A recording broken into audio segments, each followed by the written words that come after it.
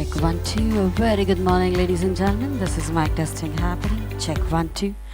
Welcoming each one of you to the Bengaluru Skills Summit 2025 happening in Namma Bengaluru. Good morning, ladies and gentlemen. A very warm welcome to day 3 of the Bengaluru Skills Summit 2025, a landmark initiative dedicated to shaping the future of India's workplace.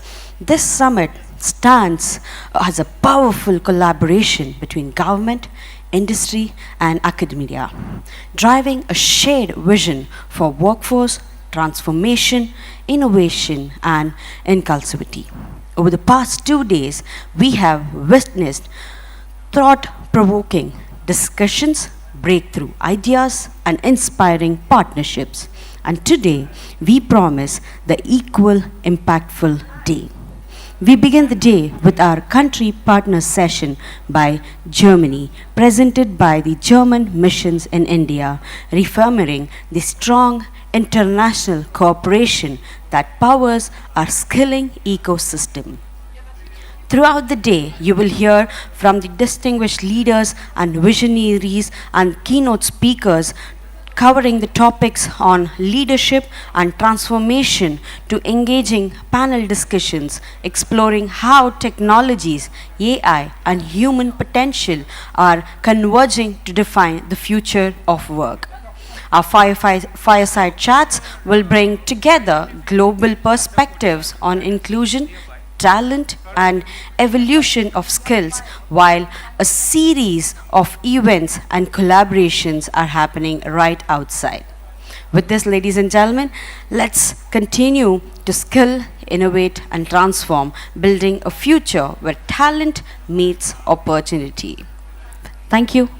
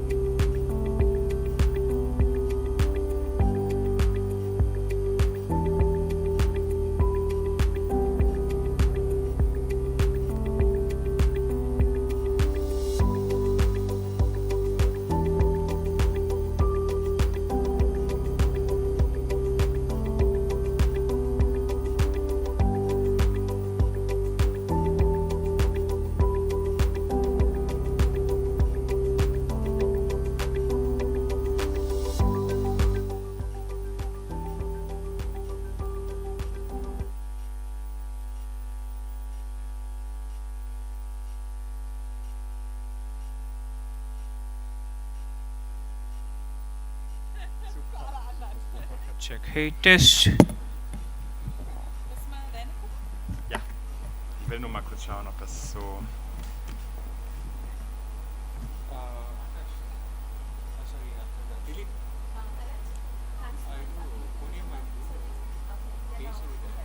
Ja, das works.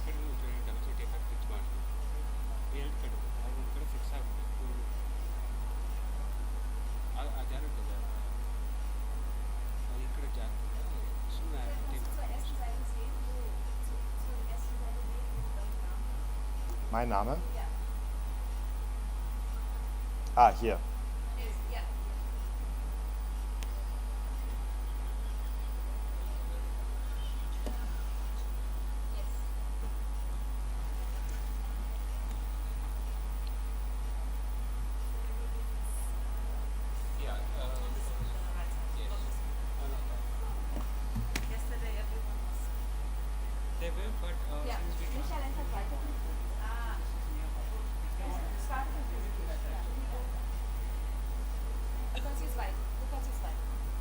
Ja, ich bin fertig. Test, Test, Test.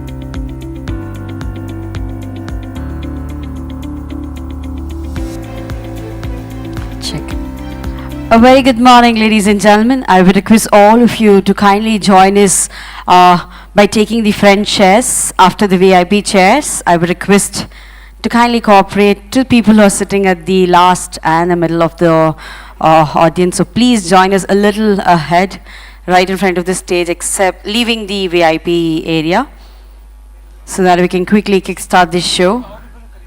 More the empty space right in front of the stage.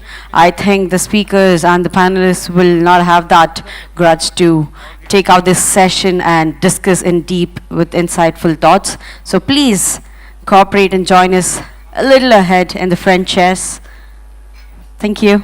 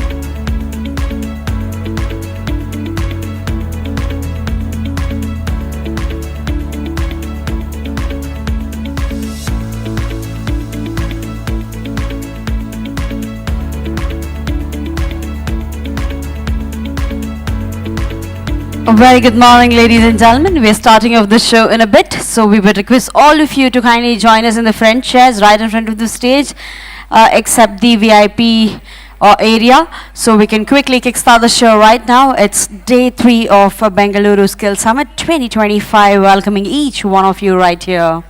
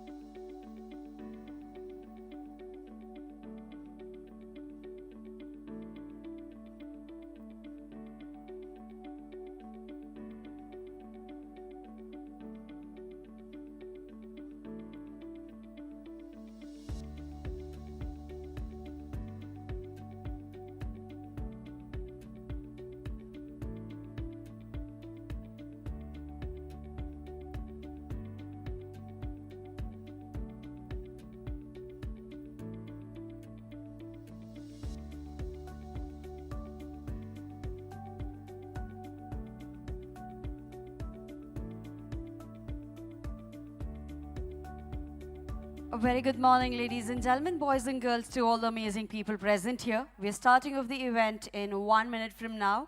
So I would request all of you to kindly settle down and make yourself comfortable because for the next few panel discussions and fireside chats are going to be a quite insightful sessions. So make sure you to utilize this and please be seated and settle down wherever you are.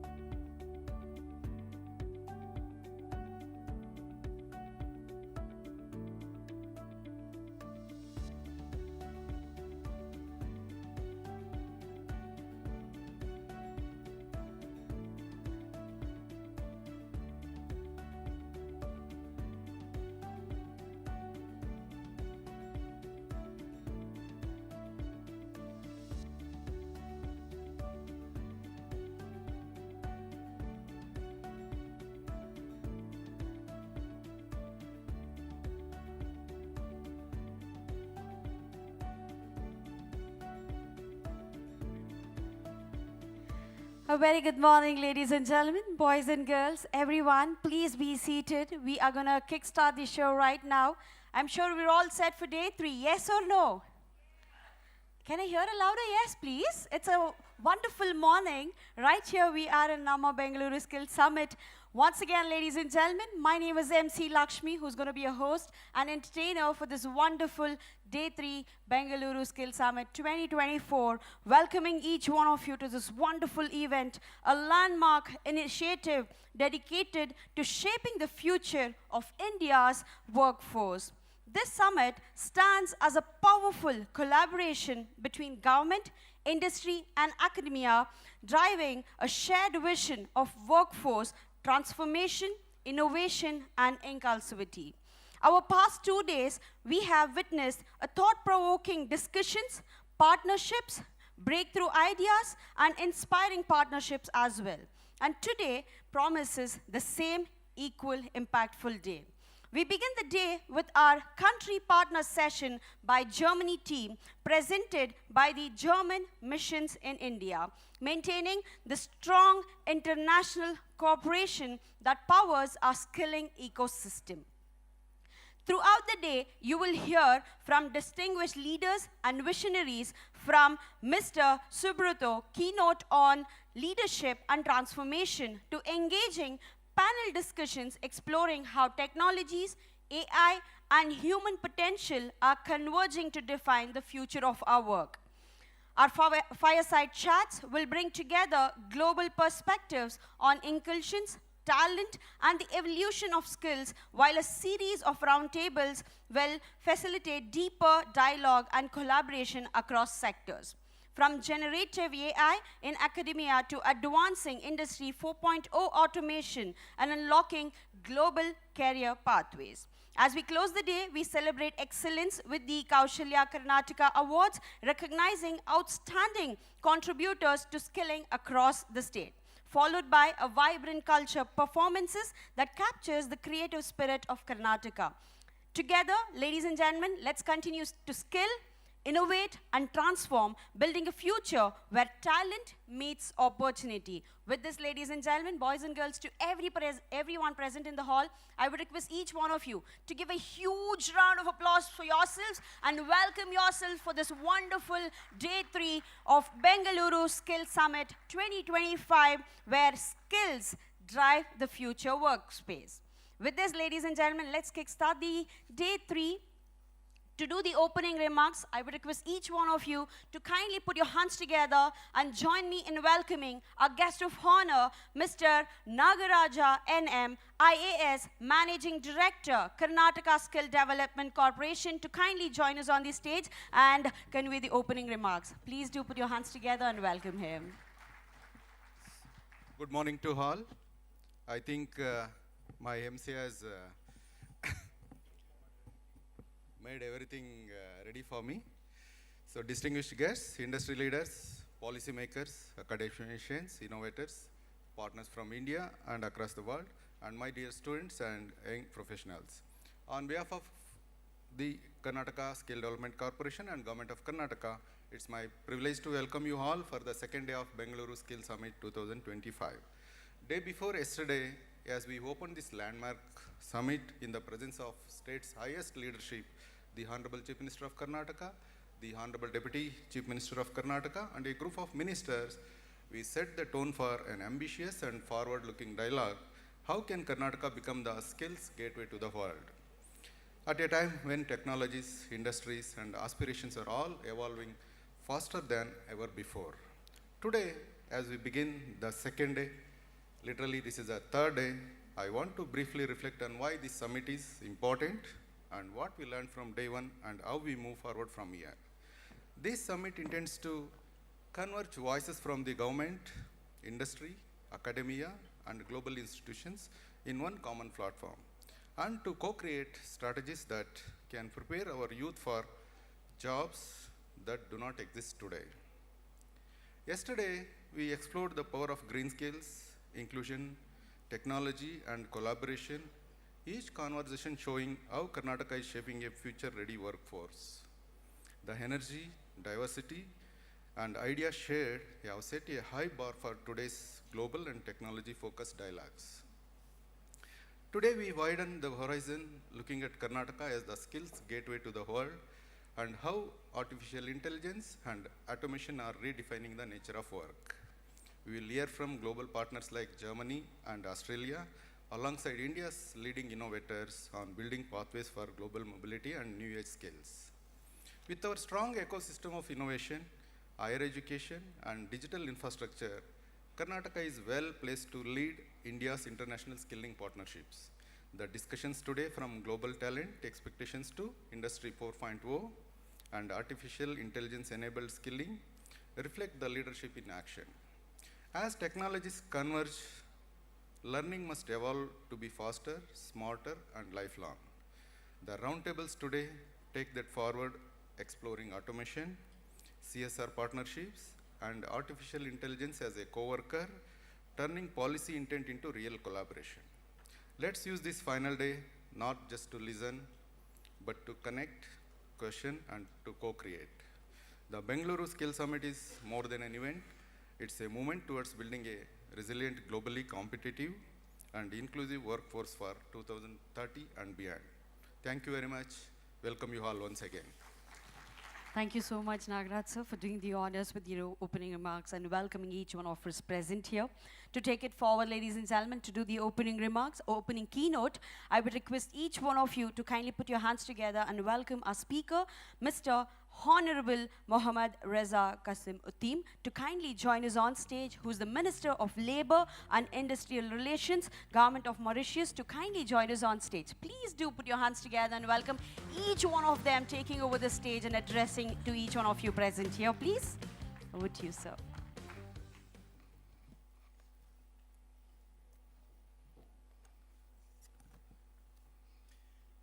Thank you. Good morning to everybody.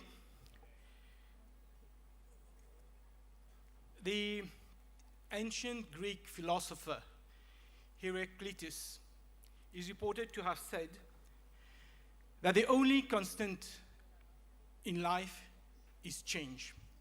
The only thing that you can be sure of is things evolve and do not stay static. Several centuries later, Darwin, in his theory of evolution, explained through deep studies of species, the stark reality. When there is change, you should either adapt or perish. Now today, the global labor market is facing several challenges. There's at least three major challenges that will impact definitely on the world labor market. The first one is technological advances. There used to be a time when you would have a job for life. Our parents, our grandparents will join an enterprise, will join the civil service, and then spend 30, 40 years of their life doing the same job, sometimes getting the promotion, evolving in the same environment for the same company, for the same employer. That is no longer the case. According to the report of the ILO, which is the International Labour Organization, which was just updated in May 2025, 25% of global employment falls with occupation potentially exposed to generative artificial intelligence. 25% worldwide, but in advanced, higher income countries, it is as high as 34%. So 34% of the work in certain economy is directly affected by technological changes. The World Economic Forum, in its 2023 report on future of job, predicted by 2027, in 2 years' time, 83 million jobs worldwide will be displaced, driven by a combined effect of automation, artificial intelligence, green transition, and economic pressure. Now, what does that mean? That means that many of the jobs that are being done today by human beings will no longer exist and will be taken over either through artificial intelligence, robotic, or simply will become obsolete because of technological advancement. So here lies the huge potential of skilling, upskilling, reskilling. Because if you don't do that, you will become unemployed. So because of technological advancement, skilling, reskilling, upskilling is a huge opportunity. Second important change, demographic trend. According to the United Nations World Population Prospect report published in 2022, 20% of the population in Europe and Northern America is about 65 age plus. And when you go to Japan, it's closer to 30%. So 30% of the population of most developed countries are age 65 and above, which means that their working force is shrinking. And being given that the life expectation is rising and is close to 74-year-old for women and 70 for men, it would mean that even after 65, a lot of people will have to be reskilled because they will have to work, except that we will not be able to be employed in the same work that they were doing because they retired. So another opportunity for skilling. But while the population of Europe and America and other developing nations are becoming older, by contrast, in much of Africa, Mauritius excluded, much of Africa and Asia, there is a reverse trend, and the active labor force is increasing. So the percentage of young people who are going to the job market compared to those retiring in most African countries and Asian countries is expanding. Now, what does that mean? It means that in those countries, you're likely to have unemployment because the economy will probably not grow fast enough and create sufficient jobs to absorb the new market force, the younger people coming into work. So again, for the young worker to be employed, they will have to be properly trained, properly skilled to be getting a fairer chance of being employed here or abroad. Third important change that is affecting the labor market worldwide is improvement in labor mobility. The ability now for people born in one country to go and work in another country. According to the International Organization for Migration, which is the branch of the United Nations, 170 migrant workers globally today. There is 170 million migrant workers globally. So that's opportunity. Opportunity for countries where there is unemployment to go and look elsewhere to be employed. But what labor mobility also means, unfortunately, is greater competition. Greater competition to attract talents. So even in my country, in Mauritius, we suffer from that because several Mauritians prefer to migrate and work in other countries where the salary is better, where probably the working conditions are better, and where they think that they will have a better quality of life. So the challenge today is keeping also our talent. Because if we are not able to give our, especially young labor force, our Gen Z generation, they will just migrate and go to other skies. Now, what this means, when there is changes, there's always opportunities. There's always opportunities, and the opportunity for Karnataka State is to become a global supplier of talents, to have the pool of workers who can migrate and take advantage of the technological impact on job, of the demographic changes, of the facility of labor mobility. And I think the government of Karnataka has understood that. Today, a country does not just export goods. It also exports services. Export of services can be an economic driver. Because when you have your diaspora working outside, and you have this fiscal incentive for them to remit back the money, that means more foreign exchange coming in.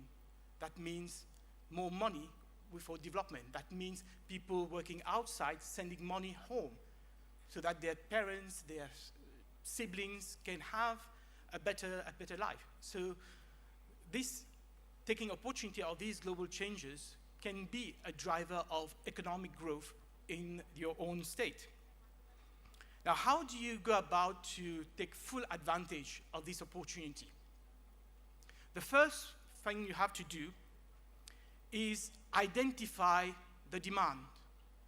Identify the market needs, the global market needs. But more than identifying, you have to anticipate it. Because there's always a gap between training and employment. How do you go about doing it? One of the initiatives that Mauritius is taking, which I'm sure can be replicated in Karnataka and other countries, is we're investing heavily in labor market information system, powered by artificial intelligence to collect, analyze real-time labor data, and then through this artificial intelligence, forecast demand.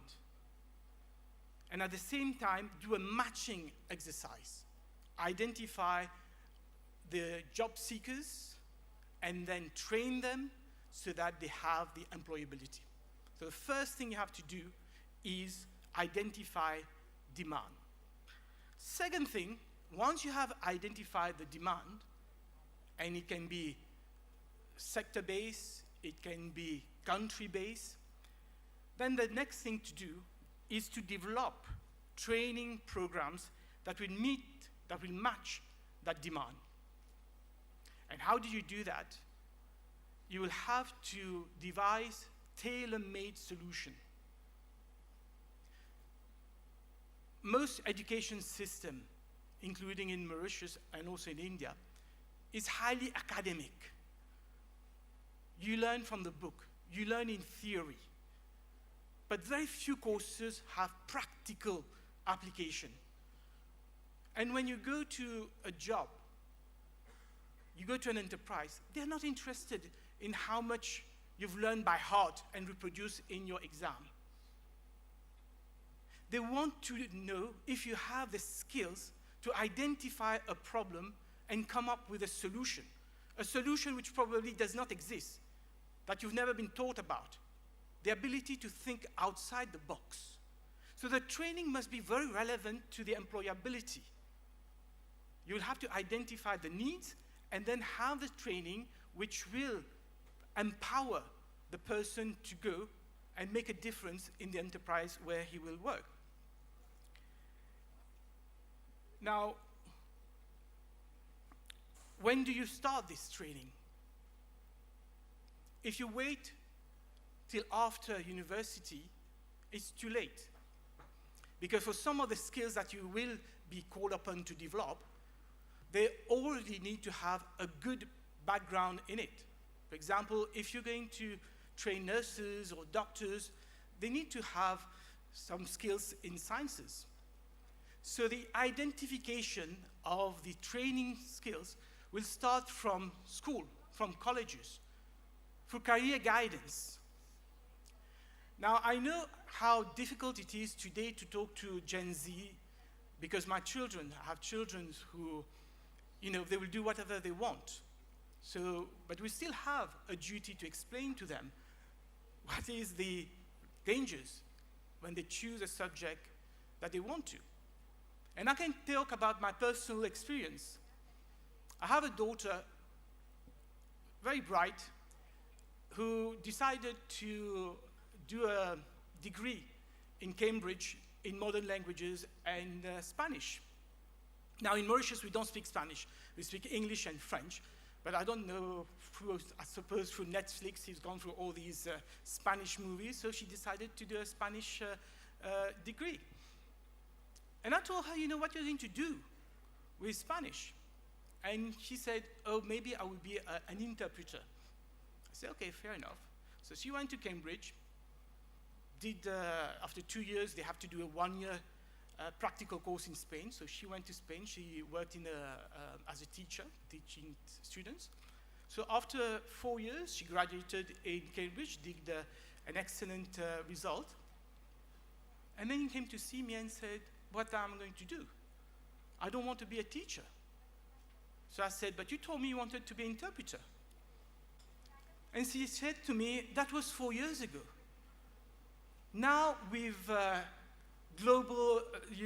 technological changes, you have so many apps where you can instantly translate from one language to another.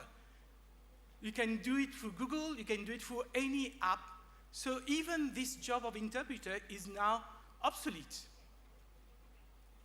And therefore, she had to reskill, and now she's doing a course in law, because as a lawyer, you can always, it's very versatile. You don't have to be a practicing lawyer. You can go into the industry, you can go into financial services, in banking, in whatever you want. But this is the issues that we're having now with this new generation. They want to do whatever they feel like doing, but that will not probably, the education that they will have, will not probably be relevant for the type of job that they will end up doing. So career guidance is very important. Now, what are the threats? We've talked about the opportunities. The main threat, as you in India and us in the rest of the world have found out, that there's something called trade barriers. And you have a president who came from a very powerful country. He can wake up one day and say, okay, I'm going to impose tariff barriers. I don't care if your factory is going to close down. I don't care if people will lose jobs. I'm going to impose 50% tariff barriers. It's the same thing with services. Exactly same thing for services. The threat is you train your people, you give them the necessary skills, and then their training is not recognized in the country where they want to get employed. You train them only to find out that in the country where they're supposed to work, there's a law which requires them to be approved by a special board, a medical board, a nursing council, an accounting body, a legal bar council, or whatever. So it's very important when you're deciding to skill someone to go and work in a specific country, that you do your research work and make sure that this qualification, these skills would be recognized, and there would not be any barriers to entry to your student, to your professionals. So what this means, and this is where the government of Karnataka has an important role to play, you will have to have a system of accreditation, an equivalence council, government to government, state to counties. You will need to have an agreement that whatever course is recognized and certified by the state agency in Karnataka will be recognized and given effect to.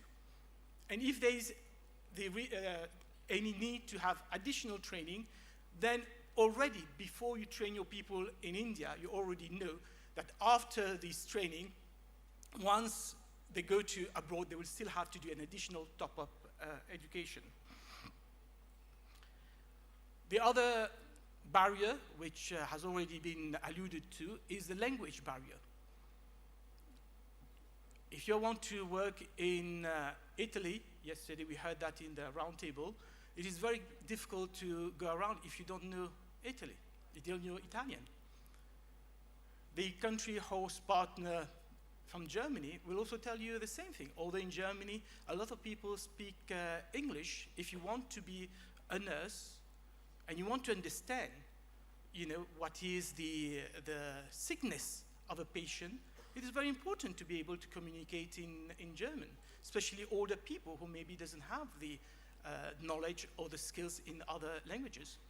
So training in languages is very important, but not just language.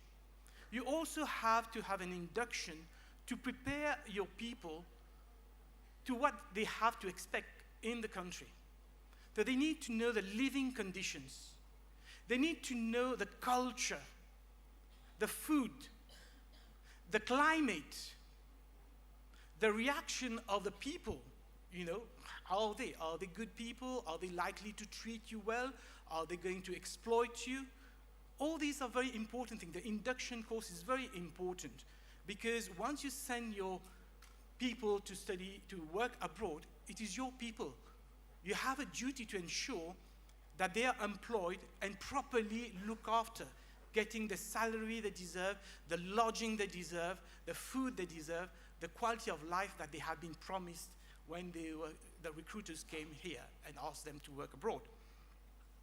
So lots of opportunities, some threats, and I congratulate the government of Karnataka, who is very conscious of whatever I've just mentioned, and this is the reason why a summit like we have today is extremely important. And I wish all your participants well. I hope that this summit will deliver on its promises, and I'm sure that the government of Karnataka will ensure that this state becomes one of the main suppliers of talents worldwide. Thank you. Thank you so much, sir. I would request you to kindly stay back on stage for a second. To do the honors and thank him, I would request each one of you to kindly put your hands together and welcome Mr. Nagaraja, NM, Managing Director of KSDC, and also Mrs. Sumati, Executive Director, KSDC, to kindly join us on stage, please, to hand over a memento and thank him for joining and being there with us. Ladies and gentlemen, let's give a huge round of applause for thanking him and for being there with us. Thank you so much once again, sir. Moving ahead, ladies and gentlemen, it's going to be a Country Partners session. Country Partners session by German Mission in India, or global opportunities, pathways to Germany. Ladies and gentlemen, put your hands together and welcome the speakers for this session. Ms. Annette Baslow, Deputy Consul General, German Consulate, Bangalore, to kindly join us on stage. Please do put your hands together and welcome her. Also, I would like to invite Mr. Denise Eschon to kindly join us on stage, Head of Skilled Migration, Indo-German Chamber of Commerce. Please do put your hands together and welcome Ms. Denise Eschon on stage, please. Also, I would like to invite Dr. Michael Hayes, Director, Goethe Institute, Max Muller Bhavan, Bangalore, the official language and cultural institute of the Federal Republic of Germany, to kindly join us on stage. Clapping is absolutely free, of course, so please do put your hands together to people. Wonderful, a very warm welcome to all three of you. I would request all three of you to kindly have your seat and go ahead with your session.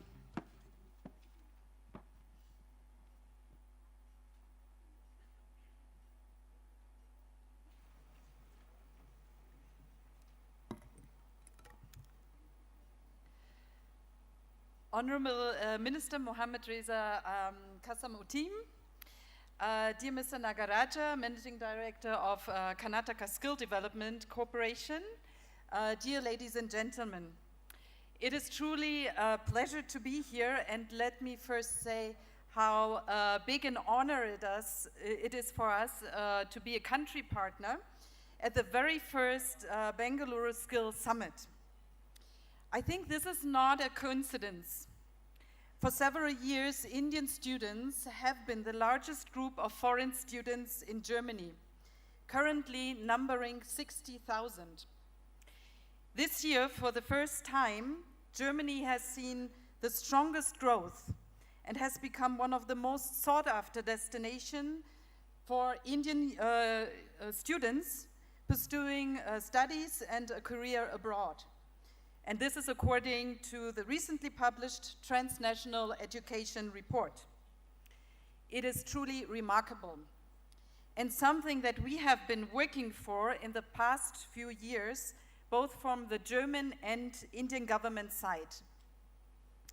In 2022, we have agreed a migration and mobility partnership that seeks to promote fair and legal migration from India to Germany. We are proud of what we have achieved so far, but I think this is just the beginning. When you ask young Indians why they choose Germany to pursue their studies and education and a career in Germany, the answer is very straightforward. Germany offers the best return on investment in terms of skills, employability, and future earning opportunities. Quality education is available at low cost. Post-study opportunities are plenty, with clear pathways to employment. And Germany's immigration policies are generous and predictable.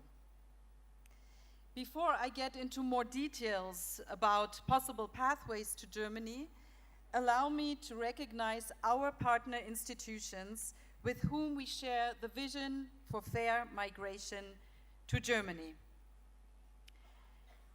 First, the German Academic Exchange Service, or DAAD. The DAAD provides information about education opportunities in Germany, grants scholarships for students, and invites scientists from India to Germany and vice versa. So if you are a student or parent and have any questions about how to find a university or college in Germany, about procedures or scholarships, please contact the DAAD Information Center here in Bengaluru. And you can even book an individual counseling session with them. And let me tell you, it doesn't cost a single rupee. Second, I would like to highlight the outstanding work that the Goethe Institute, or Max Muller Bhavan, is doing here in Bengaluru. The Goethe Institute is the official cultural institution of the Federal Republic of Germany. They are non-profit and independent, but funded largely also by the German government. Michael Heinz, who is the director of the Goethe Institute here in Bengaluru, will give you more information about the work they are doing in a few minutes. Allow me just to say a few words on the topic of German language. And it was mentioned by the Honorable Minister before already. Learning German is essential if you want to pursue not just your education, but a career in Germany. In vocational training programs, it's a must. And if you want to go to Germany as a professional, for example, in the healthcare sector, it is also a must. On the other hand, if you want to pursue a master's degree at a German university, it is usually not required. But how are you going to manage your everyday life? And if you want to land a good job, be it as an intern during your studies or afterwards, and have a good growth opportunity, language skills are essential. But we strongly encourage everyone who thinks about pursuing an education or career in Germany to study the language. Last, I would like to introduce Pro Recognition, which is a service of the German Chamber of Commerce Abroad and sponsored by the German Federal Ministry of Education and Research. If you have already obtained an Indian qualification and seek direct employment in Germany, Pro Recognition can guide you through the process of recognizing your Indian certificates in Germany. Denise Eichhorn from Pro Recognition in Mumbai will give you more details in a few minutes. Now let me shed some light on the different pathways to pursue your education and career in Germany. And there are many. To put it in a simple way, it all depends on your entry level. Students who have just passed their 12th grade exams can choose either to pursue a bachelor's degree or go for vocational training in Germany. One thing you should know about bachelor's programs in Germany is that most of these programs are still taught in German, and also that Germany has 13 years of schooling mostly. So one preparatory year and serious language learning are required. And mostly this happens in Germany. But I would also like to mention that some German universities have teamed up with institutions in Bangalore, such as the RV College of Engineering and the Christ University, which allows you to do the preparatory courses here and also the language training before departing to Germany and joining a master's program. Now, allow me to spend some time on the topic of vocational training. I know vocational training programs do not hold the same prestige in India as universities or college programs. In Germany, that is not the case. In fact, Germany owes much of its economic success to our vocational education system that combines practical training at a company and theoretical studies at a training institute in a period of 3 years. And you will be surprised to learn that all vocational trainees receive a salary while they are studying. Their monthly salary typically ranges between 80,000 and 1.3 lakh rupee, depending on the profession and the year of study. Also, the salaries in the professions they would be joining are competitive. For example, a hotel manager will on average earn 2.8 lakh rupee per month. A mason will earn 3.4 lakh, a trained conductor even 3.7 lakh rupee per month.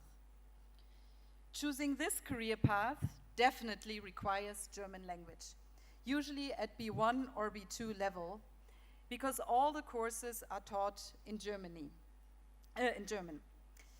If you have obtained a bachelor's degree already from an Indian university, of course pursuing a master in Germany will open a lot of prospects.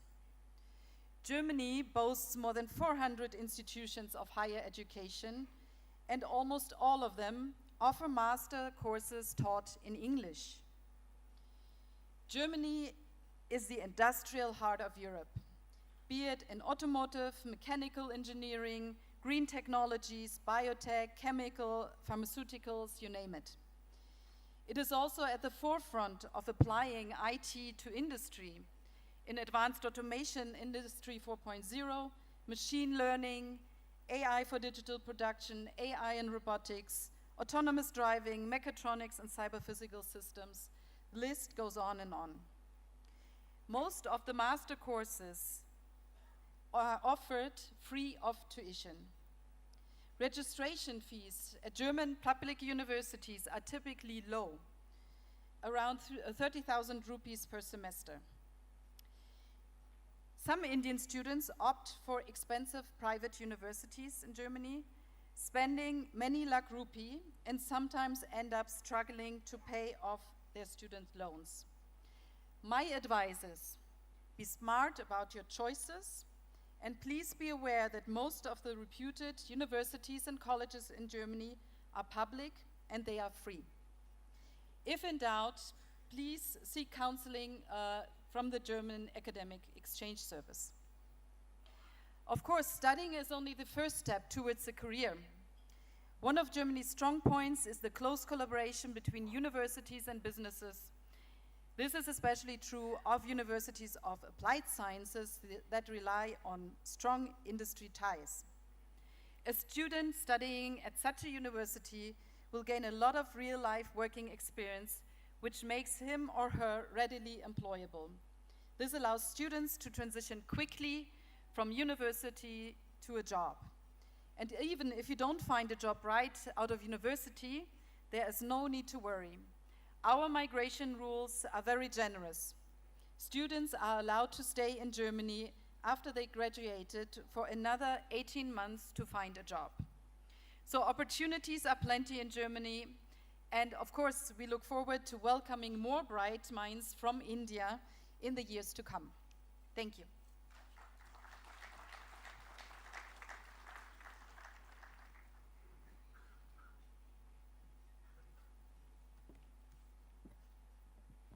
Namaskara. Good morning.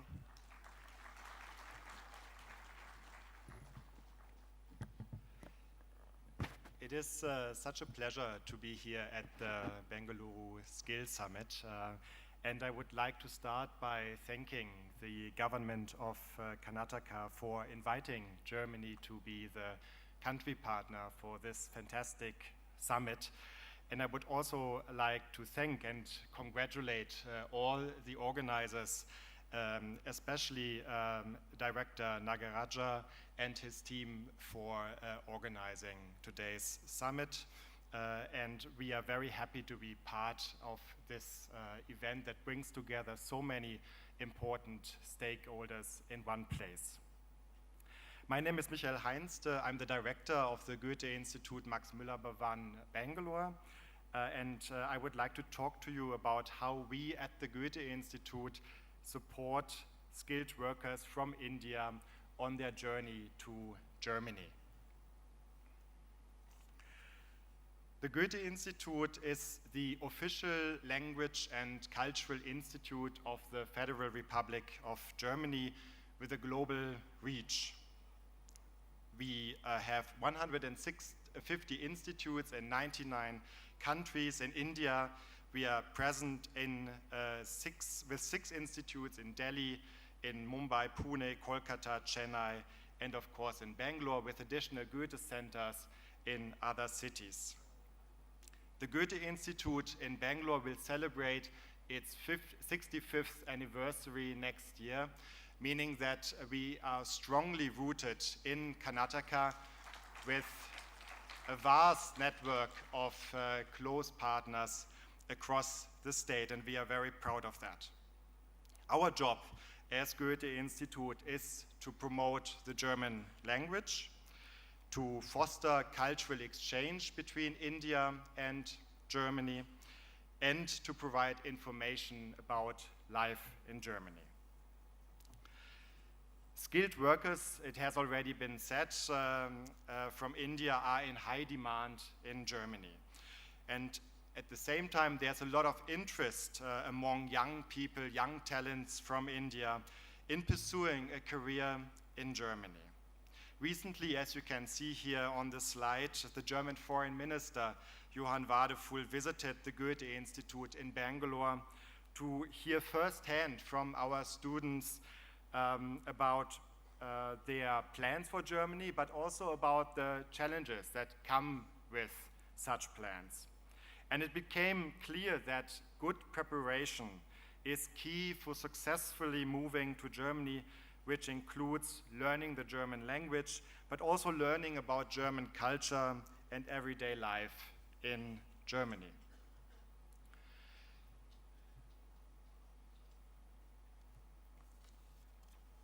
Before I tell you a little bit more about one very specific offer that we have for skilled workers who are planning to move to Germany, allow me to tell you a little more about the work that we do in Bangalore, which I think is relevant also more generally for people planning to go to Germany. At our institute, we of course offer language courses. Every day, if you come visit our institute in Indiranagar, you'll see 400 people walking to our language courses, to our classrooms. This year we are planning to conduct about 23,000 exams only at our premises here in Bangalore. So language learning is one of the focuses of our work, and we not only offer language classes at our institute, but we also offer corporate classes outside of the institute and for other partners as well. Similarly, we believe that language learning starts early or should start early. So we have a network of partner schools across Karnataka where we provide training for teachers of German. We conduct workshops, camps for students of German, and that's why start early on in the journey of the German language learning. Here in the picture, you see one of our partner school classes visiting Science Gallery Bengaluru for an exhibition that the Goethe Institute supported. And that brings me to the next point, German culture. In many ways, we foster cultural exchange between India and Germany in all genres of art, in film and fine arts, theater and dance, music and literature. We bring artists from Germany and India together. One example is our Bangalore residency, which invites German artists to spend some time, work and live in our vibrant city of Bangalore for 8 weeks. And similarly, we also invite young Indian up-and-coming artists to go to Germany for a couple of months to live and work there. And when the artists come back, like Sanskriti Bis here in the picture, who went to Berlin, then we invite them to share their experiences with our community here in Bangalore, in Karnataka. Also important, we provide information about social, political, and cultural life in Germany. And the Honorable Minister said it very well, that it has to be a holistic approach. It's of course about the German language, but it is also about culture. It is also about knowing about the place where you're going. So for that, we have an extensive selection of books, media in our physical library in our institute, but also for all those who can't make it in person, we have an online library with some 20,000 German language ebooks, audiobooks, movies, magazines, learning materials for anyone interested in Germany and the German language. Now I come to the more specific offer that we are making for those who are planning to move to Germany. And as I said, there are more and more young people that are excited about a job opportunity in Germany, but that is also a challenging experience, or can be a challenging experience, because there's a new culture, a new language, a new community waiting in Germany. So for us at the Goethe Institute, it's very important to prepare these young people as well as we can before they go to Germany. And we do this with a project called My Journey to Germany, which is designed specifically to shape a successful migration process. Just to tell you, we offer this program in Bangalore, but also in other cities in India. We, of course, have offers online and offline, and these, as you will see, these offers continue when these skilled workers, these young people arrive in Germany. More specifically, what do we do in this project, My Journey to Germany, if a young person comes to us and needs some information? You get personal advice and consultation, both in person and online. We have information sessions on a variety of topics like recognition of certificates, health and school systems.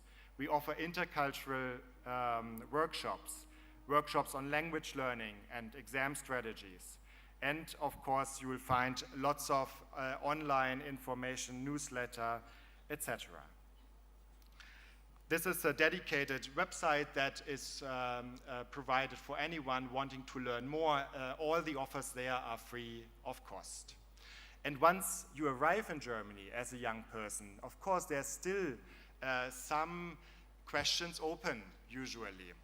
And for that, we have 6 welcome coaches located in the cities of Berlin, Düsseldorf, Frankfurt, Göttingen, Mannheim, and in Munich, who will help once people have arrived in our country. We don't do this alone, and my colleague Annette Bessler from the consulate has already said it. This is really a collective effort from many German partners, and I only want to highlight the German consulate and as one of the key partners in these efforts. Of course, the Indo-German Chamber of Commerce, of course, DART, the German Academic Exchange Service, and many other organizations from Germany and from India collectively trying to make this a success. And with all of that, I hope it's becoming clear that the Goethe Institute is one of your strong partners in this skill development, skill migration process. And I hope we'll have a chance over the next hours to talk a bit more about our joint efforts to make this a win-win situation for all. Thank you very much for your attention and have a good day. Thank you.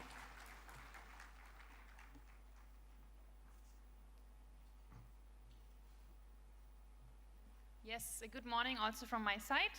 My name is Denise, I'm from the Indo-German Chamber of Commerce, and I talk about skilled migration. So working professionals, this is for all working professionals who are thinking of maybe taking up a job in Germany. I'll have some advice for you. Yes. So first, let's have a quick look at fair migration to Germany. So Germany needs more people from abroad, but we want them to come in a fair manner. We have a situation that Germany needs skilled professionals from abroad. We have a lot of people who will retire in the next years, and these gaps need to be filled. So we're looking for professions such as nurses and healthcare, also engineering professionals, IT is in demand, as well as hospitality. So chefs, for example, we need support in our kitchens in Germany, and also a lot of technical occupations. So for example, electrician, machinists, welders, all of that is in demand in Germany. What Germany is looking for is skilled professionals.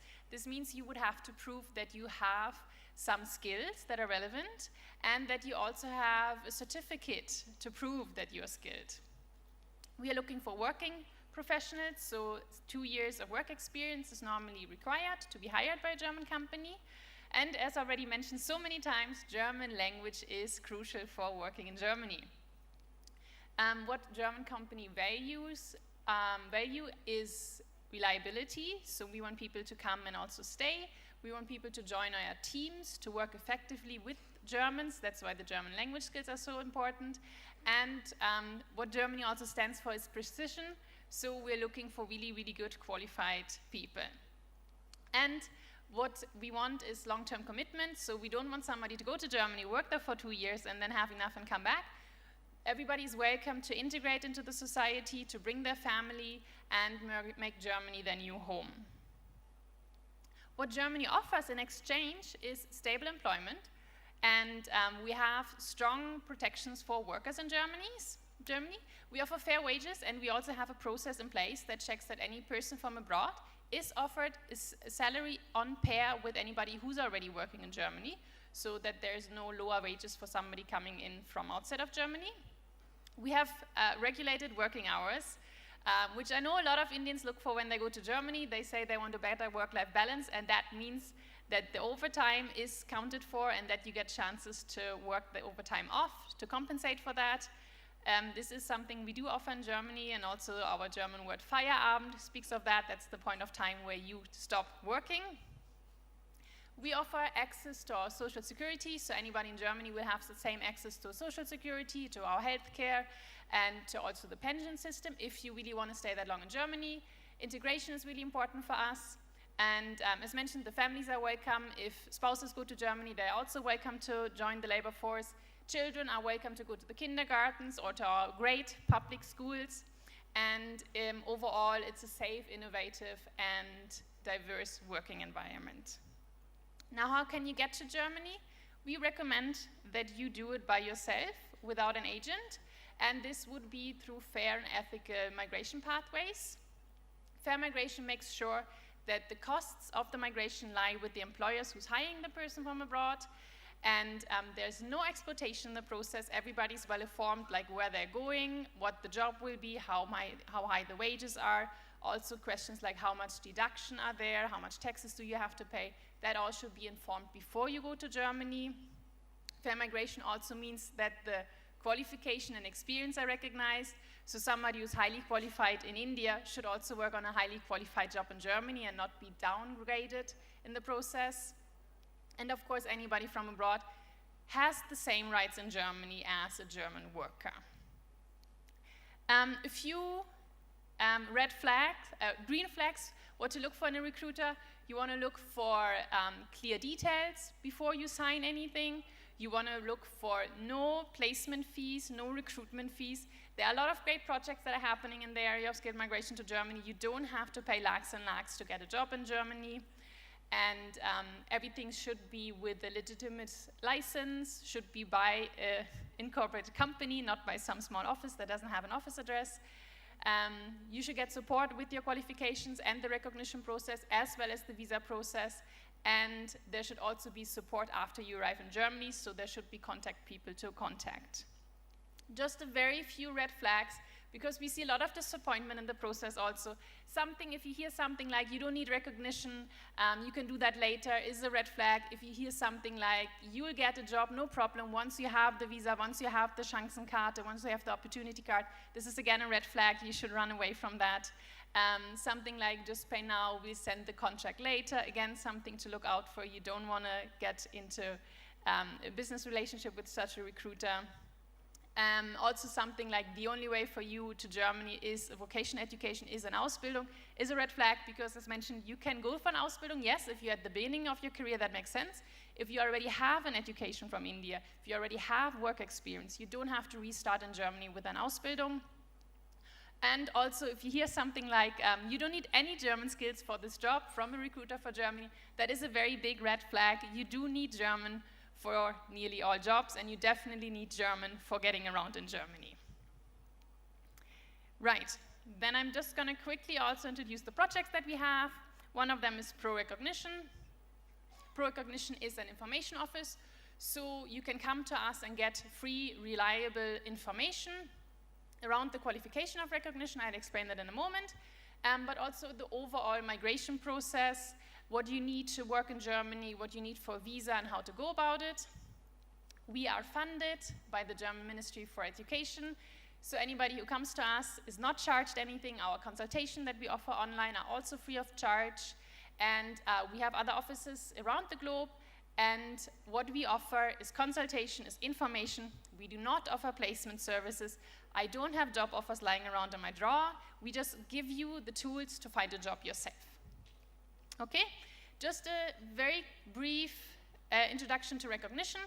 Recognition is the process of comparing an Indian degree to the German standards and evaluating in the process if there are gaps that need to be filled once you arrive in Germany, or if the degree is equivalent. You need this, for example, for the visa process. This is also important for working in a regulated profession. Regulated profession is anything that holds a title, such as working as a nurse, as a doctor, as a lawyer. And you also achieve transparency with it, because a German employer can understand the CV of an Indian candidate. If they have a recognition, they know exactly how to compare the education to the German standard. And if you want to pursue any advanced vocational education in Germany or training, this is also really relevant. And we do have a website. I have the QR code there with a lot of information on the blog, with a lot of, like, in general information, the questions that we ask all the time. And you can also click on book consultation there and look at the language requirement that we would recommend for your profession, and also how to get in touch with us. Right. Then I'm coming to the second project that we have. It's called Hand in Hand for International Talents. This is going a little further than pro-recognition. Here, this is a recruitment project. So here we select candidates, prepare them for Germany, and match them with the German employer. We take over the language classes. We are cooperating there with Goethe, because we know they're doing a great job in teaching also. And we take over all costs that are in the process, as long as you're in India. We support you also preparing you for an interview with the German company. And this is funded by the German Ministry for Economy, and also, again, free of charge. Candidates do not pay anything. It's completely free for them. What we're looking for in India is candidates with a state-recognized professional qualification. This can be academic, but this is also really, really welcome for anybody with a vocational background. So diploma holders, people with an ITI certificate are welcome to apply. We need a minimum of 2 years of work experience, good English skills. If you already speak German, great, but not required. We want people to work in Germany for minimum 5 years. That is not enforced, but this is just the engagement, the dedication that we look for. We need people to be quick learners and also critical thinkers. And we have a focus on certain profession. This is electricians, CNC machinists, mechanical technician, and also mechatronics technician and chefs. So Hand in Hand is only for these professions and only for candidates who are really at the beginning of their careers. If that is interesting for you, or if you know somebody who might be interested, again, here's a QR code that leads to our website for registration, and also for much more information. And with that, I thank everyone for their attention from Team Deutschland. And yes, this would be all from our side. Unless we have time for questions, I don't think so. Thank you so much to all the three of you. Let's give a huge round of applause once again, ladies and gentlemen. To thank them with a small token of appreciation, I will request Mr. Nagaraja, who's our Managing Director of KSDC, to kindly join us on stage. Ladies and gentlemen, please do put your hands together and welcome him. Clapping is very good for health, so come on, let's do clap. And I will request sir to hand over the mementos to Miss Annette Basler and Miss Denise Ishon and Dr. Michael Heist. Thank you so much to all three of you once again for the wonderful, insightful talk on the Country Partners session.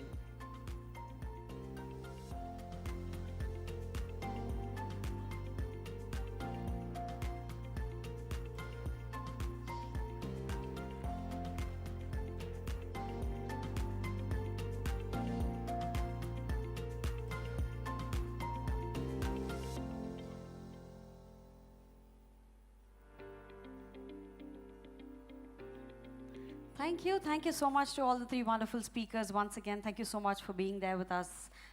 And moving ahead, ladies and gentlemen, we're going to have the panel discussion on the topic, the fusion factor, converging technologies and the skills they demand. I would like to request all of you to kindly put your hands together and join me in welcoming the speakers and the moderator for this wonderful panel discussion session. I would like to invite Dr. Augustus G.S. Hazraya to kindly join us on stage, who's the Regional HR Director for Asia, Pacific, Middle East, and Africa regions, Kindrel, to kindly join us on stage. Please do put your hands together and welcome Dr. Augustus taking over the stage. Also, I would like to welcome the next speaker, Dr. Basarulu Sudarshan, Skilling and Education, Executive Advisor, World Alliance for Micro Credentials. Please do put your hands together and welcome Dr. Basarulu on stage, please. I would like to welcome the next speaker, Ms. Shyamala Javarai, to kindly join us on stage, who's the Vice President, HR Operations and Global Shared Service Development Program Lead, Alstom, to kindly join us on stage. A very warm welcome to you, ma'am. I would like to invite the next speaker, Mr. Surya Prakash Mahapatra, the Global Competency Head for Industry, Cloud and Digital Business, Wipro, to kindly join us on stage. A very warm welcome to you, sir.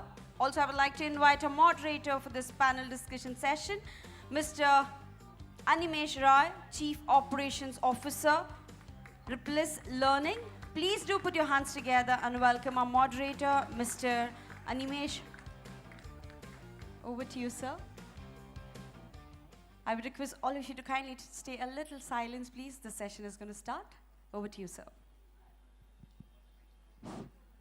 Okay. Good morning, everyone. So I hope all of you are liking what's happening around the Bengaluru Skill Summit. The energy is really great. It's good to see all of you here. Now, before I start, I just thought I'll not start the usual way. I thought let's start with know your panelists better, rapid fire. So I'll probably have one question each to all my panelists, probably to get to know them better.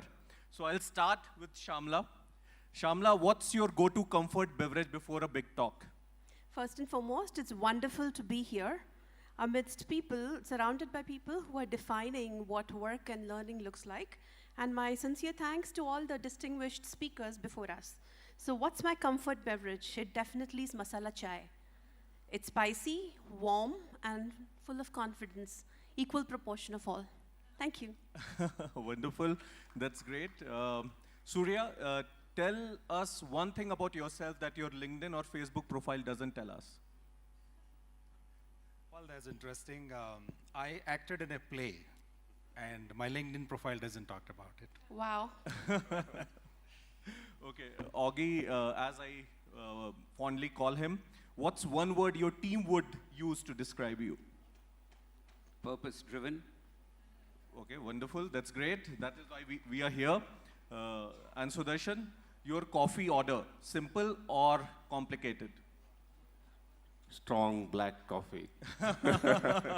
Good morning to all. Thank you. Cannot get simpler. You don't even add milk. So, okay, wonderful. So now let's start the discussion. I think the topic is very interesting because a lot of times we end up looking at one skill which is redefining or overpowering all other skills.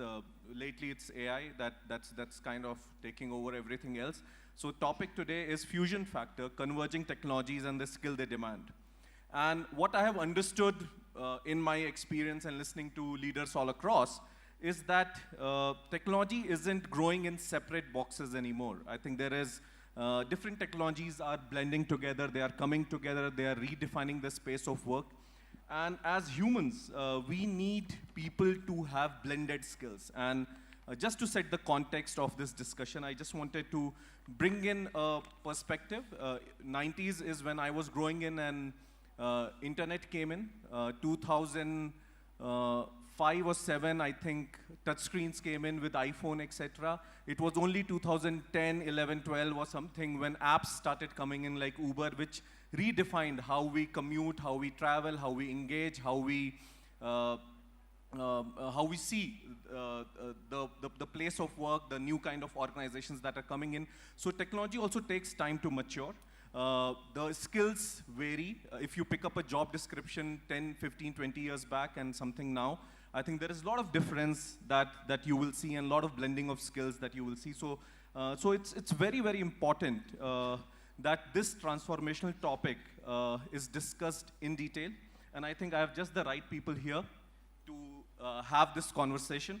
So I'd like to start with you, Surya.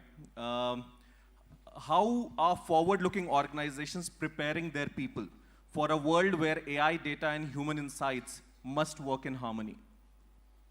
That's a great question. I think what we see today, the convergence which is happening in the industry, with AI in particular, I think a forward-looking organization looks at AI and technology more as a collaborator than a threat. I think that's how the transformation is happening.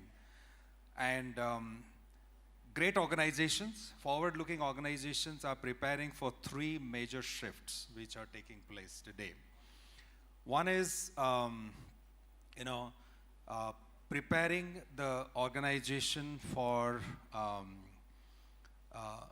preparing the people in the organization so that there is absolute democratization of data and AI, right? Everybody has access to data, everybody has access to AI tools and platforms. Everybody knows how to effectively use and ethically use AI and other platforms and tools.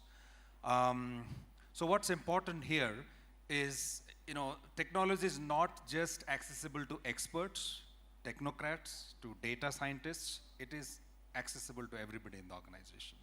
So that's the major shift, right?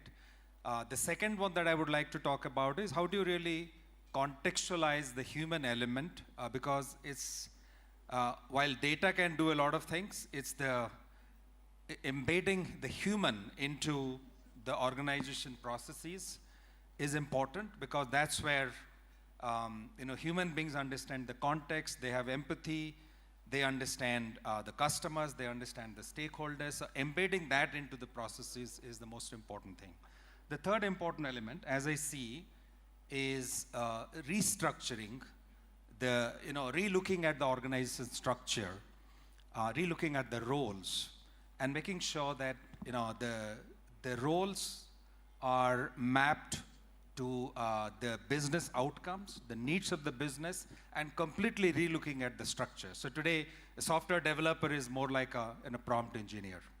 As we see a recruiter who was spending a lot of time in kind of shortlisting profiles, looking at the fitment, interviewing candidates. Now AI has been embedded into the recruitment flow, right? So there is very little the recruiter has to do in terms of shortlisting, interviewing. Today, AI platforms that can interview candidates, looking at the fitment, finding out whether a candidate is an outlier or within the range. A recruiter doesn't have to spend time on that, but a recruiter will probably spend more time in managing candidates, strategizing, managing relationships, and so on. So that's how I think relooking at the roles in the organization and kind of preparing the organization for the future is going to be important. Now, that's what the forward-looking organizations have started doing today. Wonderful. So, data, human, and restructuring. Wonderful, great points.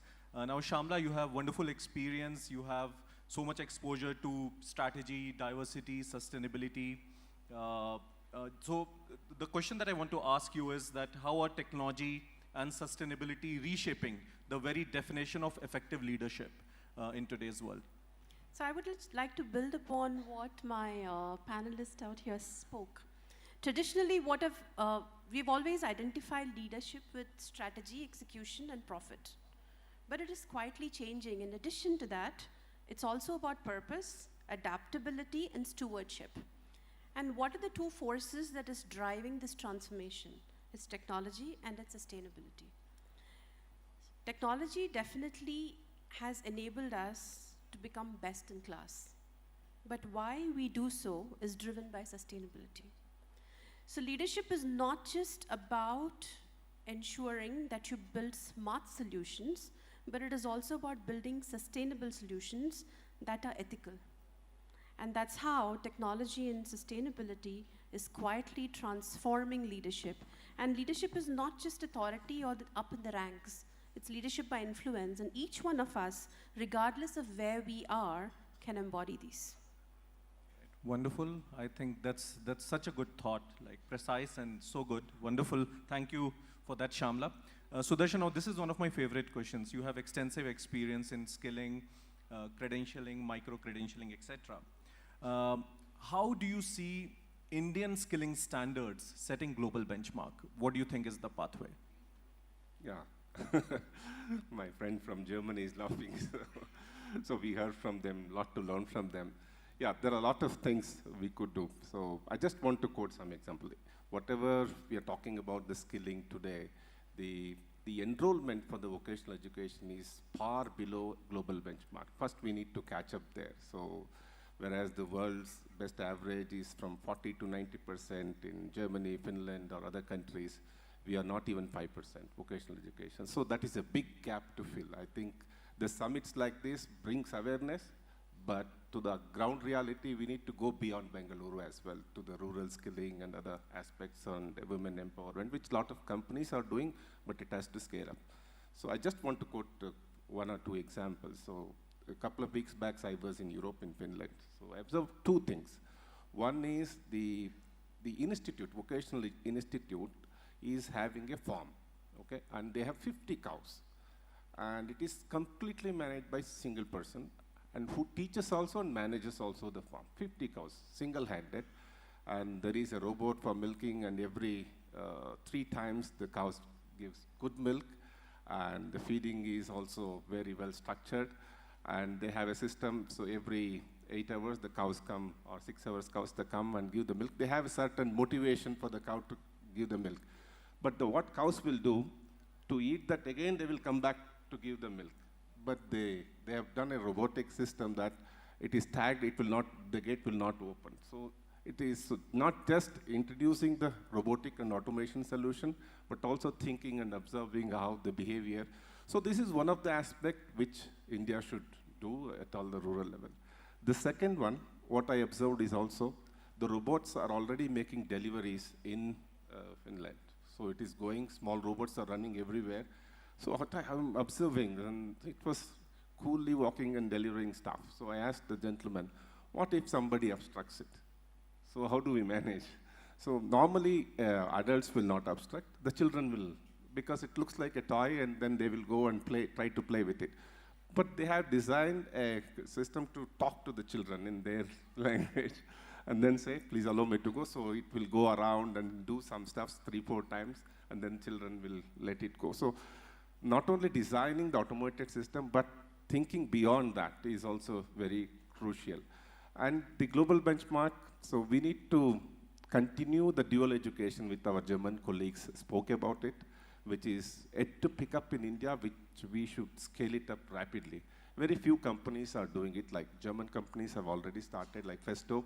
In my previous organization, we have started dual education system, and other companies like Tata Motors are doing it. But it is still at a very nascent level. It has to be scaled up and matched to the higher level to grow to the global standards. And the micro-credential. So we need to recognize the standards. You know, the NSQ of standards, we keep speaking about the levels of skill levels, but I hardly see industries taking the people based on the NSQ of skill level. We still opt for diploma, we still opt for ITI, we still opt for engineering graduates, but I still hard to see any company quoting, I'm okay with NSQ of level 2, 2.5, we are welcome, we will give the job. So that has to, the perspective has to change from the industries to take over. I think these are some words, I'll come back later. Wonderful. So what I can understand is that look at how the world is changing and what technology it requires and what skills is required. Bring it back to benchmarks, develop it, implement it, train people, validate them, and that kind of sets the benchmark. Okay, wonderful. Thank you for that, Sudarshan. Augie and I share a good friendship. So Augie, this question I think would totally, you're the right person to answer this. How can India move from being a talent provider to a world hub of future-ready talent? How do you see that happening? Thank you very much, Animesh. Good morning, everybody. Quick commercial about my company. I work at Kyndryl, and Kyndryl is an IT infrastructure management company that spun off from IBM in 2021. And we run the IT infrastructure of large organizations. In other words, we are the hearts and lungs of business that transforms and runs business. and at the core of it is people. So now that the commercial is over, I'll also use this platform since we have government, we have academia, and we also have the industry. So the first part of your question for me to answer is, I get called to speak at some colleges and universities. And the first thing that strikes my eye as I enter that university is this big, huge flex with photographs of students stating that this student landed a job for so many lakhs of rupees, 60 lakhs, sometimes up to 1 crore. I think the first thing we have to do is change this narrative. We've got to build skills. Educational institutions don't need to sell the student a job when they're coming for registration of admission. They've got to tell their parents that I'm going to prepare your student for the future. So I think our educational institutions need to change the narrative, and the government has got to support them to change that narrative by bringing them cutting-edge skills, which the industry will also give. And our universities and colleges need to also have strong COEs, centers of excellence, that are run by the business. Real-time projects that are there in the industry needs to be thrown at the academia so that they can come up with solutions. And then we have faculty who've been doing a good job till now, but not good enough because you have been trained in the past too. So what we need to do is to get them future-focused. And the way to do that is to drive innovation and give them an innovation fund. How many faculty today have registered patents? Not many, I would say. It's the industry who does that. So if you get faculty and fund them, okay, to think from an innovative problem-solving standpoint, you've got what the world wants for us to provide. Thank you, Animesh. Wonderful. That's such a wonderful thought, right? In fact, yesterday I was listening to one of the speakers, and she was talking about entrepreneurship and curiosity as the skills that should be the most needed skills for hiring. And yes, problem-solving innovation gets added to the list, Augie. Thank you so much for that. Surya, back to you. Now this is for, we have a lot of mid-career professionals also here. So for mid-career professionals, what can they do to reinvent themselves and stay ahead of the world that's changing so fast? Let me share with you an anecdote, right? A friend of mine, an ex-colleague with about 25 years of experience in human resources, applied for a senior vice president HR role in a very well-known startup. I'm not going to name them. And she walks into the interview room, and the interview was with the CHRO of the company. And when she walks in, she finds a 24, 25-year-old kid sitting there who's a CHRO. And the conversation begins like this: tell me something about yourself. And this lady starts by saying, I'm so-and-so with 25 years of experience in HR. And Pat comes the reply, well, here we value potential over experience, right? A quick reality check for my friend, a mid-career professional. And the question is, how much experience is that important, or how relevant is the experience, right? But this might trigger a thought in our mind that, is my experience my liability? It is not, right? It is the most important asset that I have as a mid-career professional. But the question is, how do I make it relevant, right? If you look at the Indian cricket team, Rohit Sharma, mid-career professional, right? He was taken off captaincy, but he adapts so well, beautifully to the new role that was given, right? So that's a great example, adaptability, right? It was the most important thing. You can't get hung up with the titles, the positions, the power that you had, right? In the new context, what where you can add value to your organization, to your team, to your function. So that's important. I think the mid-career professionals will have to really look inside and find out what are the transferable skills they have, right? Their role might have become redundant, but the skills are not. Their skills, somebody who has spent 25, 30 years in the industry have plenty of relevant skills, transferable skills, Many of them have experience in managing complexity, right? Dealing with customers, clients, managing people. So some of those skills are extremely important. Coaching younger colleagues in their organization, and so on. So I think two things which are important: identifying what are the transferable skills that you have, and what are the career options that I have, and then using my transferable skills and adding on to that, possibly reskilling or upskilling in areas where now I can make my experience more relevant to the situation that I'm in or the organization I'm in. So I don't think reinventing yourself is not about changing who you are. It's about upgrading what you have and making yourself more relevant. That's what I would like to say. Wonderful. Calling Rohit Sharma mid-career professional makes me feel old. Yeah, but very meaningful. Thank you so much for that, Surya. Actually, that's very true, and it's so important that we, as mid-career professionals, reinvent, upgrade, identify, and work on it. That's so very important. Shamla, now again, this is a question that I really wanted to ask you. And you spoke about purpose, you spoke about leadership, and now we are also hearing automation a lot, right? So when we look at automation growing, what do you think are the human capabilities which emerging professionals, leaders should cultivate to stay relevant and impactful? And I think this is a very deeply timely question that you ask, because it strikes the core of the emotional aspect of leadership. Increasingly, we are in a world where algorithms drive decisions, strategy is driven by data, and the human attention is fragmented. I don't recall who it was. It must have been Satya Nadella who said, in the future, the most scarcest commodity would be human attention. So if we are able to focus this attention on building something, as Surya said, to complement, emotional intelligence would be one word. But what is emotional intelligence and why is it important? Because it's always been there. It's not a new word that is suddenly spoke about.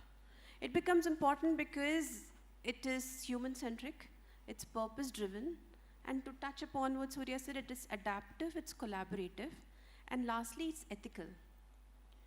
So I'm not going to name the logistics company here, but they built a beautiful AI algorithm to drive efficiencies. Drivers clocked deliveries, delivery rates went high, profits rose, but something really dropped down, and it was trust. Because the drivers felt they were working for an algorithm versus with an algorithm.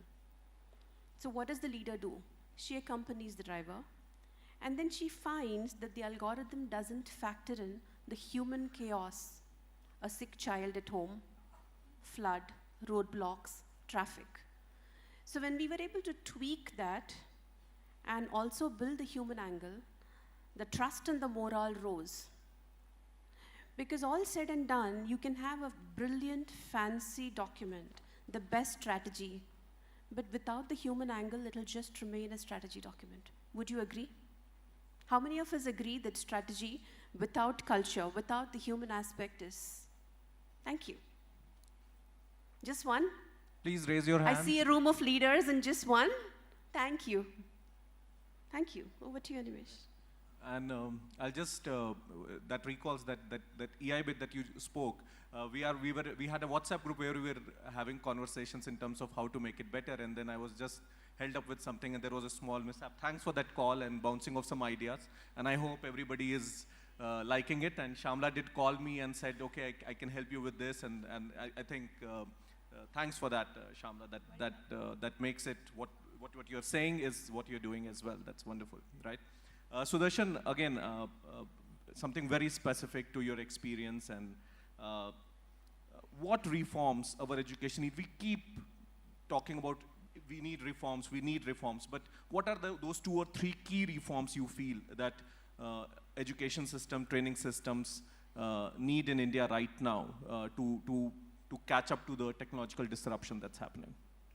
Great. So a lot of things to be done, but I would be specific. But before that, one small anecdote.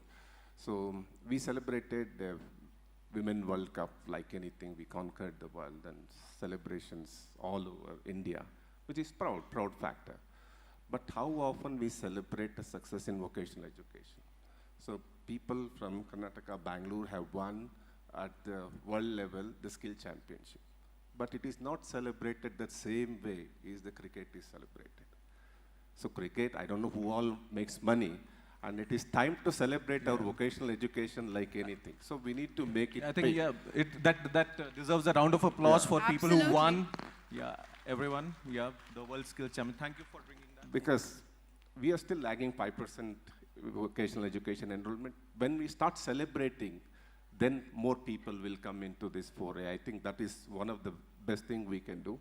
And second thing, we should start at the 6th standard level, digital literacy already, and also vocational education. So NEP talks about it, but there are geopolitics or Indian political scenarios. Some states follow NEP, some state does not follow NEP. So this also has to be a single framework has to come in. And number 3 is each state want to promote skilling, which is very good.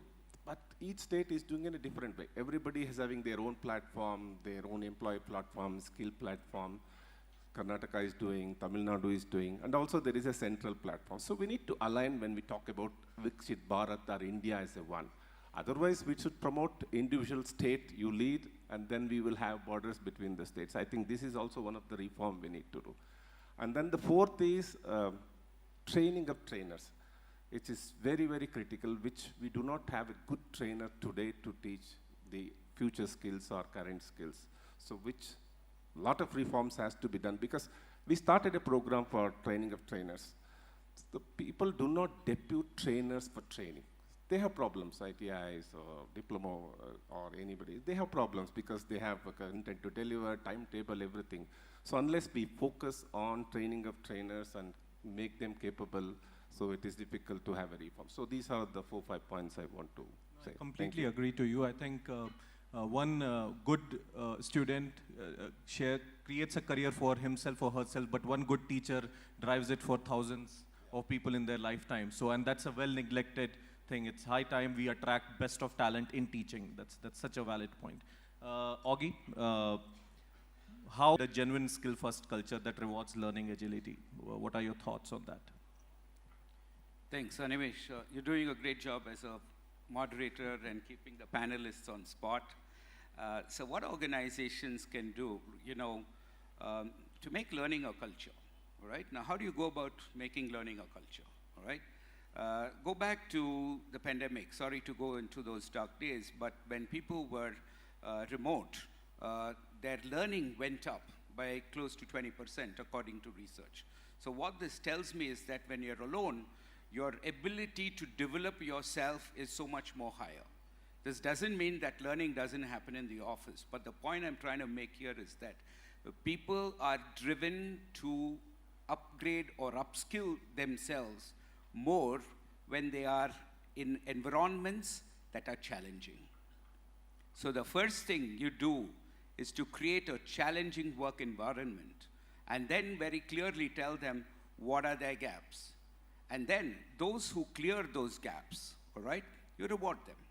And one of the ways of doing by using technology, by using AI and so on and so forth is if you have either a HR management system or anything like that, merge it with your pipeline of what is the work that is going to come in the future, what are the skills that are going to be available there, and then you have this person's profile that is visible to everybody in the organization. No more is it confidential now. You've got to bring visibility for every individual using technology, whether it's the career profile that you have out there, or their CV and so on and so forth, make it visible so that whoever is looking for skills from within the organization is able to hire from within the organization. The other one I wanted to bring here is reward and recognition. Now, those who are getting themselves into hot skill areas, give them more incentive, give them a higher salary. Okay, that is going to motivate others to follow them. So what happens is that you become a high-performing organization. You drive a high-performance culture, all right? End of it, people tend to get upskilled, reskilled, and skilling becomes a continuum. Thank you. That's such a, I mean, that's very, very articulative, Augie. In fact, we saw this. We have a Kirkpatrick L3 evaluation tool for trainings. People who understand training effectiveness, maybe they will relate to Kirkpatrick L3. Otherwise, please Google it or Perplexity or ChatGPT it, whatever you want to. And we started seeing much better responses the moment we made it social, right? So the moment it was common for everyone, and they could see what is happening, what others are doing, we could see multiple ideas getting implemented post the training. So that's very, very true, right? Okay, so now I have one last question for all of you, and it would be the same question from all of you, but maybe different answers, so that audience have a good takeaway. I want all of you to give one piece of advice to a fresh graduate which is entering the workforce right now, and one piece of advice for a mid-career professional navigating transformation. So I'll start with Surya again, not breaking the order. Well, I think for to young professionals, my 2 cents should be fearless in the midst of all the changes that you see. That's the only way you can, deal with, the changes, the dynamics, and then try and see how you can make your career future-proof. For mid-career professionals, I think my 2 cents, I think that there's a question that came to me directly, and then I talked about it.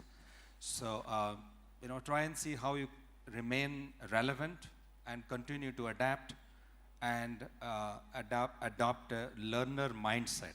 I think that will probably help the mid-career professionals sail through. Yeah. So people trying to stay relevant, dealing with fearless people. That's quite a combination. Wonderful. What about you, Shamla? One advice to a fresh graduate and one for a mid-career. I think the first one is applicable to all of us. Most of the times, what stops us is our own limiting beliefs. It's the noise in the head that tells you you're not enough.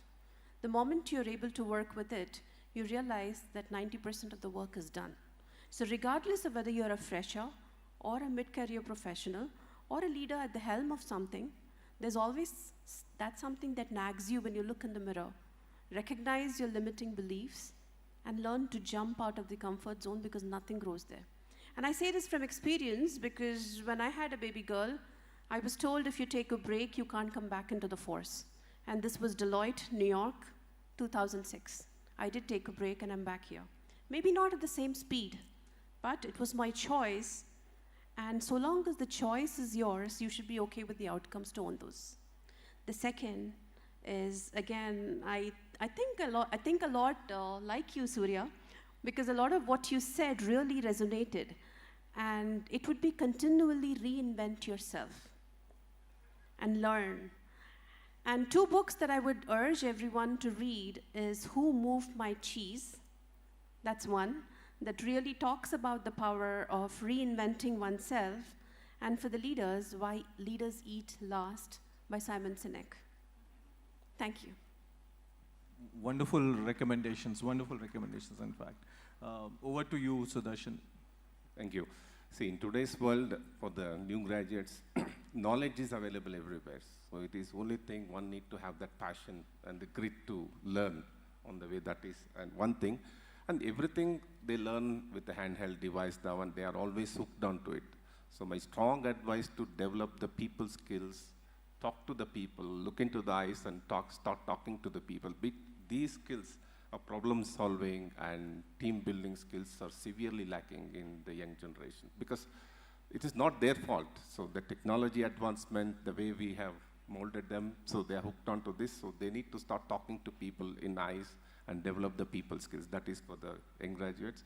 And for the mid-age people, or the mid, so they need to develop so-called co-capability, I call it, because things are changing so fast. It is not that you get into one job and you will retire. So you will be exposed to a lot of change in technology, change in the way we operate things. So they need to develop capability and then lifelong learning. So they cannot set for a retirement and then keep quiet. So this is my advice. Thank you. Augie? Hey, thanks, Animesh. As for advice, I believe advice is the worst form of vice.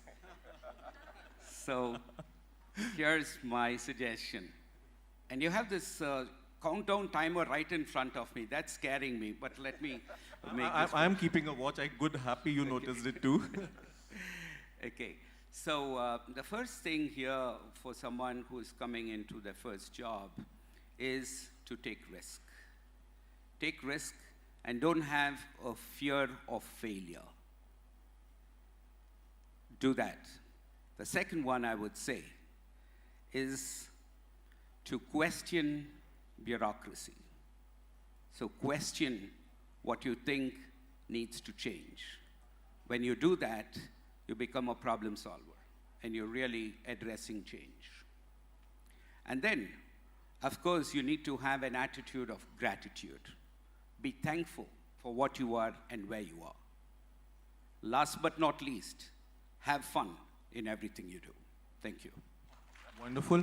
Such good keywords for all of us to have, from being fearless to not setting limiting beliefs, to developing people skills, which is so important, which is missing, to Augie talking again about not having the fear, not having, and having fun. That's such an important thing, isn't it, while learning? Lifelong learning is another word, reinventing is another word. If I have to, I think lot of dictionary would be taking this space if I just pick up the right words that the panelists have used. So wonderful, a big round of applause to all the panelists. And probably I'll take one question, though it says time's up. So I'll just take one question from the audience. Any one of you would like anything to the panelists? No? Okay, I think that's not possible. Maybe you can ask your question once we are down, right? And thank you so much, everyone. Thank you. Thank you. I'm so sorry for interrupting Thank you very your much. speech, sir. Let's give a huge round of applause once again to all our panelists and our moderators. That was very, very wonderful session. I would request all of you to kindly stay back for a sec. I would request Ms. Kanta Nayak to kindly join us on stage, who's our chairperson of KSTC, to kindly join us on stage and hand over the mementos to all the wonderful speakers and our moderator for the amazing session. Please do put your hands together and welcome her on stage, everyone. Come on. I request Kanta ma'am to kindly hand over the mementos to our wonderful speakers, Dr. Augustus, Dr. It was a wonderful discussion. Sorry I was a little bit late. I apologize for, but I could see in a live the first guest Labour Minister spoke, and then our German consulate people, they spoke. All the content I could hear. And this was wonderful because I could correlate my journey in 1.5 decades ago. I was here. And I being earlier in ITBT, from ITBT sector, I would like to ask one question. Balasubramanian? Okay. You asked one question, how many of us celebrate the skill journey? Skill competition. Yeah, July 15th is a World Youth Skill Day. How many of us celebrate? How many of us gives that day competition, any organization, any sector, any institute, recognize the skilled people and recognize them? But many of the colleges when I visit, they don't know about there is a World Youth Skill Day. They don't know about there is a World Skill Olympics happens. So this awareness has to be there. And thank you. You all gave, Ms. Samla, you gave a very good inputs. And you all, Surya also, and moderator, very good. And he told about you also. And I could get some good inputs from you. We definitely inculcate all those things in our next, what all the policies, and thank you, thank you. Thank you so much, Kanta ma'am, for expressing your deligness with all the speakers and the moderator. Ladies and gentlemen, let's give a huge round of applause for the wonderful session for all the speakers and our moderator, Dr. Agustus, Dr. Basirilu, Ms. Shyamala Javeri, and Mr. Surya Prakash, and also to our moderator, Mr. Animesh Roy. Please do put your hands together, everybody.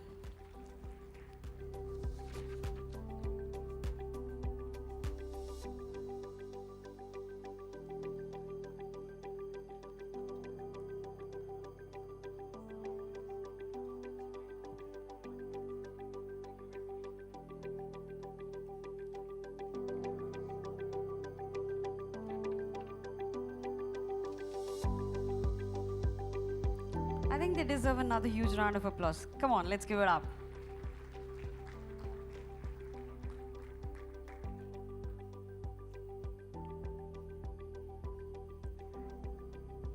Thank you so much, Kanta ma'am, for doing the honors, and thank you so much once again to all the dignitaries on the dais. I request all of you to kindly have your seat and enjoy the next session. Yes, ladies and gentlemen, we are going to have a fireside chat session for the next. They are going to cover the topic, Industry Voices, Why Inclusion Matters for Business. We're going to have a speaker joining on stage, Ms. Saraswati Ramachandra, Managing Director of Lightcast India.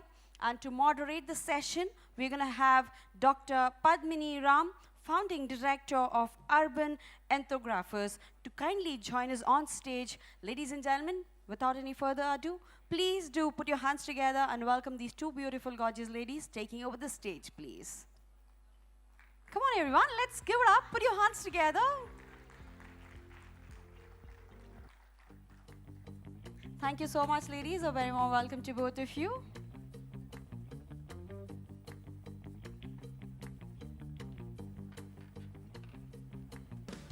Over to our moderator, Dr. Padmini Ram, please. Hello. Hi, everyone. Lovely to be here and lovely to see so many of you who have joined us here today. And I have lovely Saraswati Ramachandra with me. She's the Managing Director and Country Head of Lightcast India and a recognized thought leader in analytics, AI, with over 25 years of experience across banking, IT, and technology.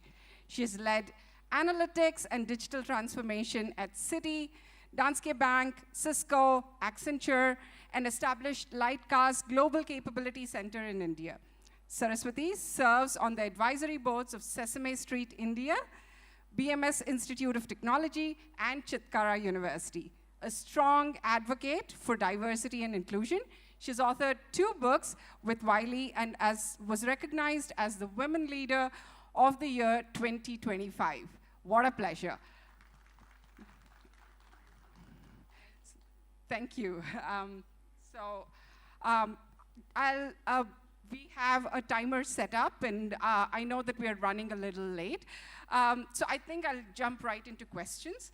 So the first question I want to ask you is that you've spent years working with data that's supported to tell us how opportunity is distributed, right? But sometimes what's striking is who doesn't even show up on that data.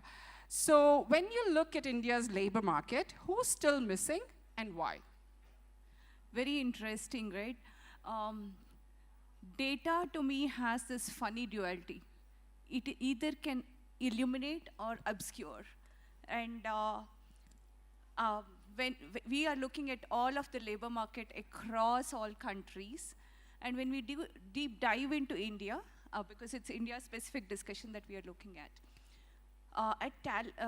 what we see in Lightcast data, and there are several other competitions that we look at data as well, is both humbling, because we say that to date, it's not just what is visible that the data can speak, But when you do a little bit of deep dive, it's what is not visible.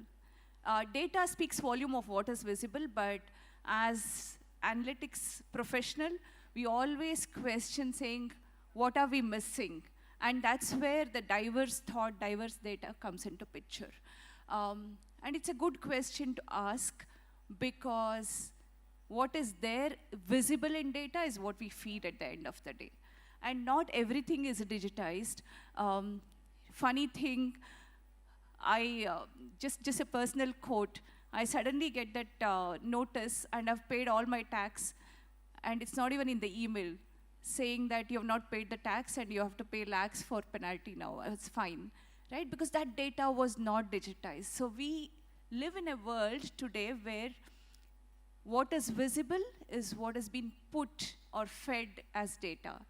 And that is mostly what is digitized. And in India, about 80% of the workforce, which is gig workforce, migrant workforce, is not digitized today. So it's not visible. So I think it's important to ask what is not visible. Exclusion is not about competency. It's about context. So we need to contextualize that data, and what is visible is only the digital roles, mostly, which is all around AI, cloud computing, and things like that. And that's the data that is visible to us. And 80% of the India workforce is not that, and it's not visible. When we look at opportunity, and we reach the participation across passing this river of data, then we see that we are actually able to roar higher and soar higher. Thank you. I think we made a strong opening by saying that for those of you who may not know, 93% of India's workforce is in the informal sector, works in the informal sector. And it's such a humbling thought to know that most of it is not represented in the digitized workforce, right? So moving on, if analytics can cover who gets left out in the new economy, what do you think employers should take responsibility for first?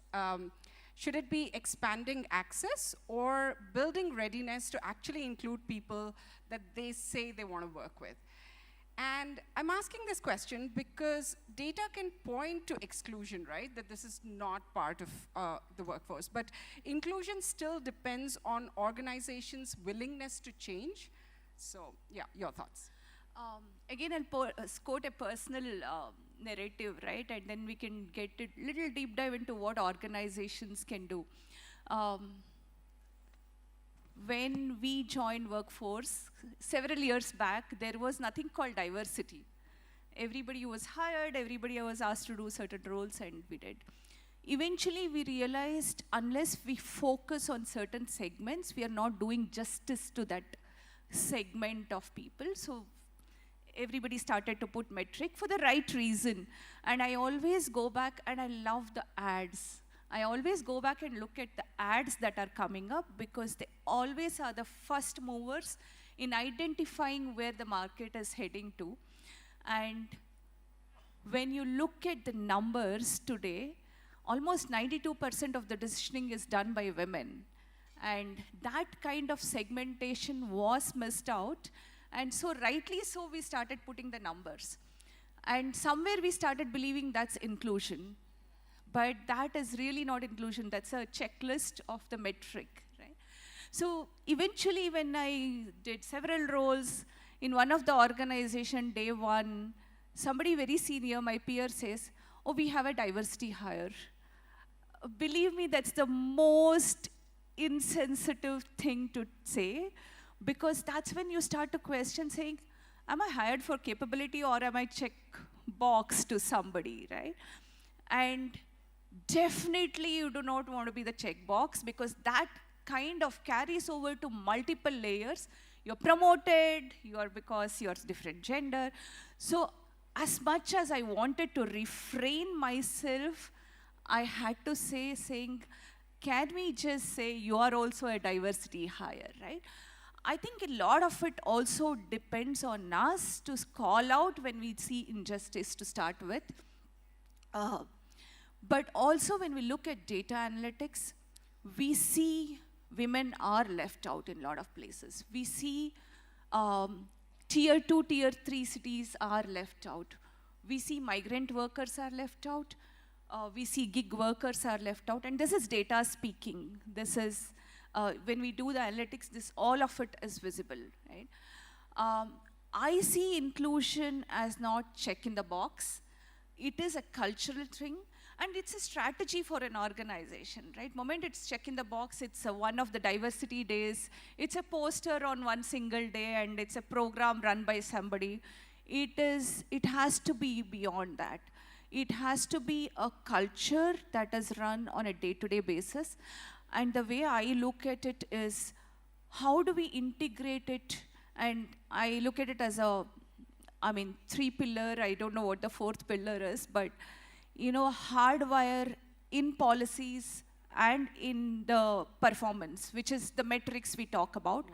Soft skill in calling out the narratives. I think I have personally seen when you go through the pain, when you hear your colleague going through the pain of whatever kind of diversity that we talk about, is when the inclusion begins, right?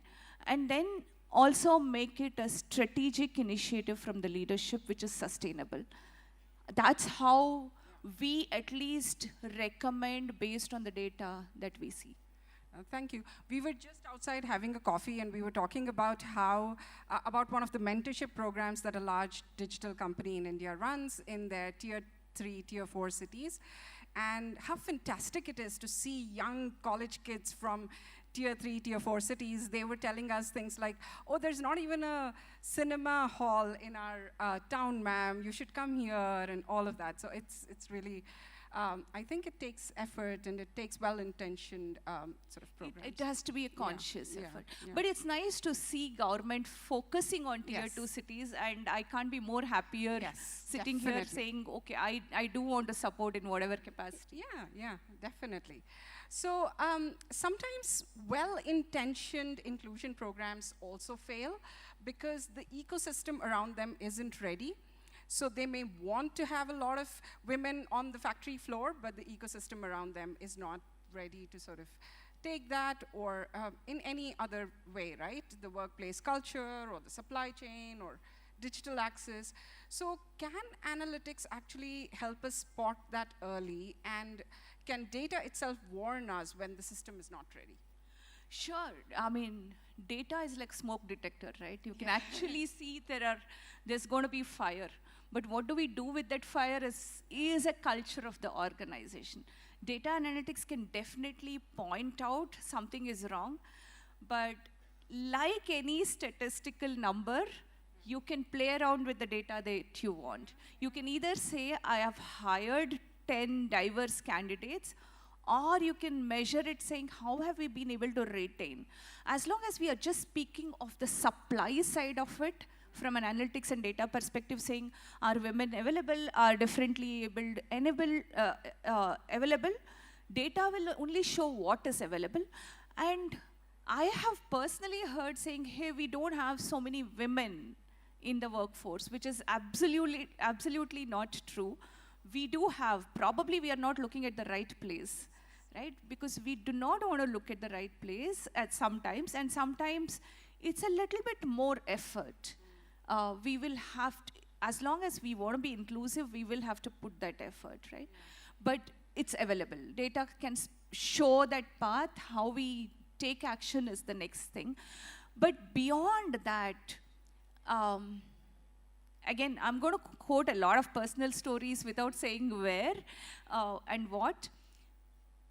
You know, from somewhere from the top, somebody believes that we need to be an inclusive organization.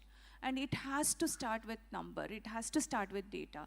So we start with saying, can we have so many from LGBTQ, so many women, so many who we can bring, and you know, we were just sitting, and this card, I got it to the table. This is Neeti's card from Team Lease.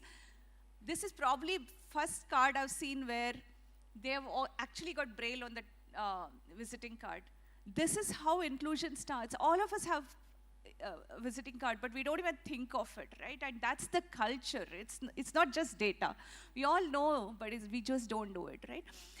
So as long as diversity, inclusion is check in the box, and it is the poster and a program for a day, it is going to die its natural death, because belongingness comes from the culture that we inculcate.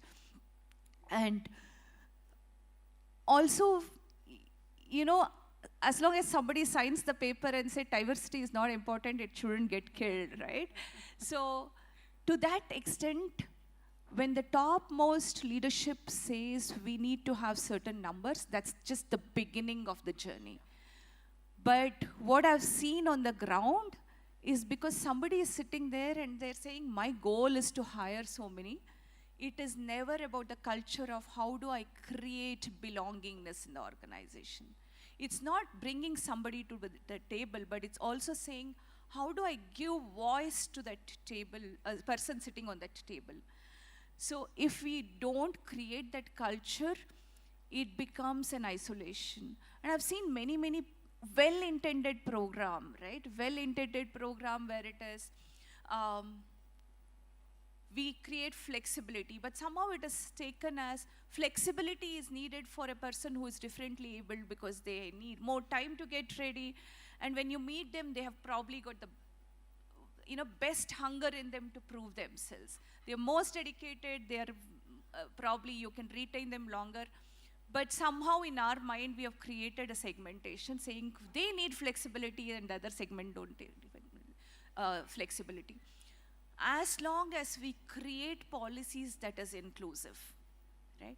When I say create policy, make it flexible for everybody. Why should it be for certain segment? And so personally, what the one statement saying diversity hire, that was a lot of trigger for me. And I mean, I find myself Rightly guilty. so. I've actually run a lot of these one-day diversity programs. I find myself guilty. But consciously now, we have created support network, which is just peer network, everybody supporting everybody. If somebody needs flexibility, and Padmini, you were talking about your organization where, somebody needs help, you go, I am there to support you. It's not because you are a certain segment, because we are all humans needing other humans. Absolutely. And that's inclusion. Absolutely. And this reminds me actually of migrant workers, right? And we study migration for so long.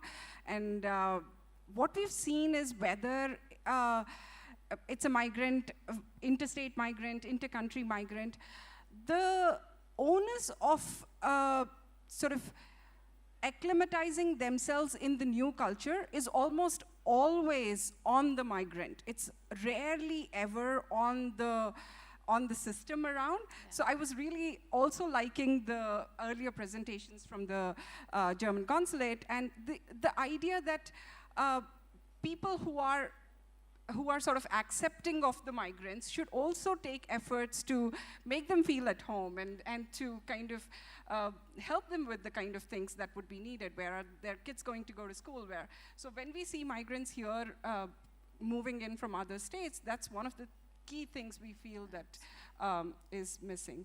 But the other two questions I have is, as automation and AI kind of reshape work, what happens if inclusion doesn't keep up? So I want to talk about the risks that you see if we don't have an inclusive workforce. What is the kind of chasm or gap in the society that you sort of... Again, I'll speak to the data, because when we look at automation can be an equalizer, or automation can again create a lot of gap, right? The reason I say equalizer is because everybody includes, we do a few things. Everybody can get equal opportunity if they have equal access to training. I don't think we have dearth of opportunity, dearth of talent in India, right? We have 80% skilled people. Now the 20% gap, how do we bridge that gap? And that should not be just on the individuals, to your point, it should be a systematic change.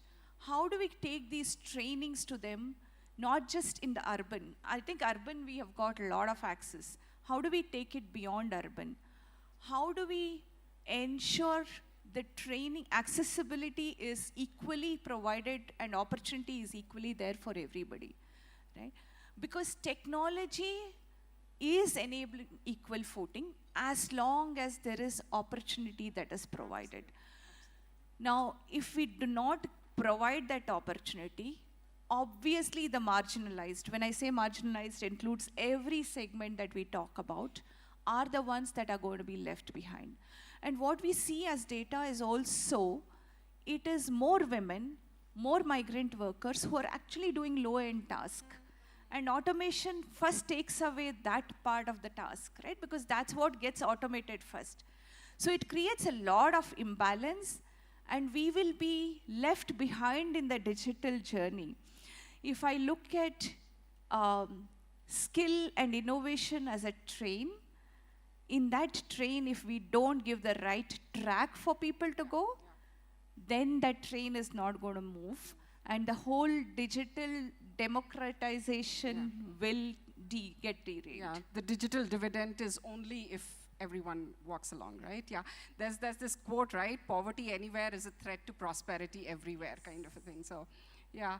So if you look ahead 5 years, where do you see the strongest signals for inclusive hiring? Are there certain geographies, certain sectors, kinds of enterprises? What would it take for training systems or government to be ready for that? Sure. Just from the market growth perspective overall, it is BFSI, it is healthcare, it is digital overall. But then if you look at inclusive part of it, it goes beyond, right? It goes into AI cybersecurity.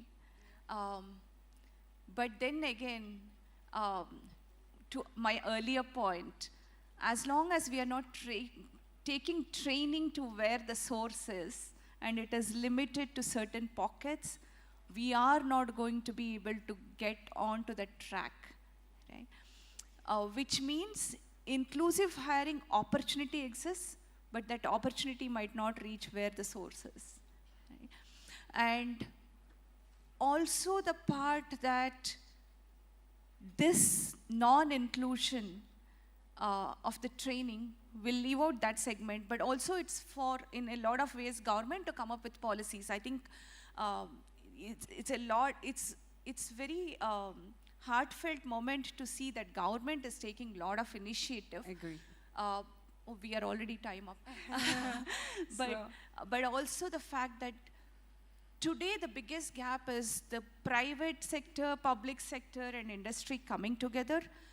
There is a lot of effort that has been put in, but there's a lot more energy and focus that needs to go in that part, because industry is expecting student readiness from day one. Education is saying, I am preparing for technology, I don't know, it's changing so fast. And the reality is it is changing so fast. While we can always talk about 5 years, even in the workforce, leave out the segmentation, even in the workforce, what we say is data speaks that it is changing so fast. Many organizations are not able to upskill their own employees, absolutely. And that's where the struggle is. So I think with the dynamic changes, it is important that we look at our curriculum, which needs to be fixed, but also dynamic content that can go into every semester. And I think the previous panel was talking about how do we train the trainers, which is the teachers? How does industry put that effort along with government? It's just not on individual shoulders. It is an ecosystem. It's a partnership that everybody needs to collaborate. And thankful for sort of platforms like this where we get an opportunity to kind of meet people from different sectors, and that's again something we were talking about. I do have one last question. So yeah, I want to know, and this is something I genuinely want to know, what would it take for India's labor markets to become inclusion ready, not as pilots or mandates, but inclusion ready by design? What would it take a country's labor market? So I won't say India stands out alone. I think in a lot of ways we have more progressive thinking compared to a lot of other countries. And I think I'm really proud, right? If I have to be born again, I would say India again, because no, we are progressive in a lot of ways. But just in terms of your specific question, for us to be inclusive, we today don't have, there are three kinds of labor markets, right? White, blue, gray. White market is all digitized, and it's easy to look at that data and say, so many job opportunities are there. Again, when we talk about job opportunities, we are not necessarily mapping it to skill, but that's a different conversation altogether. But when it comes to gray and blue, it's very unorganized sector. As long as we don't digitize that, we will continue to have the challenge. And the second part of it is also, whatever data we see, there is a man's face in the front for even the work done by women or others. But we know, by intuition, by other things, there is a lot of women out there working for men. It's just the data is not there. And for us to be more inclusive as a country, we need to make sure we capture that data right. Yeah, and how do we define even the whole idea of worker kind of And thing? that's a lot of work. Yeah. Thank you so much. This has been brilliant. And over to you, Simran. Yeah. Thank you. Thank you And so much, ladies. One thing I have to talk about Padmini, and I cannot get down the stage without, I've been to many panels, but she's one who's well-structured, or well-organized on the top of things, and it's been such a brilliant thing to be able to collaborate with her. Thank you so much. Let's give a huge round of applause to our moderator and speaker. I would request both of you to kindly stay back. I would request Ms. Kanta Nayak, the chairperson of KSDC, to kindly join us back on stage to hand over the mementos to the two beautiful ladies on stage for the wonderful session. Let's give a huge round of applause, ladies and gentlemen, for our speaker, Ms. Saraswati Ramachandra, and to our moderator, Dr. Padmini Ram. Thank you so much, ladies, once again for being there with us and for the wonderful session. Let's give it up one more time, ladies and gentlemen.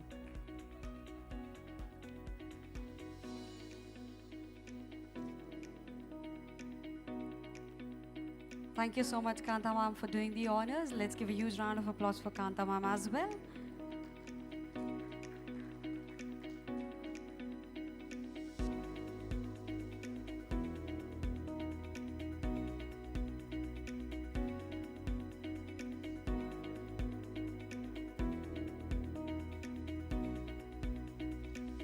Thank you once again to all the ladies on stage.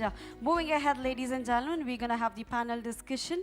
They're going to cover the topic on Karnataka as the skills gateway to the world.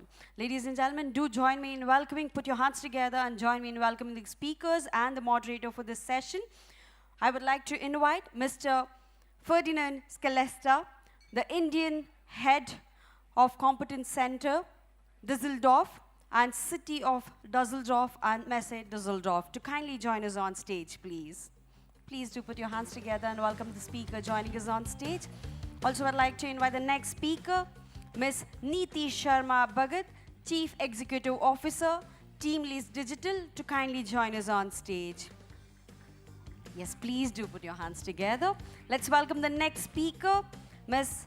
Shirim Ori, the Managing Director of Broadridge, India, to kindly join us on stage. Please do put your hands together to welcome each and everybody on the dais. Let's welcome the next speaker, Mr. Torsten Kiefer, Executive Director of DEFA Agenta GmbH, to kindly join us on stage. I would like to welcome the moderator for the session, Mr. Jose Jacob K., Founding Director, the India Advantage Summit and the Future ICT Forum. A very warm welcome to all the dignitaries on the dais, the speakers, the moderator. Over to you, sir.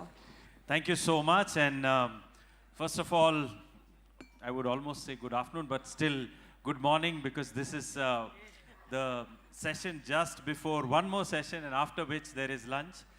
So given that we are running a bit late, I would straight away jump into the topic. I used to work at Cognizant many years ago, we had a very interesting process. We had to do something called competency-based mapping across the organization. And the key word there was ask. Attitude, skill, and knowledge. So we were looking at every role, what skills are needed, what knowledge is needed, what attitude is needed. Interestingly, the skill piece is always difficult to evaluate because it's right in the middle, and knowledge sets change. Today, AI is the big thing. Sometime back, if you ask some of the corporates, they would say automation, and automation solutions inside corporates was big. So every time the knowledge set might change. Attitude is also something difficult to measure, but what ties these two together is skill. And therefore, how can Karnataka be the next, skill champion for the world, from Karnataka to the world, and from the world through Karnataka? So I have an excellent panel here. I will not do a long introduction of anyone. Their names and designations were already read out.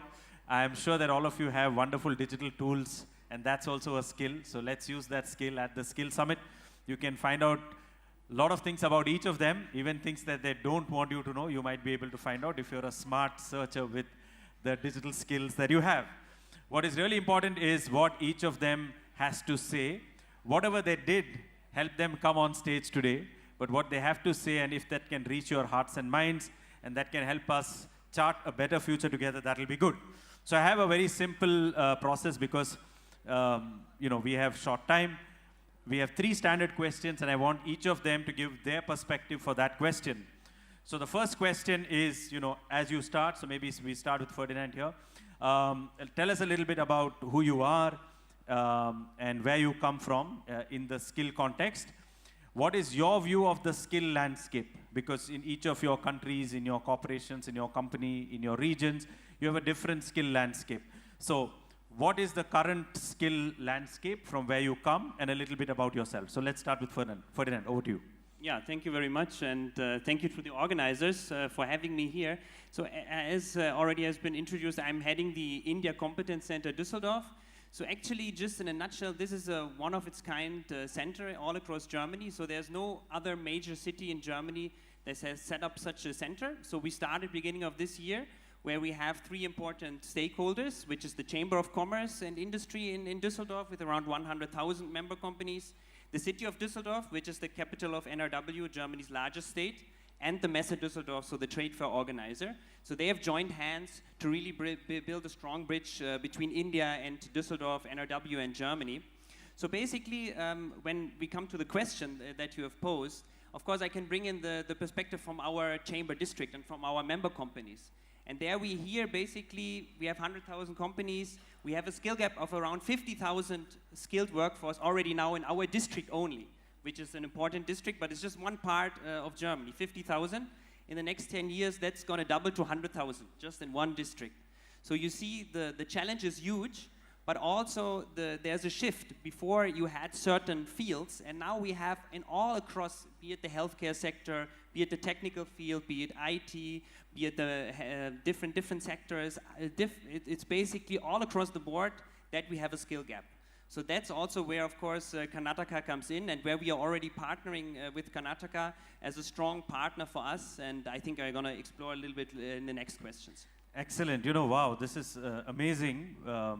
The only first city that is doing something like this, an intersection of the Chambers of Commerce, the city itself, and the Messe Düsseldorf coming together, I think something unique. So I have to compliment KSDC, the Karnataka Skills Department, to bring you here, And on the other side, there is this huge gap. You already have 50,000 as a number, and then 100,000.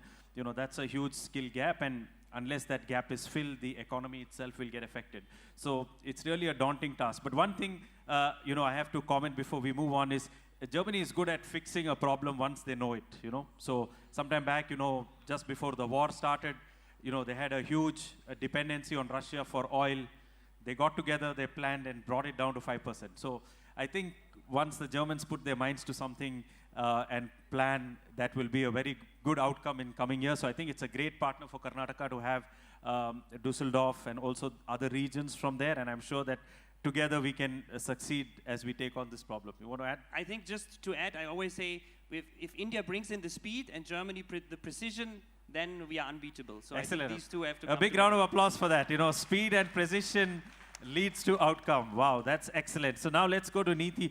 You know, you run one of the largest skill organizations in India with hundreds of thousands of employees. You know, even if you have to think about this, it's quite a crazy number to wrap our head around. So let us know a little bit about yourself and what you see as the current skill landscape. And in the following questions, we'll go to the future. Over to you, Neeti.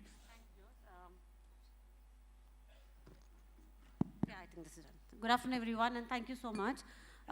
Just one thing before I talk about myself and my organization, I would add to what he said. I think you mentioned precision, scale, speed. I would actually add scale to it. Because India is all about volume and scale. So I think if you do the 3 parameters, that will be a wonderful country to be in.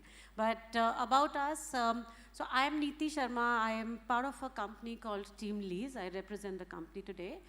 We are a talent solutions company. We've given employment to over 20 million job seekers in the last 25 years. So practically a job every 5 minutes. Unfortunately, it's only been 5% of the people who come to us looking for jobs, which means unemployability actually is a bigger problem for us than unemployment. There are lots of employment opportunities. We are not able to get the right sort of candidate to the end customer. Today we payroll over 400,000 people, every month. But for that to happen, we are actually probably talking to, 3x or 4x of those people to ensure that our customers get the kind of headcount that they're looking for. So in a way, we are at an intersection of agony and ecstasy of the demand supply or the talent solutions India is kind of looking at. Skills, and like I called out, unemployability is a bigger challenge. And because today's skills are changing a lot faster than they have been over the last few decades, we realize that companies are not just looking for domain skills or hard skills. There's a lot of software elements that people are looking for. And the biggest skill that we keep seeing companies ask for is the ability to learn. Learning to learn is a big ask customers look for. Unfortunately, at education institutes, we are actually teaching them to pass and not actually continue to learn. So that's where we are. And I'll pause here and probably go to the Excellent. That's really something also that got highlighted in the previous panel, the ability to provide job-ready candidates. Opportunities are there. Companies have opportunities to scale. They have budgets to scale. They are, selling, but they need the right people as they scale so that the scaling is more sustainable and strong. So I think that's a very interesting point to take note of. How can we make our young people more employable? How can we change that number? And how can we make them ready to learn? And, it reminds me of once what Narayan Murthy said, we'll call our company a campus. Why? Because after you come here, it's not the end of college, but you have to learn every day. So this idea and this attitude that learning never ends is important, and that's a core essence of creating a successful skilling institution or a skilling framework. Okay, now let's go to Sheenam from Broadridge. From your perspective and your experience, how do you see the current skill landscape, and what do you think are key elements where Broadridge itself is doing something special or something unique where the larger ecosystem can learn from you? Over to you, Sheenam. Thank you. Always a pleasure to be here.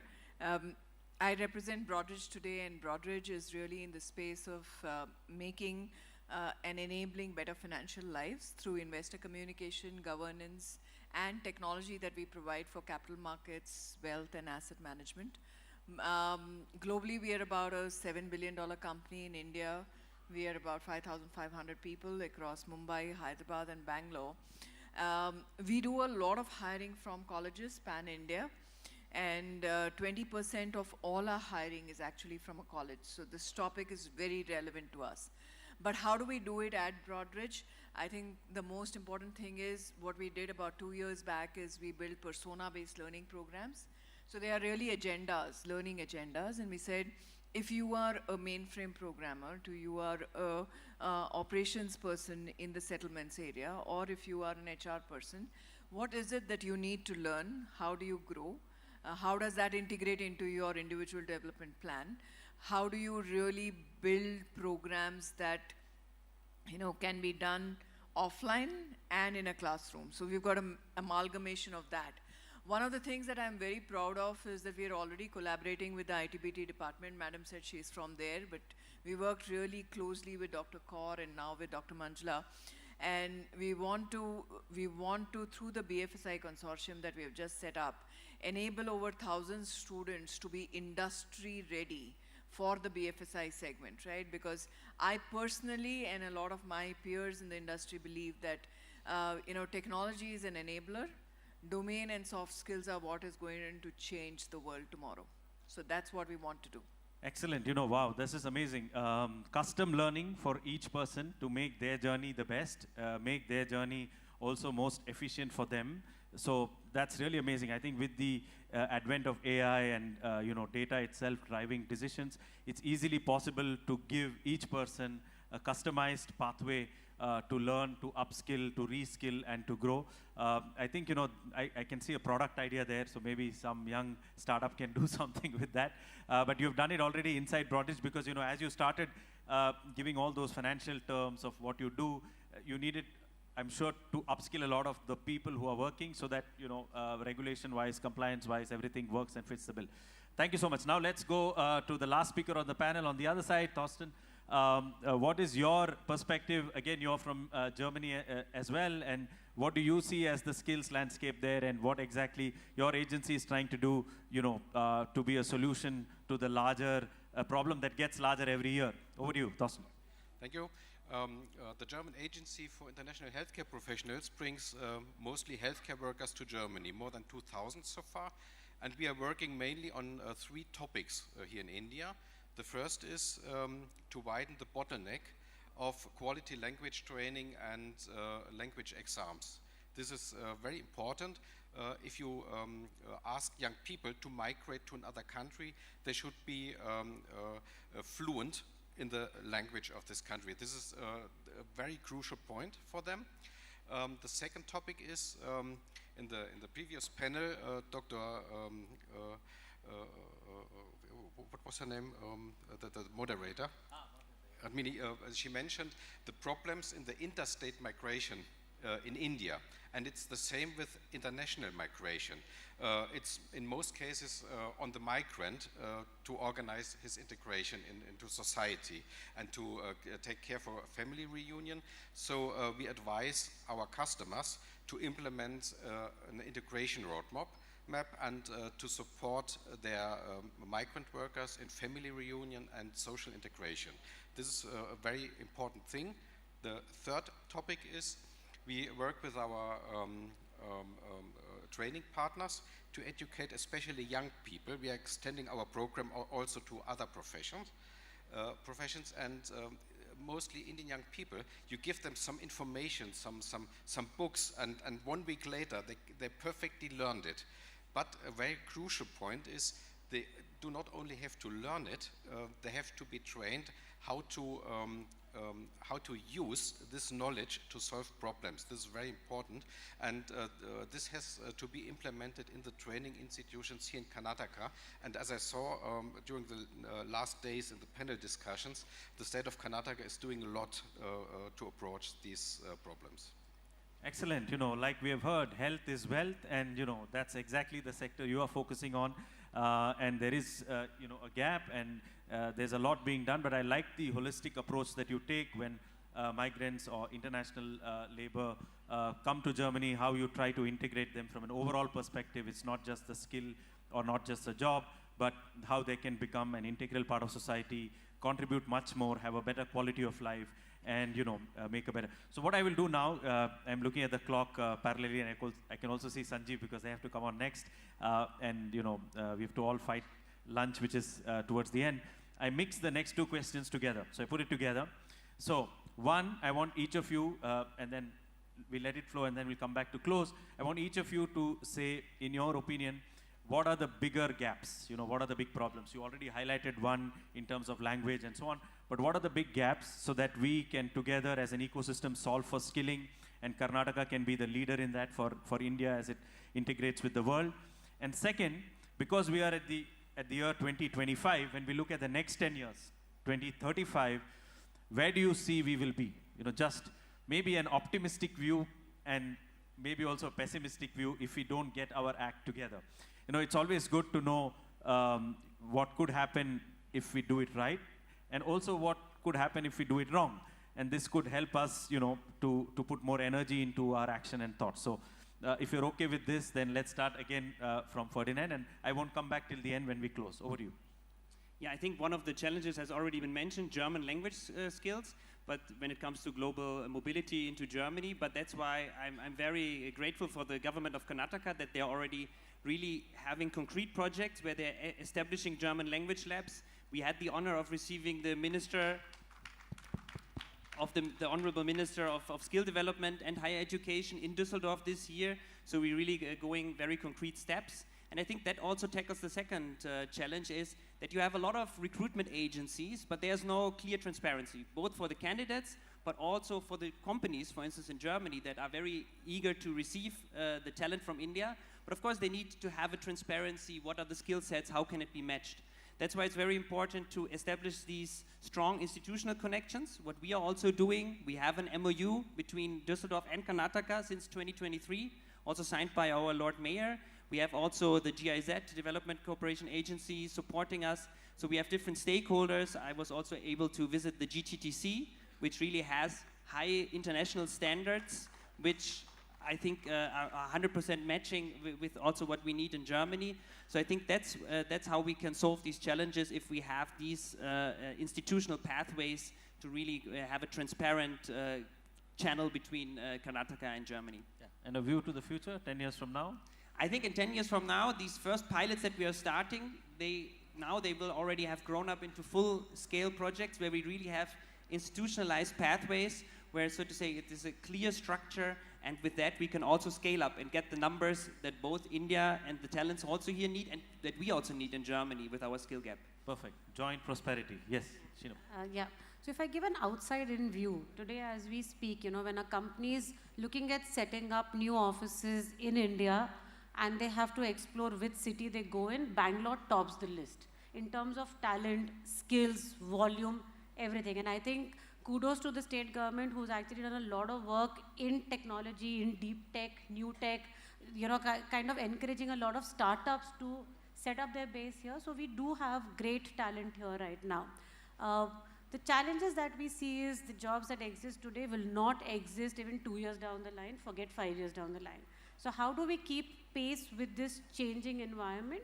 What kind of skills do we look at? I mean, if any one of us can forecast what jobs will exist 5 years from now, I'll be very happy to pay a large sum for the report.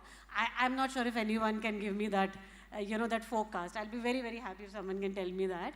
Unfortunately, we have no view because things are changing extremely rapidly. So if we don't keep pace with that change, we will start lagging behind. We've seen that happen in the last couple of years. We want to actually take the first step. The state government has fantastic skilling schemes like Nipuna and all of that. If we start capitalizing, if we work with industries, and also the apprenticeship scheme that the state has now adopted and trying to push it, I think the whole ecosystem of education institutes inculcating skills as part of their co-curriculum and not an also curriculum, linking that with apprenticeships to ensure that everyone gets a hands-on learning. And I know Germany is a fantastic example of the apprenticeship schemes that you run. And thereon link it with what the industry is looking for. And industry makes decent investment in learning and upskilling. So I think that continuity has to happen. But I guess we just keep envisaging what next and take this leadership position. I think the state is going to do fantastically well because we've got great education institutes, good investments. We have to capitalize on it right now. Excellent. Thank you for that wonderful point. This is the classic million-dollar question. What skills will be hot in 3 years? From now, it's really difficult for anyone to, have that crystal ball and say. And interestingly, the word skill, 80% of the word has the letter kill in it. So it's about dying and getting reborn again, and that's why in many of our religions we have this avatar coming back again, right? So it's really important to understand that a skill is a continuous learning concept. It's not that you know it and it's done. So I think it's really important to keep an eye. Basically, you're saying don't kill the skill. Yeah. Keep skilling and reskilling. Excellent. Okay, over to you. Unlearning is very important. Yes. It is very important. See, from our perspective, things that are not going to change and are going to actually evolve over relevance is digital, data, and domain. These three things are going to remain. So to me, if you are enabled by technology and leading by domain, it's going to be very, very, very, very important, right? I would add another dimension to it, which is the soft skill dimension. Collaboration, creativity, really ensuring that you are not just working with your team member, but also with the machine.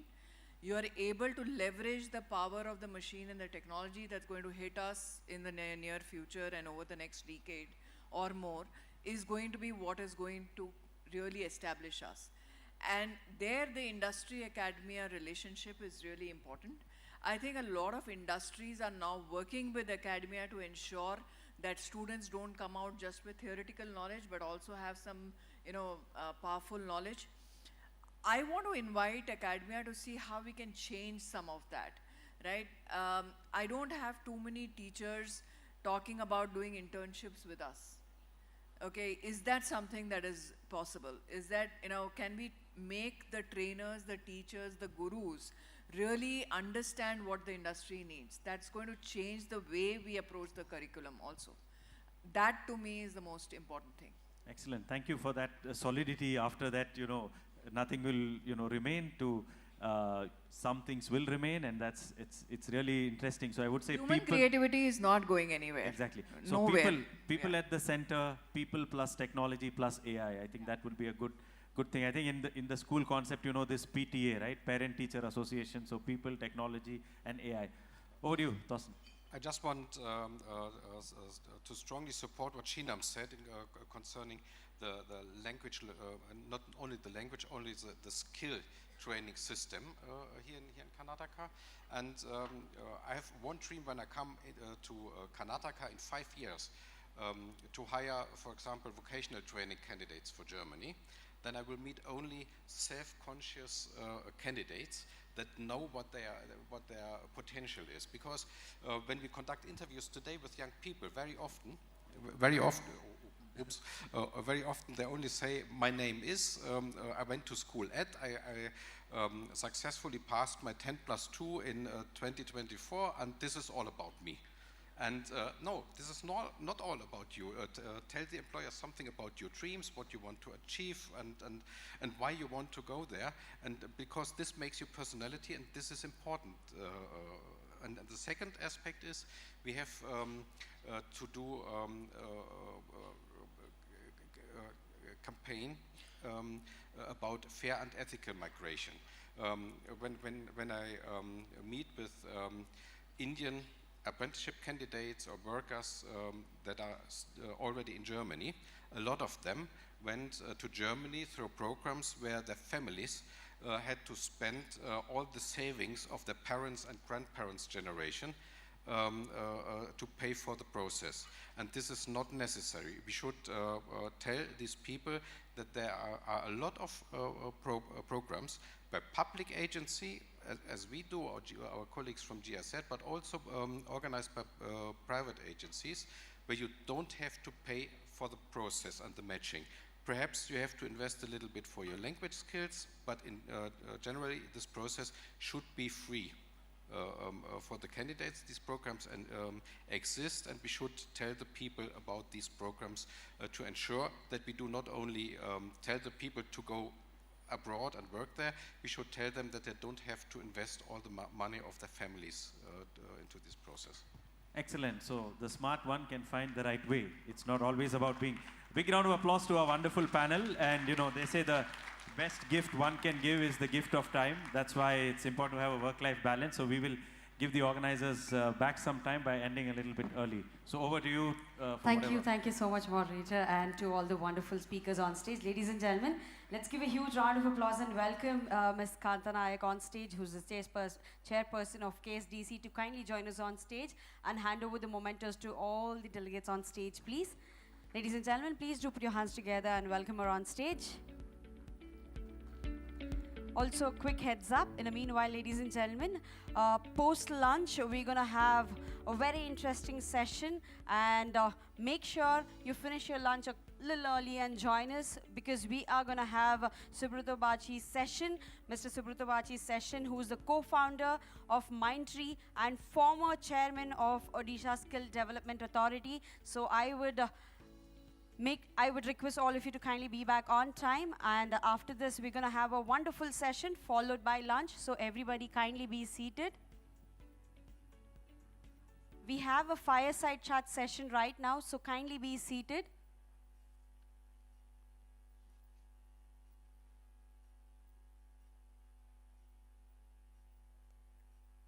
And thank you so much, Kanta ma'am, for doing the honors on stage by handing over the mementos to all the speakers and to our wonderful moderator as well.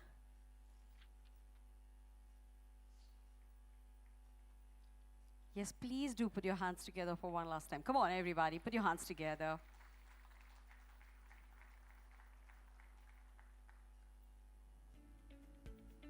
Moving ahead, ladies and gentlemen, let's welcome the speakers and the moderator for the next fireside chat covering the topic navigating global talent expectations. I would like to welcome our speaker, Mr. Dattatray, Chief Executive Officer, President and Managing Director, Bosch Global Software Technologies. Please do put your hands together and welcome Mr. Dattatray. Also, I would like to welcome the next speaker, Ms. Swati Sharma, Chief Strategy and Growth Officer, Accenture Learn Vantage, to kindly join us on stage. To moderate this session, I would request our moderator, Mr. Sanjeev Gupta, Chief Executive Officer, Karnataka Digital Economy Mission, to kindly join us on stage. Ladies and gentlemen, please do put your hands together and welcome our speakers and the moderator for this session, Mr. Dattatray, Ms. Swati Sharma, and Mr. Sanjeev Gupta.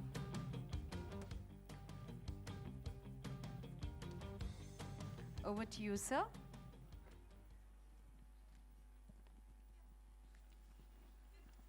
Thank you. Very good afternoon, all of you. I'm Sanjeev here, CEO for the Karnataka Digital Economy Mission. And I have a great two business leaders. A small introduction just to let you know who these two speakers are. Okay. What happened? Okay. Okay. The two business leaders has seen the world across, has served various countries, and also been now driving the India leadership from here to the world. Now, both of them has also worked in the multinational companies and also looked into making a thread of India. Normally, I use a word called as fabric of the nation. And this very well designed by both the leaders here. Very fortunate to have them. First of all, hand applause for both of them to be with us today. Thank you so much, Mr. Datta, and thank you so much, Swati ji, for joining us. If I just put up a slide on the screen, and I hope my team is there to put it up. Can you guys? Yes, thank you. So if you see, the topic we're talking about is the global talent. Why we need to discuss the global talent today? Out of Fortune 500 companies of the world, 400 plus operates from state of Karnataka. Ladies and gentlemen, our economy is also very strongly embedded with these global 400 companies operating from the state of Karnataka. And all of them, in fact, we are looking at to create an amazing club of 10K club. Now what is 10K club will look like is organizations which have 10,000 people plus, right? And we have many. So imagine one more number to you. Accenture has, I don't know what the published number is, but informal and some insights is more than 300,000, 350,000 people in the India itself. And Swati is leading that, 350,000 people in India right now. Bosch has a very hard PhD scholars and R&D engineers, more than 30,000 people in Karnataka and India as well. Now, imagine these global companies running the businesses, serving the world to the clients, designing new products from the concept called as talent. And hence, the topic becomes very important that the global talent that we need to produce from state of Karnataka, how is going to serve these clients? When I see this angle pretty good, we have 400 plus, we can go 500, all Fortune 500 companies to be here in Karnataka. But some facts, 75% of the employers can't find the right talent. Biggest gap that we see in the last 17 years.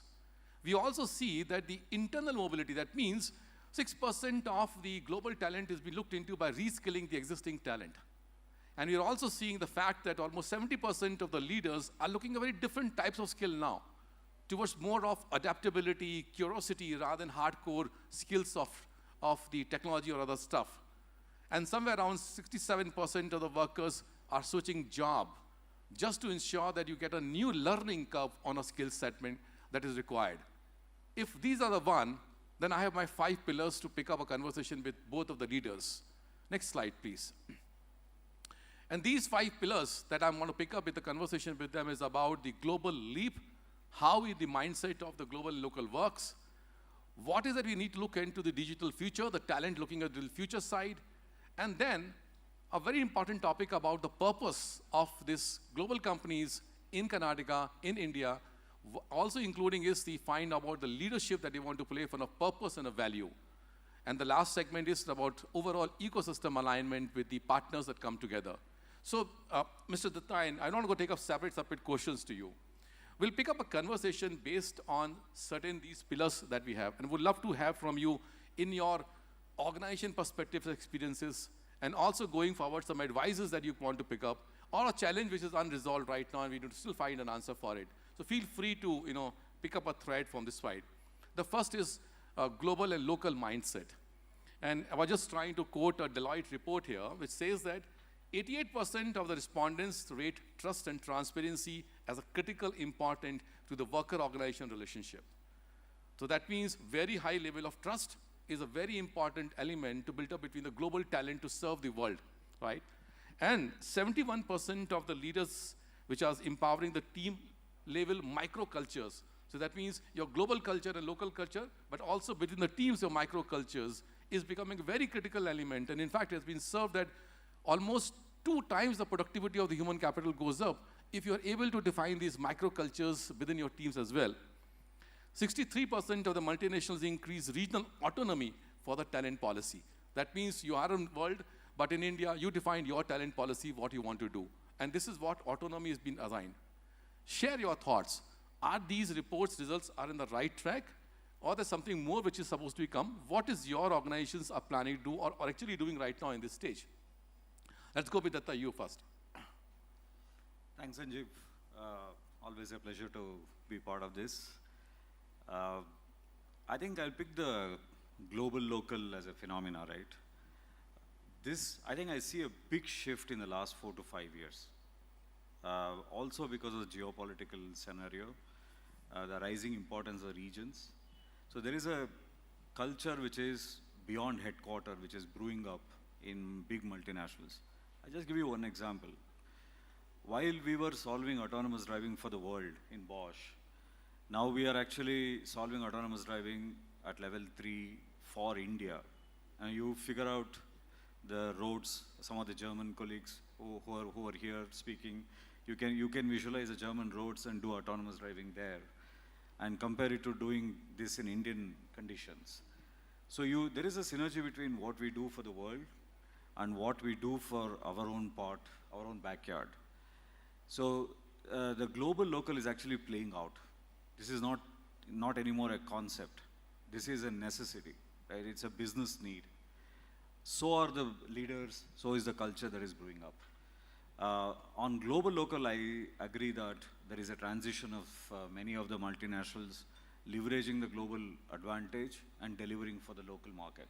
So that's a big shift that I'm seeing in the last 4 to 5 years. Lovely to see that this is becoming a necessity for the business to strive upon, right? Absolutely. I mean, I think this is also, if you visualize, why would you get a seat on the table in the global headquarters? No, this is one of a very strong point. You're actually solving real problems which are relevant to your market. Yeah. Rather than you're solving problems which is for somebody else's market, right? So this gets you a seat on the table. Lovely. Coming to you, Swadeji, just want to add the flavor with you. And the question is, we also see the global culture and the local culture, but also looking at the local leaders driving the global roles. And Accenture is a leading example for that. Absolutely, and thank you, Sanjeev, for inviting me. This is absolute honor to be here in front of everyone here today.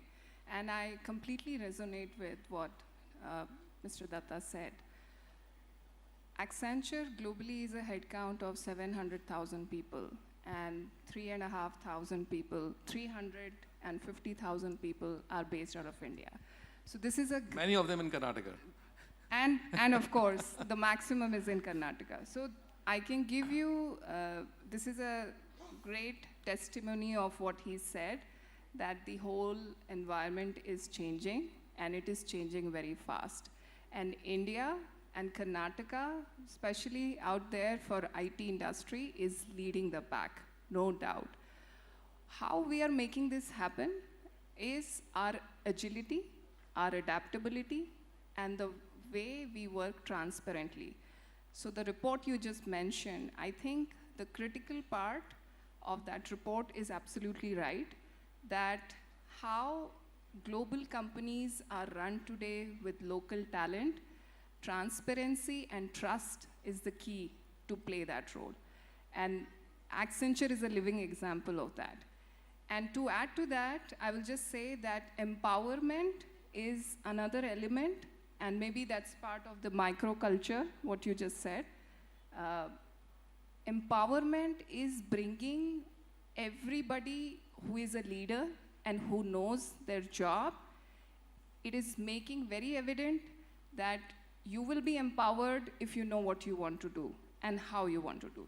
And that is what is making this difference. Lovely to see this transition from just an office operating from here, but giving you a complete empowerment and also building about transparency and accountability in the system, where the threats is just not a one thread of delivery, but a threats of designing new products, coming out new business lines, and etc. are coming, which is local and global. Lovely to see that. Sanjay, I just want to add one point on what Swati said. In the last 5 years, the number of global leaders we have created out of India, some operating out of India, some operating out of rest of the world, has gone up by 5 to 6 times. Wow. So there are many leaders who are based out of Bangalore, but running an agenda for the whole WASH world. Yeah. And there are many Indian leaders who have gone to different parts of the world, in Japan, in US, and in headquarters in Germany, who are actually driving the global agenda. So it's no longer, the leaders who manage delivery, but it's actually leaders who drive global agendas. Yeah. I remember, Bhaskar was sitting here in Bangalore running the chief executive officer for the technology part of the Accenture.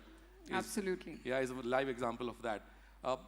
Jose, you picked up a very important element, PTA, right? People, technology, and AI. And we're doing a little bit of understanding from various segments. And the question comes, in fact, Accenture Technology Vision talks about that if you pick up top 10 executives of the larger roles, you will find 1 out of 10 will be aware about generative AI. I'm talking about executives, right, who have been seasoned technocrats in the organizations. And if you look at the PwC workforce report, which talks about how 67% of the employees considering job moves just because they're not able to get an AI experience into this part. That means a huge amount of turnout is happening around just to move up in the ladder, in the skills. And Bosch recently has given a fantastic example. Automotive softwares for running cars, AI inbuilt, 30,000 people he's going to train on that area itself. Now, having said this, that means the talent for the digital future, and Niti was talking about of anybody can predict years later, but at least let's say what Niti was saying for 2 years, right?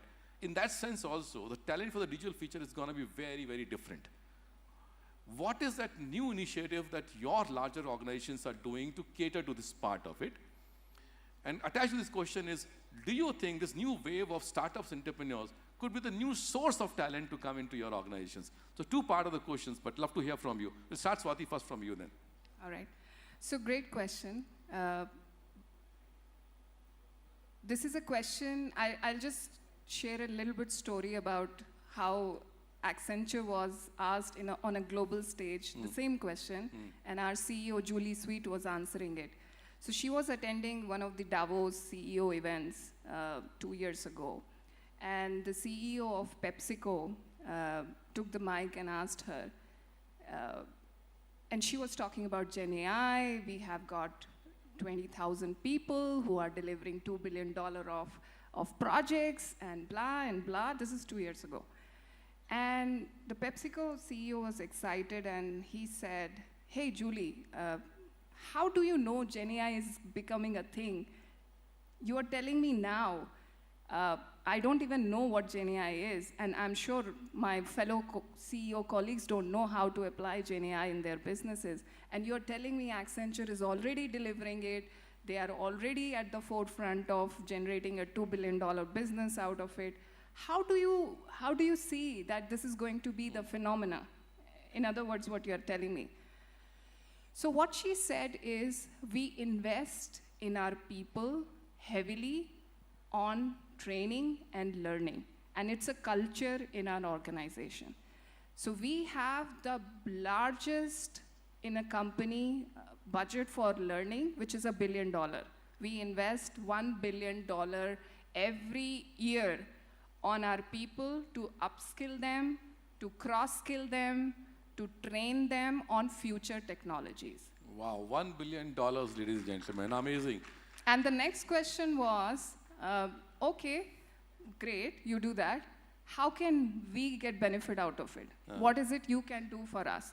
We don't want to keep outsourcing our projects, our work to you. We want to attract the same talent, the same brand, how you are able to attract globally. How do I become a phenomena that a Gen AI engineer wants to join me versus Google, versus Accenture, versus blah and blah? So that was the question. She came back and she sat down with Bhaskar, who is our chief of strategy, and that's where LearnVantage was born. So what we are offering in LearnVantage is an opportunity for all of our clients to see the DNA of innovation, to see the DNA of upskilling, to see the DNA of how Accenture does it, and we offer now to our clients through LearnVantage how to bridge the gap between academia and industry and the future technology which is going to become the phenomena. So we bring all the three dimensions together and we offer it as a service to the client. Very nice. Good examples of that, but I will have a cross question to you on this, but before that, that's your view on it.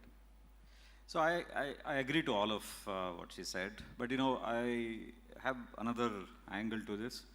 See, if you see, when you look at the workforce, if you hire, let's say, BTech computer science from a good institute, they know more AI than all the people that we have in our company, right? So it's a inverted knowledge pyramid when you look at usage of AI tools. So the AI transformation doesn't start ground up. It starts from top down.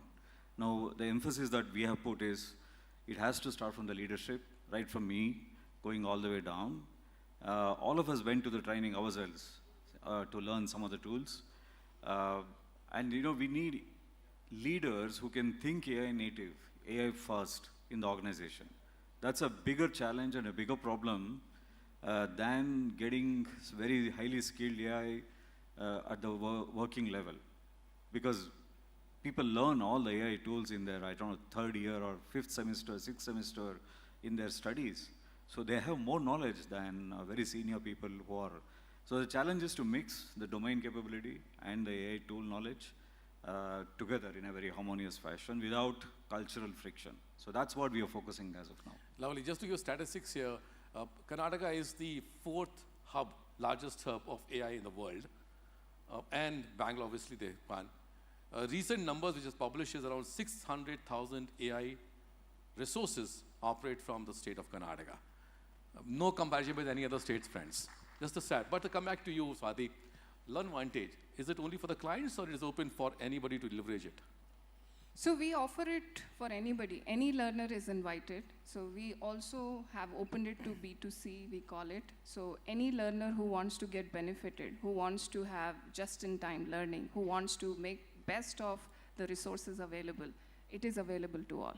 And we are working with Dr. Kaur on the Nipuna program as well for Karnataka in launching some of the programs, and especially on the vocational skills as well. We are working with the ITIs, and we are trying to bring up some very focused, concentrated programs for Karnataka. Let's pick up a conversation going forward on this. I know this Nipuna discussion happening, but we can target upon almost like 100,000 people to be leveraging from a LearnVantage. And for Accenture, 100,000 is a normal number, right? So we can then target upon this. Is it okay with you? Yes, absolutely. Absolutely. So let's pick up this thread after the session is over. We'll pick up. One more element before the times, there are two more question sets for you. One is, we see that diversity, equity, inclusiveness in the talent is very important. And if you ask HR leaders, very favorite questions, 90% of we are focused on DEI. But if you reach out to the employees, the statistics is very different. They say only 30% is what we feel is happening around the DI. That means there's a big gap in the concept of DI while leveraging the equity and the talent coming in place. And we see what's happening around it, right? We also see that the sustainability is becoming a very important element for our businesses to come. And coming years, it's becoming much more relevant for the climate and for the others. And sustainability is not just a sustainability of environmental skills. It is like a horizontal skill, like an AI skill, which is needs to be having every layer of a talent profile that we have. Is there any good examples from your organizations which are performing very well on DI and sustainability to bring this as a embedded core element of a skill inside organization practices as well as a skill in the individuals? Share it. Or you want to challenge my number that, Sanjeev, your 30% number is wrong. It is actually 70% or 80%. Over to you. Datta, we can start from you. I think, the method of measurement has changed. Earlier we were just looking at how many women leaders are at the top, in the top leadership or a senior leadership, and as a percentage. But tech has flattened the way we work.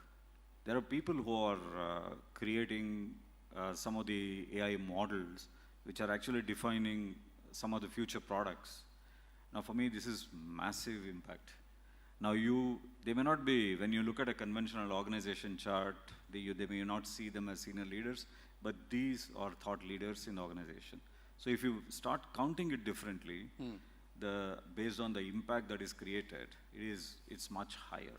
Now for me, the conversation is required to drive the importance of that culture in the company, but the tech has really changed the game. Tech has really flattened the opportunity set for the whole enterprise. So I don't see an advantage, disadvantage conversation that used to happen in the conventional company conversation, because this has really created an equal advantage. Okay. Swati? So, Sanjeev, I'm going to spin your topic here completely, and please bear with me. Okay. So, the way we are now looking at DEI or diversity, inclusiveness, or sustainability, we are working on plans to work with hybrid workforce. We are working the rights of an AI agentic bot to be reporting into you tomorrow in a persona which has to be decided yet, in a mode which has to be sustainable, because a lot of energy is going to get lost in these GPUs, which we are going to set up to run these agents. So the way we are looking at inclusion and diversity is not just with human workforce, but also with AI workforce. And that's how we are right now painting the picture at Accenture, that how an organization maturity level needs to be defined in leveraging this AI workforce in a diverse manner and bring the right sets of outcomes, what the organization is aiming at. So that's how I will spin it. I know it's not to the question you were looking an answer for, but I just want to let you know that this is something we are cooking right now, and you will hear some announcements coming out in this space from us. Look forward to hear that. What I'm understanding in my limited technological knowledge is that I have a human, physical, which is also talking about of diversity from an angle, but there are robots also talking about, hey, I'm Alisa, and I'm a camp champion. Persona matters for a robot. Okay, yes, definitely yes. And then AI will create the personas of those individuals as well. Anyway, agents are gender agnostic. We will talk about it maybe in a year's time on this. Okay, last quick question to you, both of you is, there is one startup which I was meeting, and they're saying to me that, I said, what is your success? You have become a 35 million USD you have raised from a Series A. The answer to the question came to me was for saying that learning to learn is the philosophy that we believe in. I said, great, how many people you have? He has got roughly around 600 people plus now, and amazingly doing work on very deep tech stuff. My question to both of you, large enterprises, you're a board of directors to your chief executives of multiple businesses and your et cetera, for R&D, software, manufacturing, so many things. This learning to learn is embedded as like a stone in your now new form of an organization from board level to the ground level employee, or it's just, we have a skills program, we do a lot of stuff. Is it really happening, this learning of learn by what we see in software or startups, to actually happening in your own large enterprises? I mean, you want an honest answer, right? Yes. Honest answer is no. It's beginning to change. Look, we have, like human beings, enterprises have muscle memory. You need to overcome the muscle memory of the enterprise. People who are tenured for a long time, highly successful, who are in the organization, who believe in their, the success formula. Now we are creating a new model, how the future enterprises work. So it's a constant exercise to, overcome the muscle memory and, create this learning culture. The one thing that is already in is there's a higher degree of survival instinct which is coming into the organization, because the rate at which the tech cycles are changing is almost 2 to 3 years now. I mean, we used to have a scenario of where the tech cycles would change once in 10 years or 7 to 8 years, and now we are talking about 3 years. Yeah. Now it's an existential topic for somebody who wants to be a tech professional in a tech enterprise. So the onus of, this creative destruction happening around us, the onus of learning, I don't think you need too much of motivation from external, because it's an existential topic in the company. Survival topic in the company right now. But I really appreciate your honest answer for that. Thank you so much. Swati. Yeah, so I totally agree with Mr. Datta's comment that the need to survival is the biggest driver for learning. And as a culture in our organization, I would say a decade ago, we were very high on consulting. We were very high and proud organization. I know very well. Driving, consulting. However, in last 10 years of what I have seen in our organization, how we have pivoted ourselves is to be a technology DNA company. Now, even if you talk to our consultant who's joining Greenfield project, his first onboarding or his Greenfield training is all about AI, being an AI user. It starts from there and it ends at AI implementer. So the gap of AI user to the gap of, to reaching AI implementer is what is driving everyone in our firm, that what I'm today using is not going to keep me in my job. What will keep me in my job is if I become smarter than this technology and start implementing it. That is what will keep me going. And then AI is just a word. Tomorrow it is space tech. It is quantum. It is, next set of things.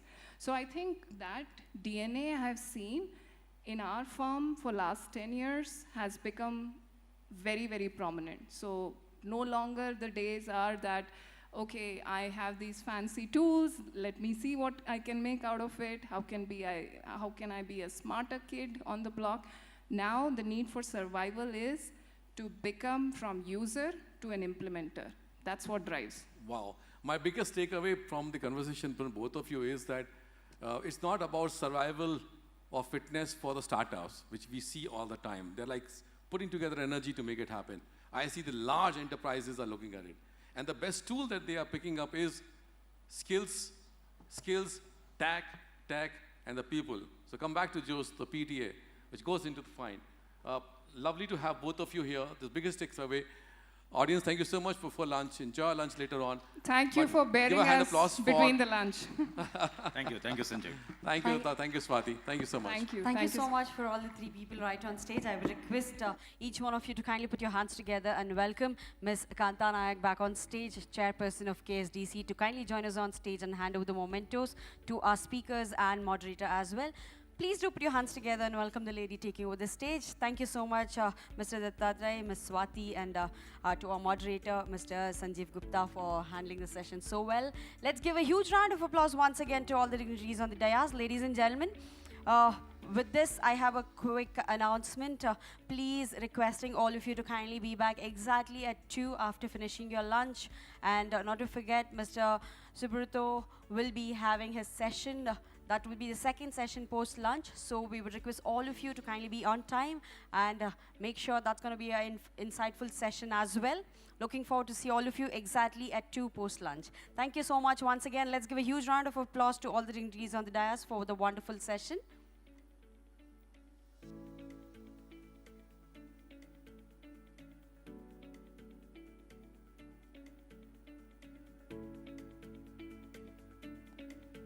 Thank you so much to all the dignitaries on the desk. Thank you so much, ma'am, for doing the honors once again. I would request once again, everybody, please be back exactly at 2. We are starting this session on time. And the second session would be an insightful session, as I did mention. And please make sure to be back exactly at 2 right in this hall. Thank you so much.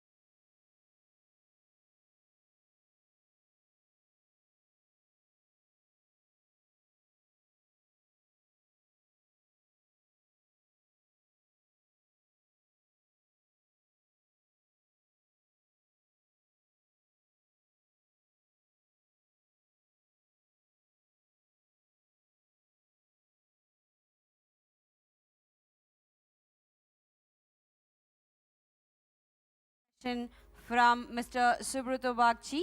It's going to be an insightful session, interesting one to be precise. So please make sure you're comfortable enough and be seated for the next straight 40 minutes. It's going to be a wonderful session to market. Thank you.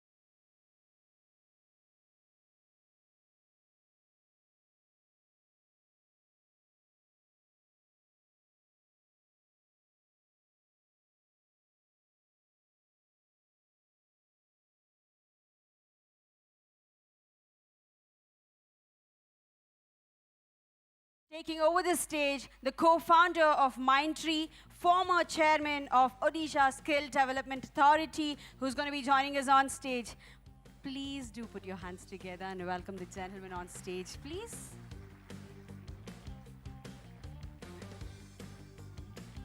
And as I did announce before the lunch break and post-lunch break, this is going to be a wonderful, insightful session. And of course, you would be having a lot of queries, lot of questions and queries. And as you all know, because we are running short of time, the Q&A will not happen when the gentleman is on stage. Please take the questions offline.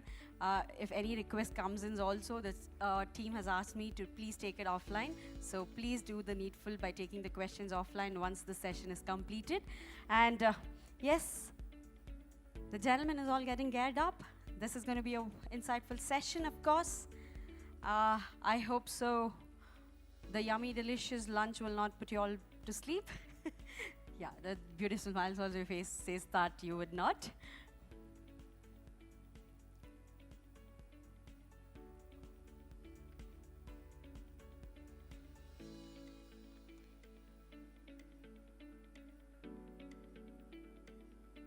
I think it's our duty and honor to welcome the gentleman once again with a tremendous round of applause. Come on, everybody, put your hands together, make some noise, and welcome our keynote speaker, Mr. Subrata Bagchi, taking over the stage, please.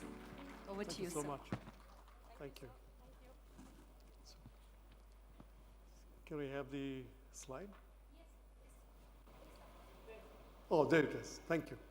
And maybe you can dim the light a little bit. So good afternoon, and to begin with, Mr. Reddy, thank you very much for having me here today. Thank the government of Karnataka. I have two mothers. My one mother is the state of Odisha that gave me birth, and I have another mother, which is Karnataka, which gave me identity. ಈ ನಮ್ಮ ಕರ್ನಾಟಕ ದೇಶದಲ್ಲಿ ಕನ್ನಡ ಅಭಿಮಾನಿಗಳು ಕೋಟಿ ಕೋಟಿ ನಮಸ್ಕಾರ ಸುಸ್ವಾಗತ.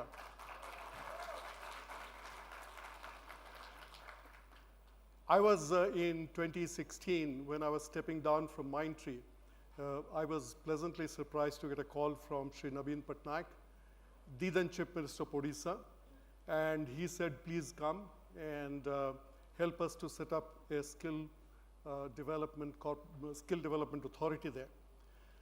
I was very nervous because I had never worked with the government before. So I spoke to 4 people. I spoke to my wife. She said, you were born there, so you should do it. I spoke to Manish Savarwal. You may be knowing Manish very well. So Manish said, you should go do it. Then I asked Nandan Nilekani for his opinion, because among all us IT people, Nandan had the greatest experience working with the government. And then I spoke to my bureaucrat brother who had retired from Odisha a long time ago. And he basically gave me a mouthful and said that you private sector people, you think the world of yourself. If you have any caliber, go do it and show it. So my wife Sushmita, who's here, she and I packed our bags and went off to Odisha. And it was 8 years that we were there, both of us. And I'm going to share in the next 40 minutes some of the work that was done in the state of Odisha, which basically took it not as an effort to do skill development for employment, but skill development for human transformation. So when I reached Odisha in 2016, I told the Chief Minister that for the first 30 days, he will not see me and he shouldn't look for me, because I wanted to go see all the 30 districts of Odisha by road. It was the month of May, 48 degrees temperature. I went to every single ITI and polytechnic in the state and the short-term skill development facilities in the state. I covered 3,000 kilometers in those 30 days. So just to give you a context, from Kashmir to Kanyakumari is 3,000 kilometers roughly, and from Gujarat to Arunachal is about 3,000 kilometers.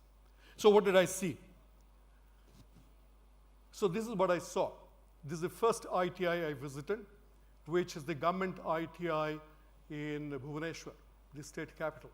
So you can see the condition of the ITI. And this ITI shares boundary wall with the Raj Bhavan, which is the official residence of the governor of the state.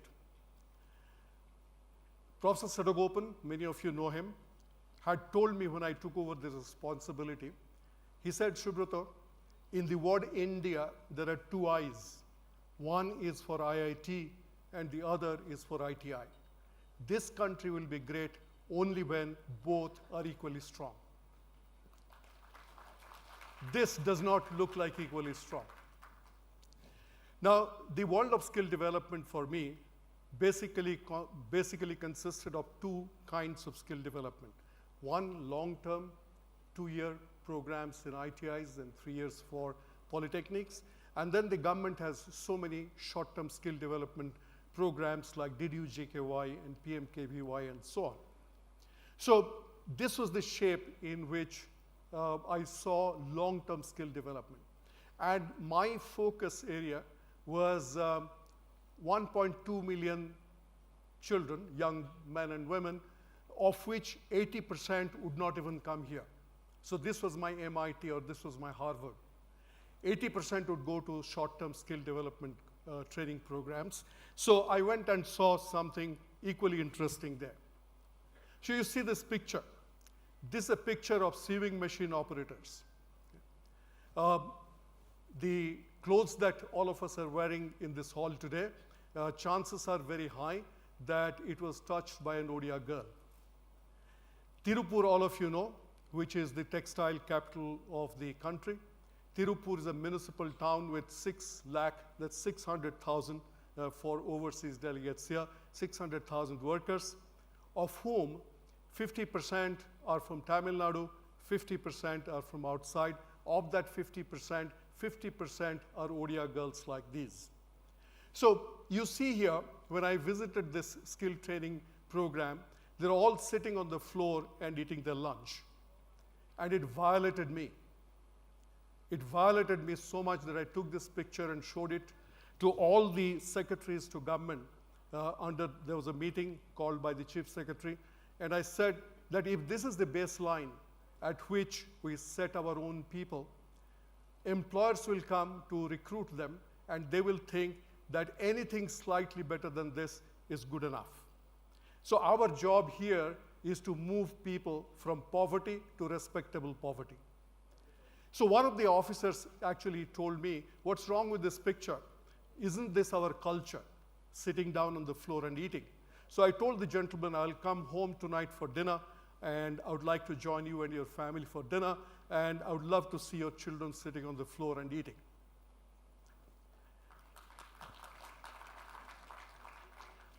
Then I went to visit another training center, which is a DDU-GKY training center. Those of you who are not familiar, it's a flagship training program by Government of India that gets rolled out with the state governments. And there, I was taken to a center for leather technology training. Sounds very fancy, leather technology training, where basically a cohort of young men and women were learning how to cut leather and stitch leather. And in that cohort of 22, 23-year-old, I find this lady was wearing bangles that typically married women wear. So I was very curious because married women usually don't come for a DDU-GKY training. So I walked up to her, her name is Shantilata Patra, and I asked, how did you come here? So this is the story of Shantilata Patra. She was married to a man, 2 kids. The man deserted her, went away with another woman. It is very commonplace in rural India. So he just walked away. So here she is with 2 kids, left those 2 kids with her in-laws and came to this skill training program so that she can learn something and go someplace far away where she will earn some money, maybe 14,000, 15,000 rupees, and send money home. So I asked the training people there, Odisha does not have any leather technology industry. Where will she go?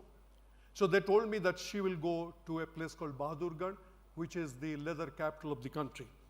So I said, let me go to Bahadurgarh and see where people like Shantilata Patra actually end up. So this is what I found.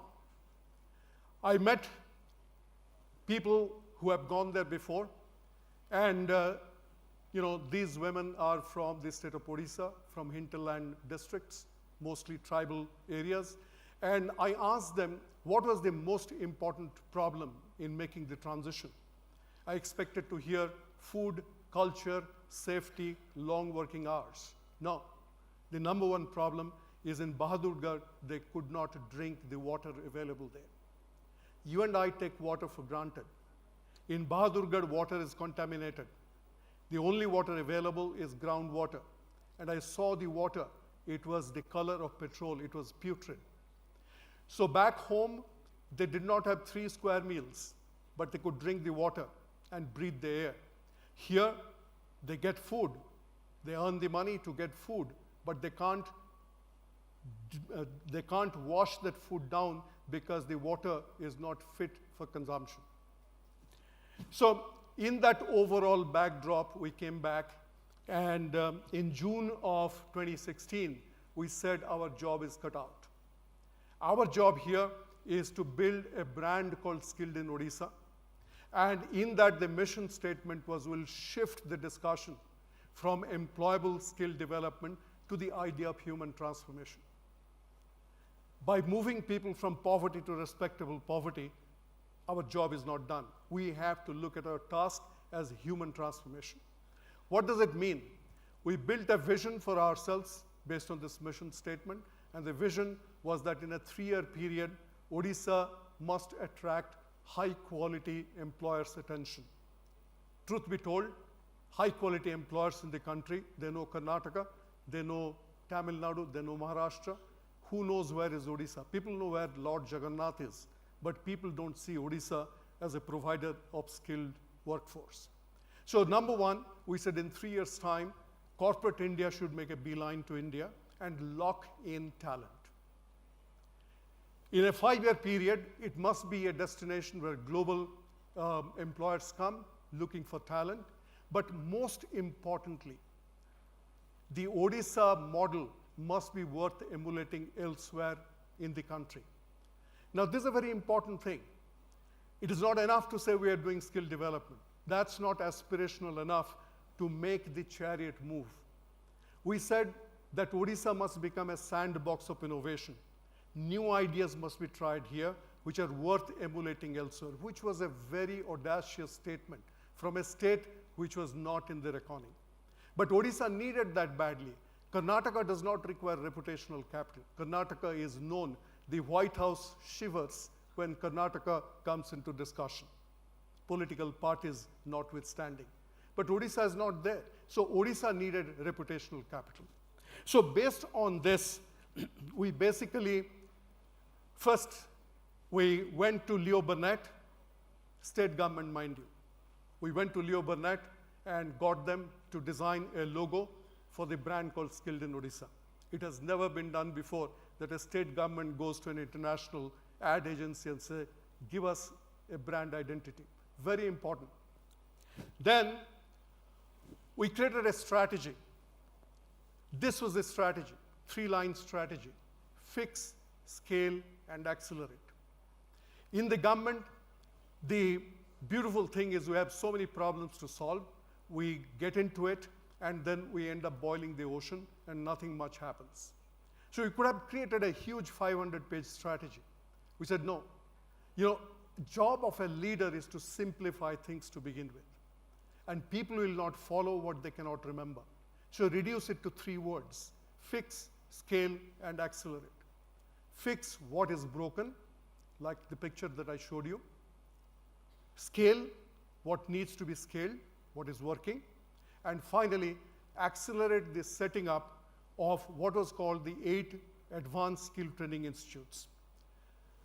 Before 2016, the government found that every year 100,000 ITI and Polytechnic kids are graduating, and 60% of them are not fit for employment. So the Asian Development Bank and government, they came together and said, we'll spend 1,200 crores to set up 8 advanced skill training institutes, which basically will become finishing schools. So first we create a defective product, and then we send them to a 1,200 crore outlay where they will basically go through a finishing school. So this program was not taking off. It was just, sputtering.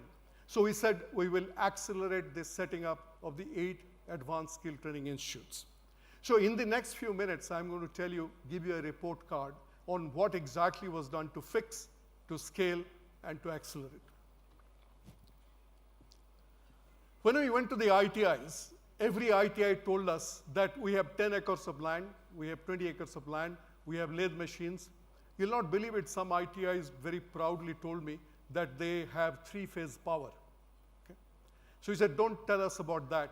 Going forward, we'll do a simple review. The review will be called 10-6-4-2. When I go into an ITI or a polytechnic, the principal has to tell me names of 10 students it's proud of. Not a difficult thing on the face of it. Why? Because ITIs and IITs were started at the same time in the 1950s by the government of India. So it is very easy to find ITIs which are 20, 30, 40, 50, 70 years old. So it should be very easy for me to tell names of 10 students you are really proud of. Then you have to tell me names of 6 students out of this 10 who have made a name for themselves outside the state. You have to tell me that this student today is working in DRDO or in BHEL or in Toyota Kirloskar. And the reason for that is very simple. When a student goes outside the state, has to compete with the best in the country. In Karnataka, skill is naked. It takes no time at all to find out how good you are because you are competing with the best in the country who come here to build a career. So tell me names of 6 students that you are really proud of because they have made a name for themselves outside the state. Then of these 10, you have to tell me names of 4 girls. Why girls? Because in 2016, enrollment in ITI for the girl child was 6%, only 6%. And for what? For learning sieving and learning how to become a data entry operator. We said, no. These 4 better be from hard trades. And finally, we said, of this 10, tell us the names of 2 students who have not joined the job queue and they have started a small business somewhere, a welding business, an electrical shop, where they employ maybe 1.5 people. You will not believe this 10-6-4-2 formula caught fire. And I went to an ITI in a place called Bargad, in a remote place. I told the principal, he did a good job of 10. He fumbled a little bit with a 6, and he completely fainted when it came to 4. He couldn't name 4 girls. And he said, sir, I'm going to retire this year. What's retirement got to do with your inability to name 4 names? But in government, if somebody is retiring, you don't mess with that guy. Okay. So at this point, very old instructor said, sir, I can tell you the name of one girl. I said, tell me. So he said, her name is Munitiga. She was a tribal girl who came as an orphan, had a 7-member brood in the family that she had left behind. And so I said, what does she do? So the person said, she is a loco pilot in the Indian Railways. So I said, I need to talk to Munitiga right now. Those of you who are not familiar with government, I must tell you that if the government wants, in under 10 minutes, it can track any individual in this country. Okay?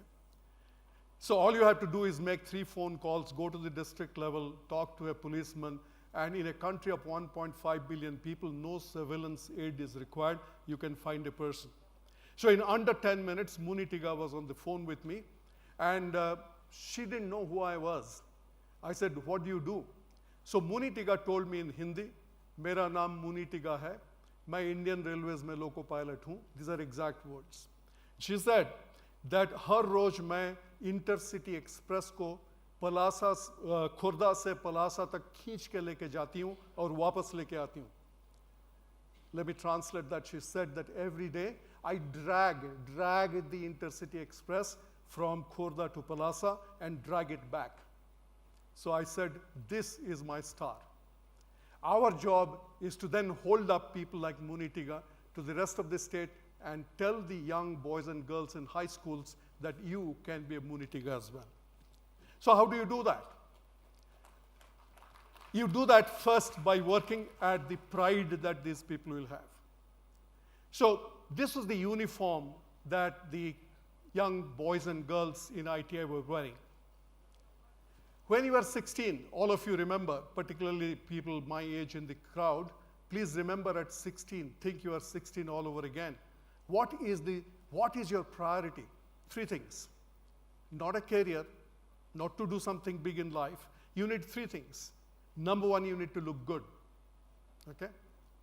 So I shouldn't be talking about hair here, but you part your hair 3 different ways. You do like this, do like that, and if you have a bad hair day, you don't want to go to school. So you want to look good. Second, you want to eat well. And third, the hormones are kicking in, so you want to play contact sport. But look at these kids. Look at this uniform. If your child and my child wears a uniform like this, that kid will actually not want to go. So there goes the attendance problem. Look at the body language of these kids. Look at the girls, they're not making eye contact. And if you have not seen it yet, not noticed it yet, they're wearing dupattas. So if you're wearing a dupatta, do you think you can work at an assembly line with heavy machinery? That dupatta will actually choke your neck. So what did we do? We went to the National Institute of Fashion Design, okay, and said, make a rehaul of this. So NIFT designed the new uniform, and the dupatta was thrown, and the bolero came in. And the lady in the front was brought in. She is the most sought-after Odia actress. Okay? She has recently won a national award. Her name is Prakriti Mishra. So she donned the ITI uniform. But all the other girls that you see here are from ITI Cuttack. And see the body language, see the swagger. The next thing that we did is that we put the Munitigas, the role models, the people who belong to the 10-6-4-2, into Volvo buses like this. And you can see on the outer side, the pictures are there. And we took them to every taluka and made them to stand in front of high school students and say, look at me, this is who I am, this is how I got here. The biggest problem that we have in the government is the problem of bridging information asymmetry.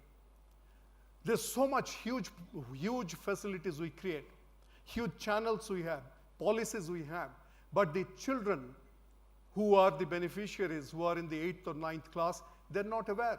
Even the teachers are not aware. So in the district high school, if the teachers do not know what happens in an ITI, what will happen? Nothing will happen.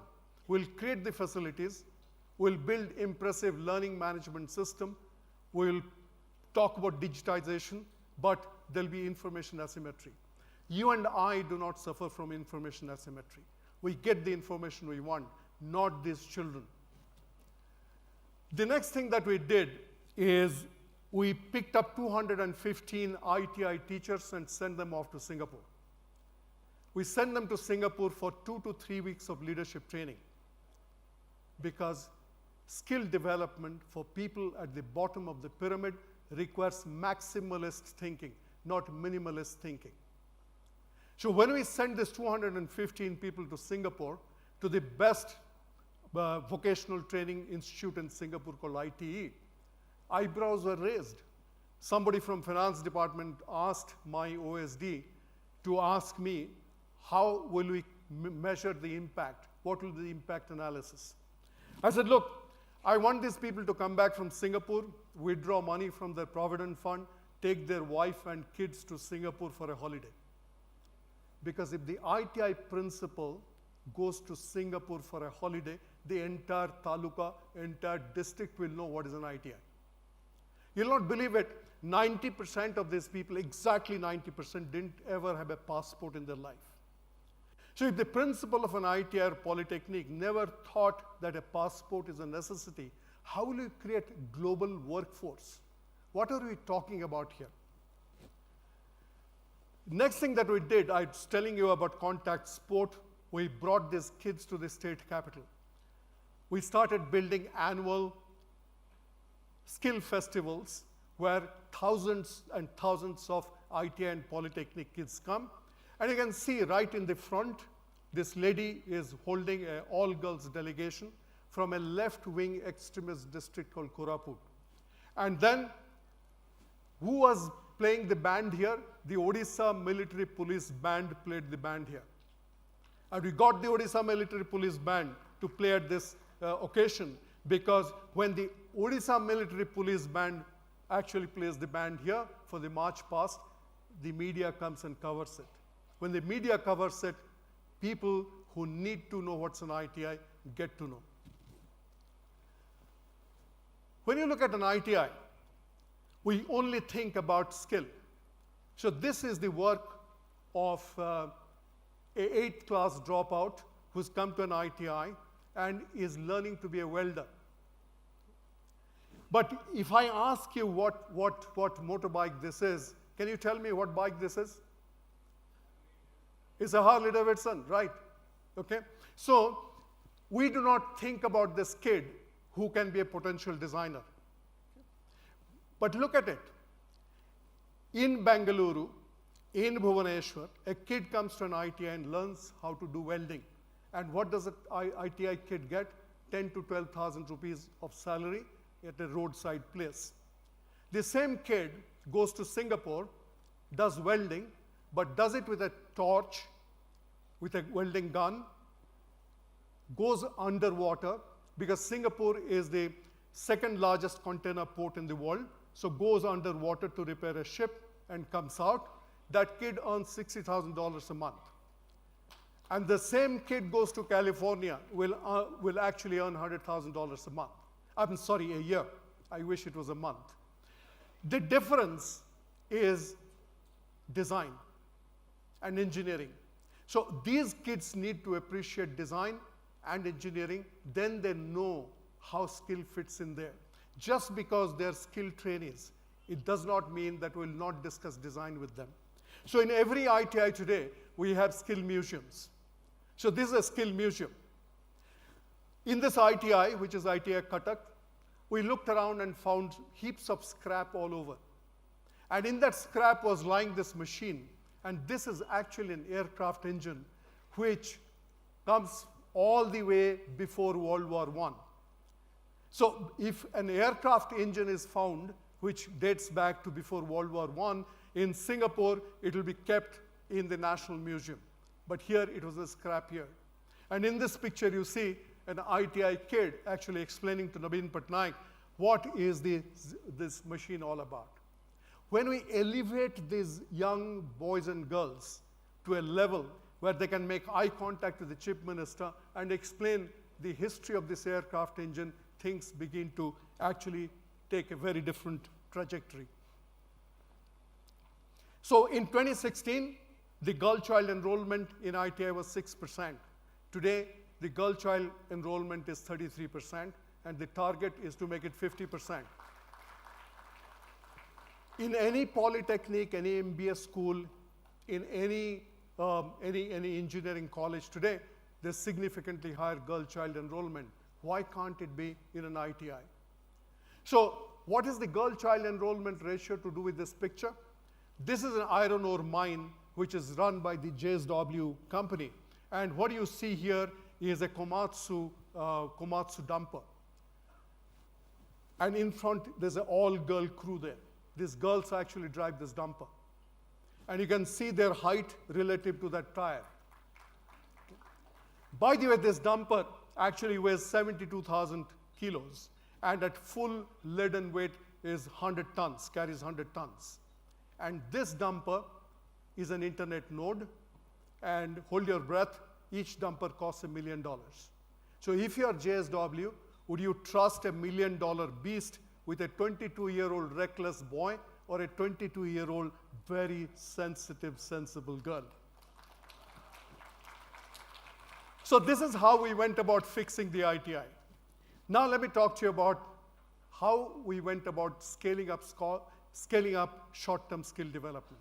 As I told you, short-term skill development programs are very critical. If you send Shantilata Patra for 2 years to an ITI, her children will die because she needs to quickly go to Bahadurgarh and send money.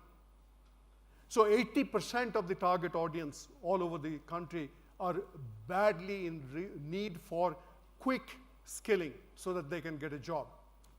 So again, I can keep you all day here, but I will try to be succinct.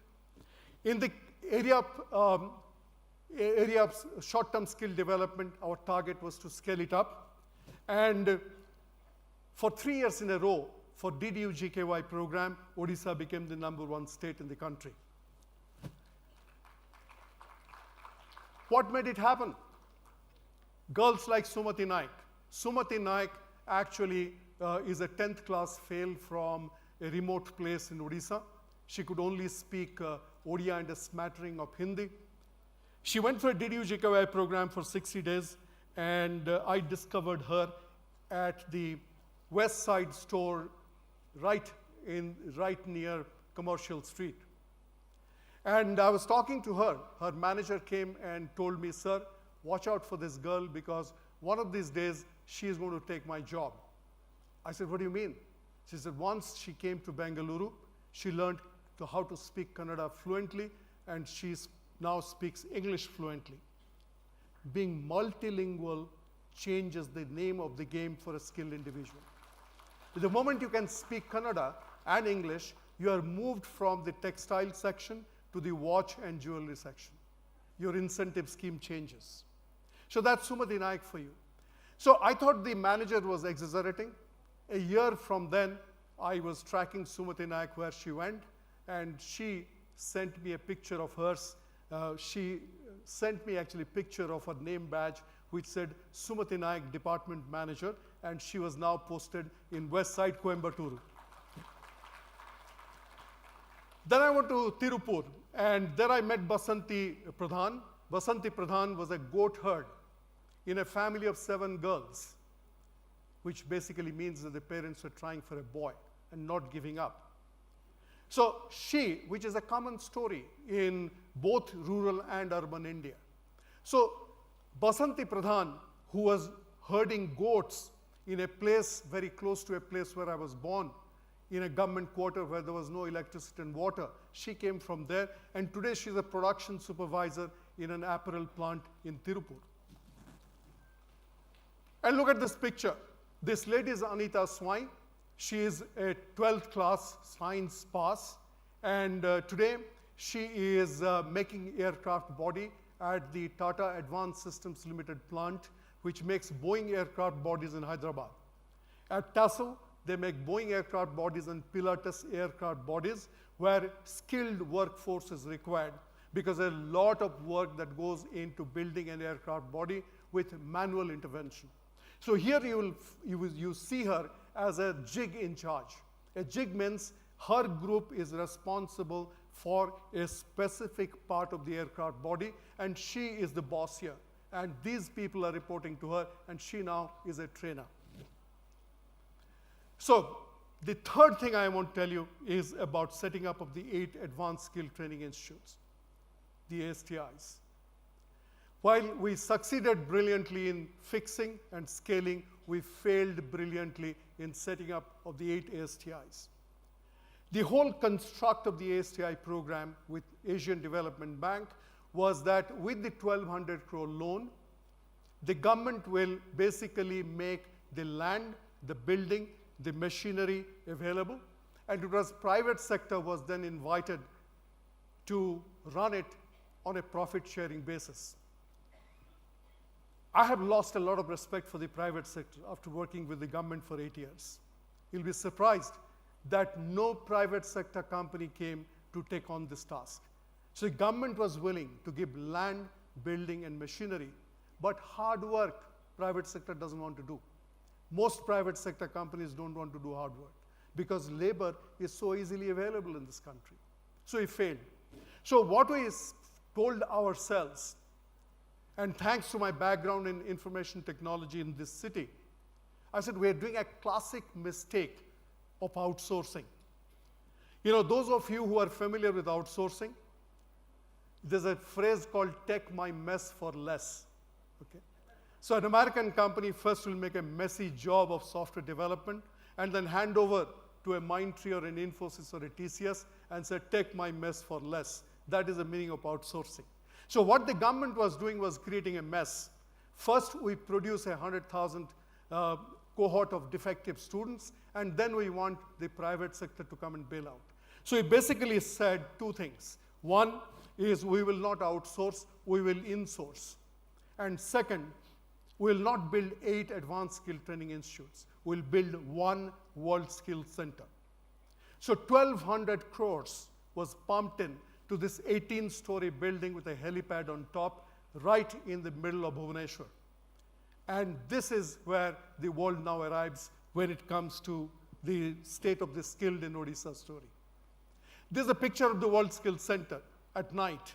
And you can see this building in relation to the skyline of Bhubaneswar. So it says, you can't ignore me. We in skill development have to build things which cannot be ignored. We cannot pussyfoot. We cannot dribble with skill development in this country anymore if India has to truly have the 2 eyes in a significant, balanced manner. The next thing that we thought about is, earlier I told you that Odisha, nobody knew where Odisha is. And Odisha badly required what we call is reputational capital. Unlike Karnataka, which is such a highly respected state. So we said the way to build reputation is to get national attention and international attention.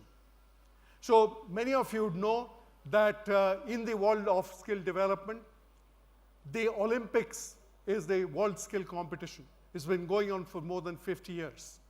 So we said that we will set a mission called 1, 2, 3, which basically means that in the skill competition, which was going to happen in Russia, Odisha will bring India her first gold and 2 silvers and 3 bronzes. You'll be surprised that in more than 50 years, India had not got a single gold in the world skill competition. And Aswath Narayan from Odisha brought India her very first gold. But interestingly, in mission 1, 2, 3, we failed with 2 and 3. We never got the silver, we never got the bronze, but the world doesn't know it. The world remembers that we got India her first gold. But earlier, Mr. Reddy and I were talking about recognition, and I'm really happy that Karnataka government is thinking big time about recognition to skilled workers. When Aswath Narayan got the gold for India, the institute that actually built Aswath Narayan was given a check of 5 crores of rupees by the government, no questions asked, to say that your job is to produce more Aswath Narayans. And Aswath Narayan got 1 crore as reward from the state government. So we only focus on sports. We only focus on art, literature, and culture. The time is now that we really not do symbolic things for the skilled worker, but we have to do substantive things. People say, okay, so Naveen Patnaik is gone, will the legacy pass on? Our job is to make sure that we do phenomenal things. And many of those things will be carried into the future. Some of those things may not be carried into the future. Here you see Prime Minister Modi, who was in his last visit to Singapore. He met some of the young people in World Skills Center, Bhubaneswar, were interning in Singapore for a period of 6 months with Singapore companies, all expenses paid. And when Mr. Modi is touching her forehead, he's not touching her forehead. He's touching the forehead of thousands of girls like her in the state of Odisha.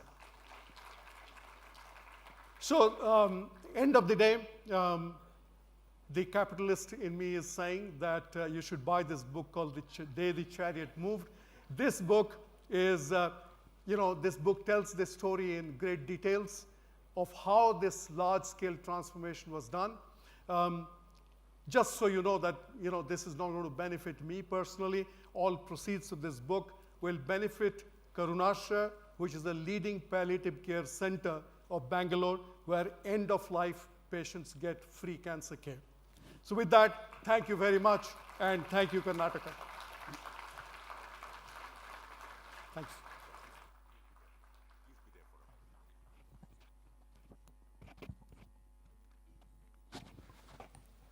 Well, ladies and gentlemen, you would all agree with me, it was a university speaking to all of us. One of the greatest sons of India, a very well-known philanthropist. Ladies and gentlemen, I think the sound of the clapping was just not enough.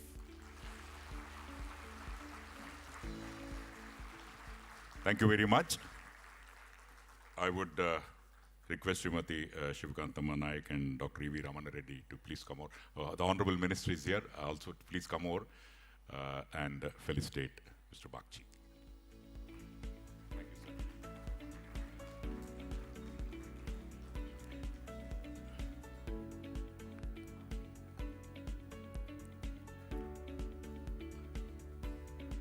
sir. Mr. Subroto Bagchi, thank you very much for taking time off and being a part of this International Skills Summit.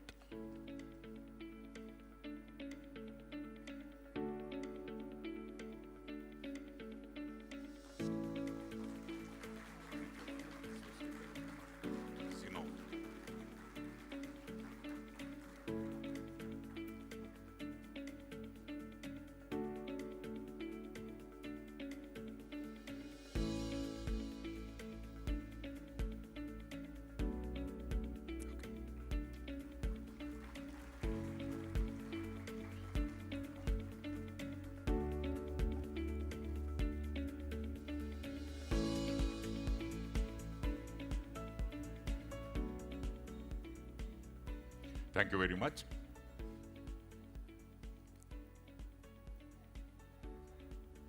Thank you, Dr. Sharan Prakash Patil and dignitaries for doing the honors. Thank you, sir. Well, ladies and gentlemen, in the interest of time, we now move on to the next important session, the Human AI Workforce of the Future. I would like to call upon the speaker straight away, Mr. Alokesh Das, Director, Mu Sigma Incorporated. Please come over, sir. Shri Rajiv Khushu, Director, GR Strategy and Corporate Affairs, Texas Instruments. Sandeep Magavi, Learning and Knowledge Management Leader, IBM. Mr. Saurav Jha, the President and Chief Executive Officer of Simnavas. And the moderator for the session will be Mr. Adnan Furniturewala, Associate Director, Marketing and Communication of Zinnov. Ladies and gentlemen, somehow I feel after the lunch break the energy has slightly gone down, but I'm wrong. Yes, I withdraw my words. The energy is still intact and raring to go. Keep the energy going till the evening. So in the interest of time, I would straight away hand over the session to Mr. Adnan Furniturewala to take us through. Over to you, sir. Thank you everyone, and thank you panelists for being here. That's a very tough act to follow after one of India's most visionary and the globe's most visionary leaders. So thank you, Mr. Bagchi, for your time and for setting the tone for us. We have the esteemed honor of talking about a word today that is both a trending term and maybe a scary term, which is AI. We're trying to unpack as much as we can. We have a little bit of a time constraint, so I'm going to skip the introductions and maybe have our panelists do that while they're answering the questions, if they're okay with that. Just to set a little bit of context, we seem to be in a productivity paradox. When we think about it, are we replacing the work humans do with machines? And are we just doing a one-for-one rather than looking at exponential, or are we looking at incremental innovation rather than exponential innovation? So if we really think about productivity, and for us to move to that exponential phase of productivity, it's going to take a whole rethinking in terms of the evolution of skills, what the organization design looks like, what does it mean from a governance, ethics, and inclusion perspective, and what kind of resilient firms are we creating of the future. So to really get into those sections, I have a very, very esteemed set of panelists here today. I know we're right after lunch, so maybe we can start off with something a little controversial. I'll start off with you, Alokesh, since you're closest to me. If AI was an employee on your team today, what role would it play and what designation would it have? Sure. Thanks, Adnan. Before I get started on that particular question, what you spoke about, the productivity, I think earlier when we were having lunch at that time, you spoke about that overall productivity, some studies have come out and it has really not improved. Right. But truth be told, if you actually go down and add back the time spent in the chai point or sutta points, sutta breaks, that would have definitely gone up. Right. So joking apart, I think if you look at that productivity angle itself, and from there I will get down to the question you asked me about, there are 3 levels of productivity you can look at. So it starts off with amplifying personal productivity. That's happening for all of us in some form or fashion, whether using ChatGPT, OpenAI, or any of that sort. Then there comes the organizational amplification of organizational productivity. That's where we are suffering. It has not gone to the level where we wanted to. And third comes down really bringing in automation and workflow through agentic AI and taking it to the next level, the more from incremental to the exponential, what you spoke about. Now from that context, if you ask me if I have to bring in an AI right now, I think none of the 3 which you asked about. For me, it would be more of a colleague than outsourcing some part of the work to an intern or to a strategist or something else. It would be like you and me sitting. In a sense, AI would be one of my colleagues, and today the AI is very smart in terms of giving the answers very quickly. Maybe there are things they are deficient in, while I'm better at something else, and we will be collaborating together. So that's the way I will bring in, wherein AI is just one more employee in the company. So true collaboration partner in that sense. Sure. And on the topic of collaboration, I'm going to move down to my panelist Sandeep, and I'm going to come back to you, Rajiv. Just because we're talking about collaboration. Sandeep, when you think about the future of work, what does true human AI collaboration really look like? And what does it look like to you, and what does it look like to your organization as well? Sandeep, that's for you. Yes, that's for you, sorry.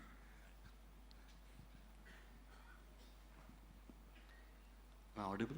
Yes. All right. Yeah, sorry, I missed that. Yeah, so I'll give an analogy, and let me start with that, especially post-lunch. I think that's really required. What it means to me, I think we need to look at it more holistically, and what definitely I would say is it's a relationship built on amplification of potential. And in a word, what would that mean? It's like a marriage, you know? It has shared intelligence, absolutely, trust and transparency, loads of that. It weaves into the entire AI system. Co-creativity and co-creation and creativity, absolutely that as well. So all of this come together to form a larger ecosystem of AI. It's not about technology, it's not about people, but it's about how we are leveraging it as well. So we need to look at it, we need to take a step back and look at it a little more holistically than a man and a machine is my point of view. Got it. Again, and I think a running theme is, I think, collaboration, and I think we'll end up harping on that a little more as we go on. You said marriage, and Rajiv, I'll come to you. In today's day and age, a lot of people think marriages are a hype. So is AI and is reskilling a hype? Rajiv, that's for you, yeah. For me, huh? Yes. Okay, thanks. I don't think it's hype anymore. I think it's a reality. If you see, I think all of us are using the different tools. So that's one part of it. So I think if you dive down to semiconductors, where I've been working for the last 20 plus years, we have seen AI impacting at all different levels. See, if you see 2 big components of semiconductors, one is design, the other is the manufacturing part. If you see design today, designing big complex chips like GPUs, which NVIDIA's or the Qualcomm's or other guys are doing, it takes many months with hundreds of engineers. And it's very, very complex because many of these chips have billions of transistors. So when you have billions of transistors, laying it out, connecting them together, is a big task, and you have to do it really correctly. So that's why it's, for a human, it's a lot of it is repetitive.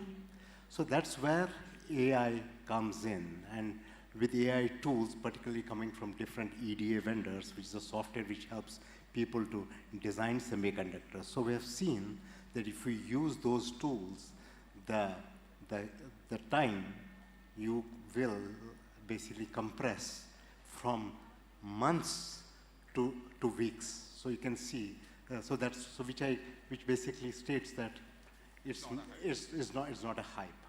And all of us, all the semiconductor industry is using it. And the same thing holds true for manufacturing. See, if you see an example of TSMC, which is one of the largest chip manufacturing companies based out of Taiwan. So they're using AI in manufacturing using different technologies where they have been able to increase the productivity by 20%. So it's definitely, whether it is design or whether it is manufacturing, it's not at all a hype, it's a reality today. Great, and a great use case on how AI is augmenting productivity, how it is augmenting the human collaboration. Saurav, I'll come to you last but not the least, obviously, and we've established that AI is not a myth, and I think maybe we're all in agreement there. But is it really a skill? And I think it's an appropriate question to ask at a skill summit. Is AI truly a skill, or is it just a technology that we're treating as a skill? Sure. I hope I'm audible. First of all, my name is Saurav. I'm the founder and CEO of a startup company, which is a software company into 5G domain. Now, talking about the question that you just asked, and I've been listening to my co-panelists, before we talk about whether AI is a skill or technology, I think the first step is that we should talk about AI adoption, and that's how we started the journey in Simnovus as well, or maybe I'm sure that in all the companies, that's how it gets started. First, we have to change our mindset that AI is a reality now. We have to adopt it. And then it goes into, the skilling and also using it as a technology, right? So what I would say is that when you start adopting your AI, strategy into your workflows, day-to-day workflows, or as a strategist or as a collaborator, you have to first skill your existing teams or gather or acquire those skills where you can build your own AI stack, your own AI models, be able to optimize it to your usage, specific usages, integrate those into your workflows so that you are able to achieve certain use cases, and also keep continuously optimizing it, checking the prompt, like prompt engineering and those kind of stuff. And once that is established, then it goes on to the technology. Now it is ready to be used as a technology. So it definitely augments to your different, at different levels. Like, for example, as a founder, I have found my AI model as my collaborator, as, I can call it as a chief of staff. It helps me to take more data-driven strategic decisions, for example. Similarly, it can help a QA engineer and a developer or HR or any function of the company, right? So I would say it's both technology and skill, but we have to start with the adoption. That's what I would say. And a great framework there when you talk about the adoption and then the implementation, almost like a stack. When you think about technology stack, it's almost as a skill stack, right? For it to truly be exponential, which is what we're getting at, you need to have both stages of it. Okay, I'm going to harp on that a little bit more, and Alokesh, come back to you. You're a data guy. You deal with data at large volumes. You also deal with the human AI collaboration. If we have to think about the human AI collaboration as, say, what we call fusion skills, what are some of these that are emerging? And what are some of these that make humans truly successful in an AI-first world? That's an interesting question. And just to correct you, more than a data guy, we are into decision sciences. So it's all about enabling the decision, but through the journey from data to decision. So that way you are correct. So in that perspective, if you really ask me between the fusion, what you are talking about, so think about it like Einstein's E equal to mc square. We have a c square here also. So the AI is very good in bringing in clarity. It can go through tons of data, look at things, give you patterns very quickly, whatever is trained on or new things it should be able to identify. But as a human being, what I am good at, or human beings are good at, is asking the questions, curiosity. That's where the second C comes in.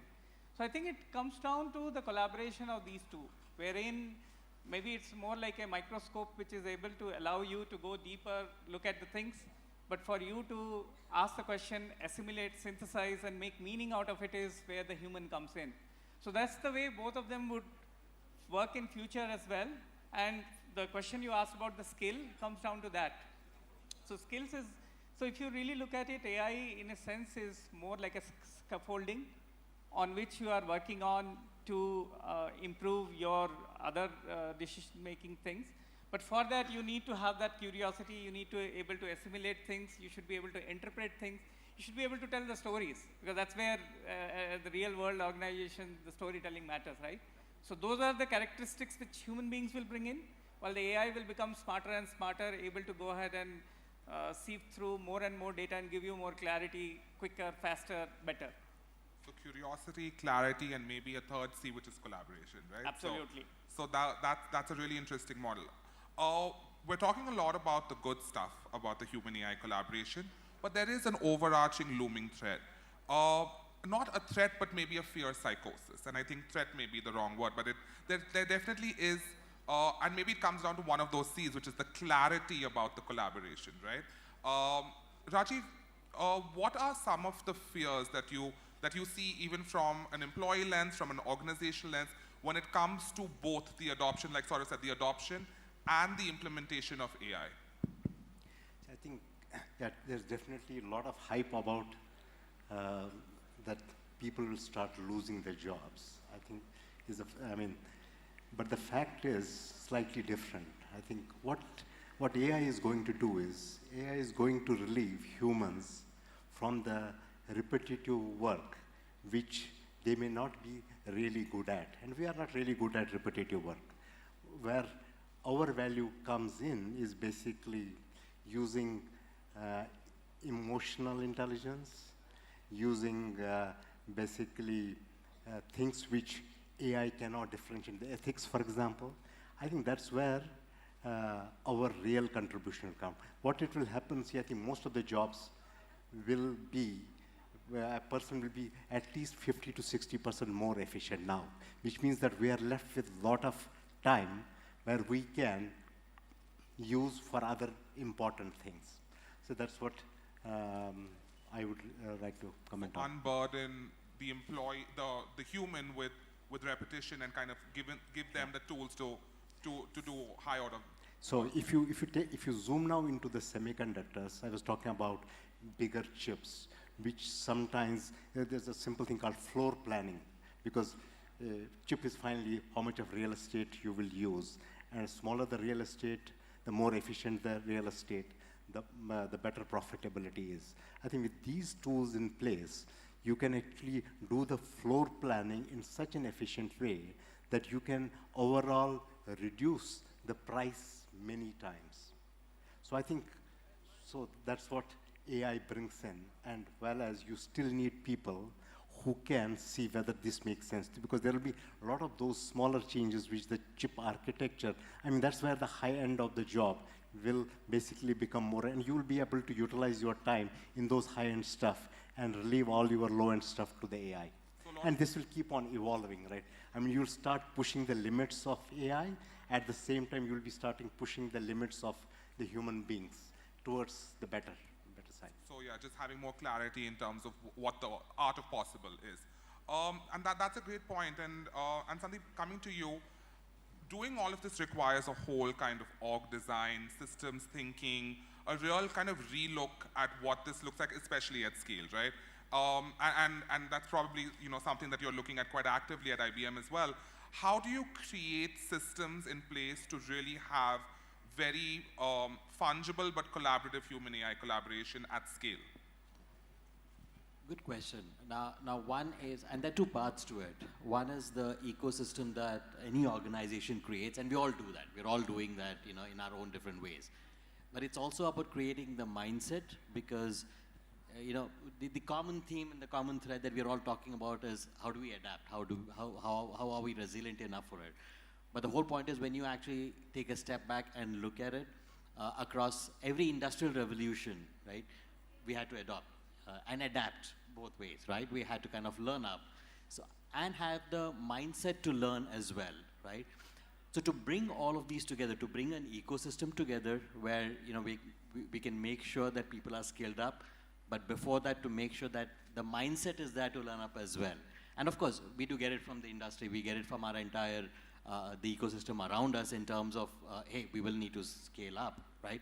We read and hear about it day in and day out.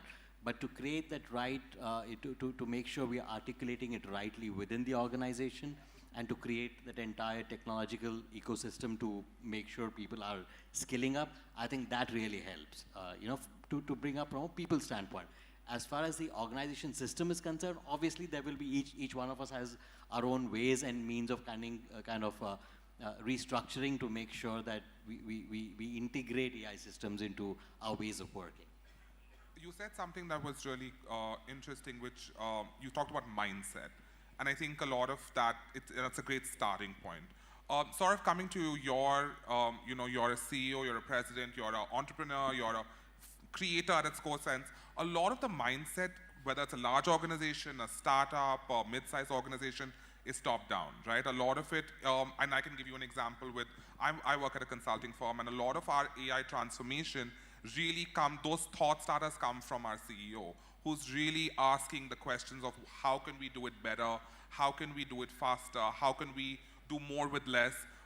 So from a mindset perspective, and I know you were talking a little bit about this earlier, what is needed, if you were to think of, if you had to be brutal and say there are 2 or 3 leadership mindset traits that are core to creating an AI-first organization, what would those be? And from your, and if you have an example from your own case. Sure. First of all, I agree that it has to be a top-down approach. Whether you are the CEO or the chief minister of a state, or, you know, head of a department, or a teacher, you know, first of all, we have to stop debating this, that AI is going to replace humans. We have to get out of this fear. That is not going to happen. This is like a pre-industrial revolution mindset. We have to come over that. I thought that human beings are now more confident. We should be very confident, and we have to understand that, you know, the AI or any technology, it's not like today it is AI, tomorrow there will be some other technologies. You know, we have semiconductor technology as well, we have 5G technology as well. All these technologies are only going to augment, going to make your life better. And in case of AI, what it actually doing is that it is, I think someone said in our panel that it is freeing up the humans to do more and do more futuristic, because it gives you the space to be more creative in your thinking, to be more strategic in your thinking, and innovate, right? That's what even industrial revolution, when the first machines came in, that's the impact that it gave to the humankind. Humans became better. So that's what AI is doing. And of course, as a leader or as a head of whatever you're doing as a CEO, you have to make it like almost mandatory in your company to adopt AI. You know, in fact, in my case, what I did was that, I'll just give you a very funny example. So initially when we started, you know, suggesting our engineers, or especially let's say developers, to start using AI for coding or code reviews, they were reluctant because they thought it is their skill to code, not AI skill. And they thought it is not ethical, you know. I have to code myself. This is my knowledge. But then they had to finally understand that what AI does is that you have to be more design thinking. You have to think more about the designs and what the logic and things like that. Not coding is not a skill set. You know, that can be done by a machine. So just a small example, but this is how we have to change the mindset, I would say. Rajiv, you wanted to? So I think we're transitioning from a knowledge-based economy to innovation-based economy. So I think that's what it's all about. And that's a great point. I'm just cognizant of the time as well, and I do want to touch upon a very, very important aspect of the whole AI conundrum is the ethics and governance, right? AI as a skill and a technology, like we've discussed, is an opportunity, but is also a threat of inequity. And I think, you know, when Mr. Bakshi was talking about it earlier, when you look at AI, it should be AI for all. If you're looking at that from an organization perspective, a society perspective, the world perspective, there is an inequity that comes into play with access. And that's something that we can't ignore, right? So how do we ensure that this new workforce remains inclusive as well as ethical? Because when we are dealing with large-scale data and systems, there is, governance, human governance kind of can take a backseat. Maybe I'll start off with Alokesh. So I think if you really look at it, it's like the mirror, right? So we are projecting ourselves through AI. So when you are talking about ethics, inclusivity, it boils down to that. So it starts off with, as I said earlier, if you start looking at AI as just a tool and you start doing discrimination with AI itself, saying I'll outsource my work and get it done, it starts from there. So the inclusivity needs to start from that very beginning where you are not looking at AI as a tool, but more as I said, a co-worker, which means that needs to bring in both the ethical part of it, the way when you and I are having conversations, how we are bringing into our conversations, the ethics part of it, that needs to go in. But in terms of when you are looking at it, using the technology, the tools to build the solutions, the rest of the guardrails needs to be there. Whether you are building a model, data model, AI model or anything, there needs to be guardrail around ethics, there needs to be governance around it, and we'll have to ask those questions up front. So it cannot be brushed under the carpet. So it needs to be embedded into the whole solution design, development and operationalization part of it as opposed as an afterthought. Just as a follow-on, do you have a playbook or a governance framework that you have at place at Mu Sigma that helps you, at least to some extent, alleviate some of maybe whether it's bias or if it's anything else that comes up with? Yeah. So for AI, we have a conceptual architecture itself, which looks at, so it's the whole conundrum. So where you have the data, you have the agents which are going ahead and pulling out from the data, you are going to different models, you have the model gardens, then you have the governance mechanism. So you have governance models also sitting in, which has those biases, rules, which needs to be controlled upon. So that needs to be there when you are implementing the enterprise-grade AI, you are introducing that. And hence, I think it cannot be an afterthought or you just build a COE within the organization and you let it go. It won't work. So you need to really lay down the entire foundation across the board to make it successful. From the people lens, Sandeep, just coming to you, how are there any ways that you're doing this from a learning perspective where you're on the equity part of it, that you're creating, you're making AI ubiquitous in a way for your employees across the organization so that everyone is future ready rather than just some? Well, absolutely, and because whether it's awareness, of course it depends on the levels of expertise that we actually require based on what you do and where you are within the organization. But having said that, to a certain degree and level of awareness and understanding, enough to be able to leverage it across the board, across the organization is what we're doing. We're leveraging it across the board. So does that change, for example, your learning paths, your career paths? Absolutely. It's rolled out across the entire organization and has been made mandatory as well. Awesome. And just maybe coming down to the last part of it in terms of, we've talked about collaboration, but I guess the other side of that is productivity. So in this AI first world, maybe I'll start off with you. Are there new age metrics or measures of productivity that you're looking at that have now kind of become table stakes with AI in the loop? So I think it's too early to get there. As I said, we are in very early stages of, first of all, adopting it. And then I think Alokesh said that we have to then start integrating that into our workflows, making it more autonomous. That is the next step. And then we go to the productivity. I'm sure that once we are able to cross those 2 or 3 initial steps, then we'll be able to know what are those metrics that we are looking at. At this point of time, what we definitely know is that it makes everybody's work more efficient, more data-driven, and it saves your time. Now, how much, those are the metrics that comes in only when you are able to harness the entire potential in your organization. So your first priority at this point is large-scale adoption and then integration and then get into the implementation part of it.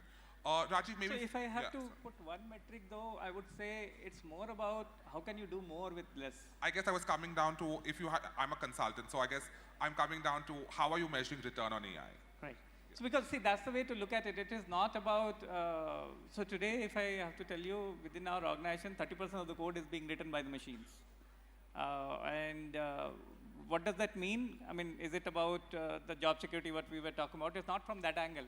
But now we can do more, which means with the same amount of budget you had, you should be able to answer more questions. That's what is needed for your decision making. Delta then becomes your the value addition. Your value add. That's correct. Awesome. Well, just to add to that, yes, I'll just add one point to that. And I kind of brought it up earlier on as well, that with every industrial revolution, you know, we had to kind of do things differently. But picking on the thread here, for this particular point, to do more with less, as an example, even if you go back a couple of years when, you know, there was a lot of knowledge management systems out there in the domain, or expertise location. It was the same mantra, right? So, you know, we are kind of evolving, and we continue evolving in different ways and means, different technologies. Awesome. Well, we're almost at the top of the hour, but we do have an audience that's a mix of professionals, but there are also a lot of first-time job seekers. There are people who are upskilling. So I'll use the panel here, since you all have your industry experience and you're doing large-scale AI transformation. If there's, and I'll start from Saurav. Saurav, if there's one skill that you think every student, say from a collegiate level or a first-time job seeker, needs to integrate into their learning module, and as someone that is, you know, you're on the other end, you're hiring these people, what is that one skill you would recommend, or one course that you recommend that every student today takes? I'll answer this by blending it into the other topic that we were discussing earlier, which is equity, right? I would really urge and request everyone, be it the state government or the companies or the central government, not to repeat the mistake that we did with Facebooks and Google. We can have, I mean, not only talk about the equity, but also the sovereignty, right? So one skill, before I will not ask the new generation or the upcoming, you know, budding engineers to become AI users. What you can do as an, let's say if you are studying engineering, what you can do is that you just pick up any open source AI model and make your own AI stack and build it so that it will help you in your day-to-day life. You know your use case the best. So if you can build your own AI buddy yourself as an engineer, that is the skill set that you should be looking at. Absolutely, and truly build India, as we move towards building India into a product nation, really kind of develop, right? Not just learn skills. I'm going to change the question for you a little bit, Sandeep. If you had to, and I think Saurav talked a little bit about this in terms of doing things differently. If I give you a crystal ball and you were in the future and you had to think about one thing you wish we did differently about AI adoption, what would that be? That's a difficult question. But in terms of adoption, I think it's important for us to integrate that with our lives in terms of our work lives, and that becomes very important. It's still considered a tool and a technology, but that's not where we are going. It needs to be really integrated with the way we actually work day in and day out, and that's when we can really call it a success, not otherwise. It goes back to the question of your productivity metrics as well. What truly is productivity?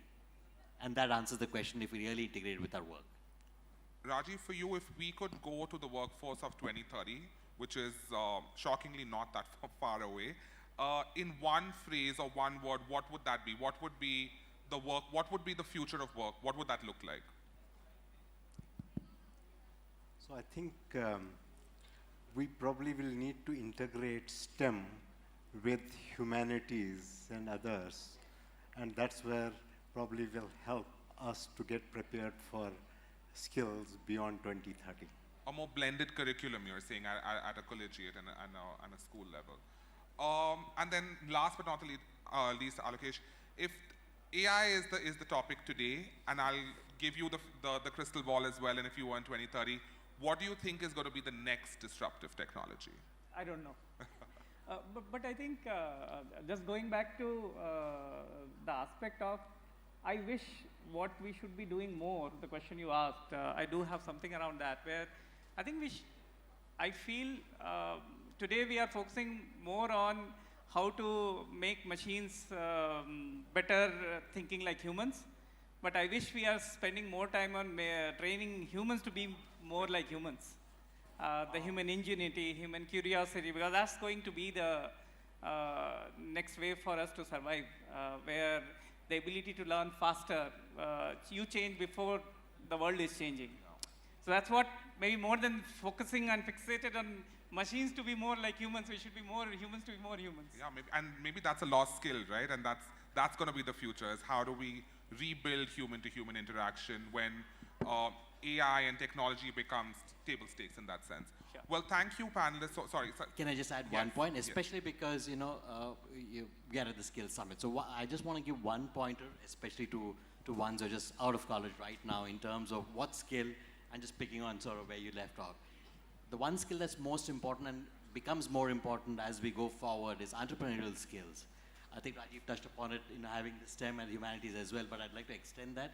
I think that's very, very important. Having a product mindset and entrepreneurial skills, that will define our success from a country standpoint. Awesome. Well, on that high, I think it's a great closing note. Thank you, panelists. Thank you for accommodating the time change, firstly. Thank you for accommodating the moderator change. But most importantly, thank you for sharing your insights. A lot to unpack here, a lot to take back in terms of clarity, curiosity, collaboration, and really what the future of work looks like. So thank you very much, and thank you everyone for listening in. Thank you. Thank you. Request all of you to kindly stay back for a moment. I would request the Honorable Minister, Dr. Shan Prakash Patil, and Madam Shivakant Gunak to please come over and felicitate the panelists. The human AI workforce of the future. A lot of inputs being shared during this important session, and I'm pretty sure the panelists will be available offline to take some of your intriguing questions.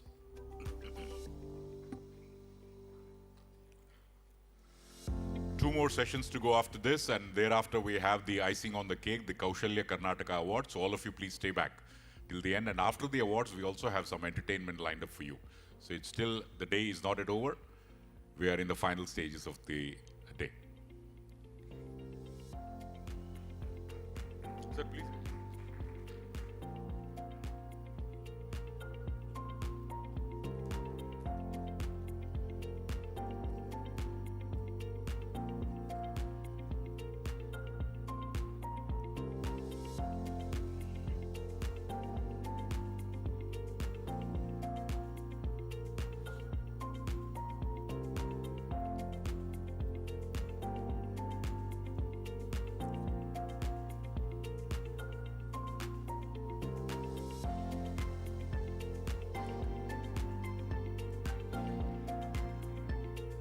Thank you very much. We straight away head towards the next panel discussion, which is learning in times of disruption. This will be another important session, which a different topic altogether, but very, very useful in the days to come, the learning in times of disruption. I would like to call upon the esteemed speakers of this session, Dr. Jatin N. Trivedi, Chief Executive Officer of Adani Foundation. Trivedi ji, if you're there, please come over. Kindly come over, sir. Put your hands together for Dr. Trivedi. Dr. Sunil Abrol, Founding Director, NOCN India Skills Foundation. Mr. Mahesh Shetty, the Head Skill Development and Livelihood Pan-India JSW Foundation. Kindly come over, all of you, ladies and gentlemen. Let's give a round of applause and welcome the panelists. Mr. Vikram N, Head Corporate and Government Affairs, Arvind Limited. And the moderator is Dr. Soumya NS, the co-founder and COO of Study Medic Academy Private Limited.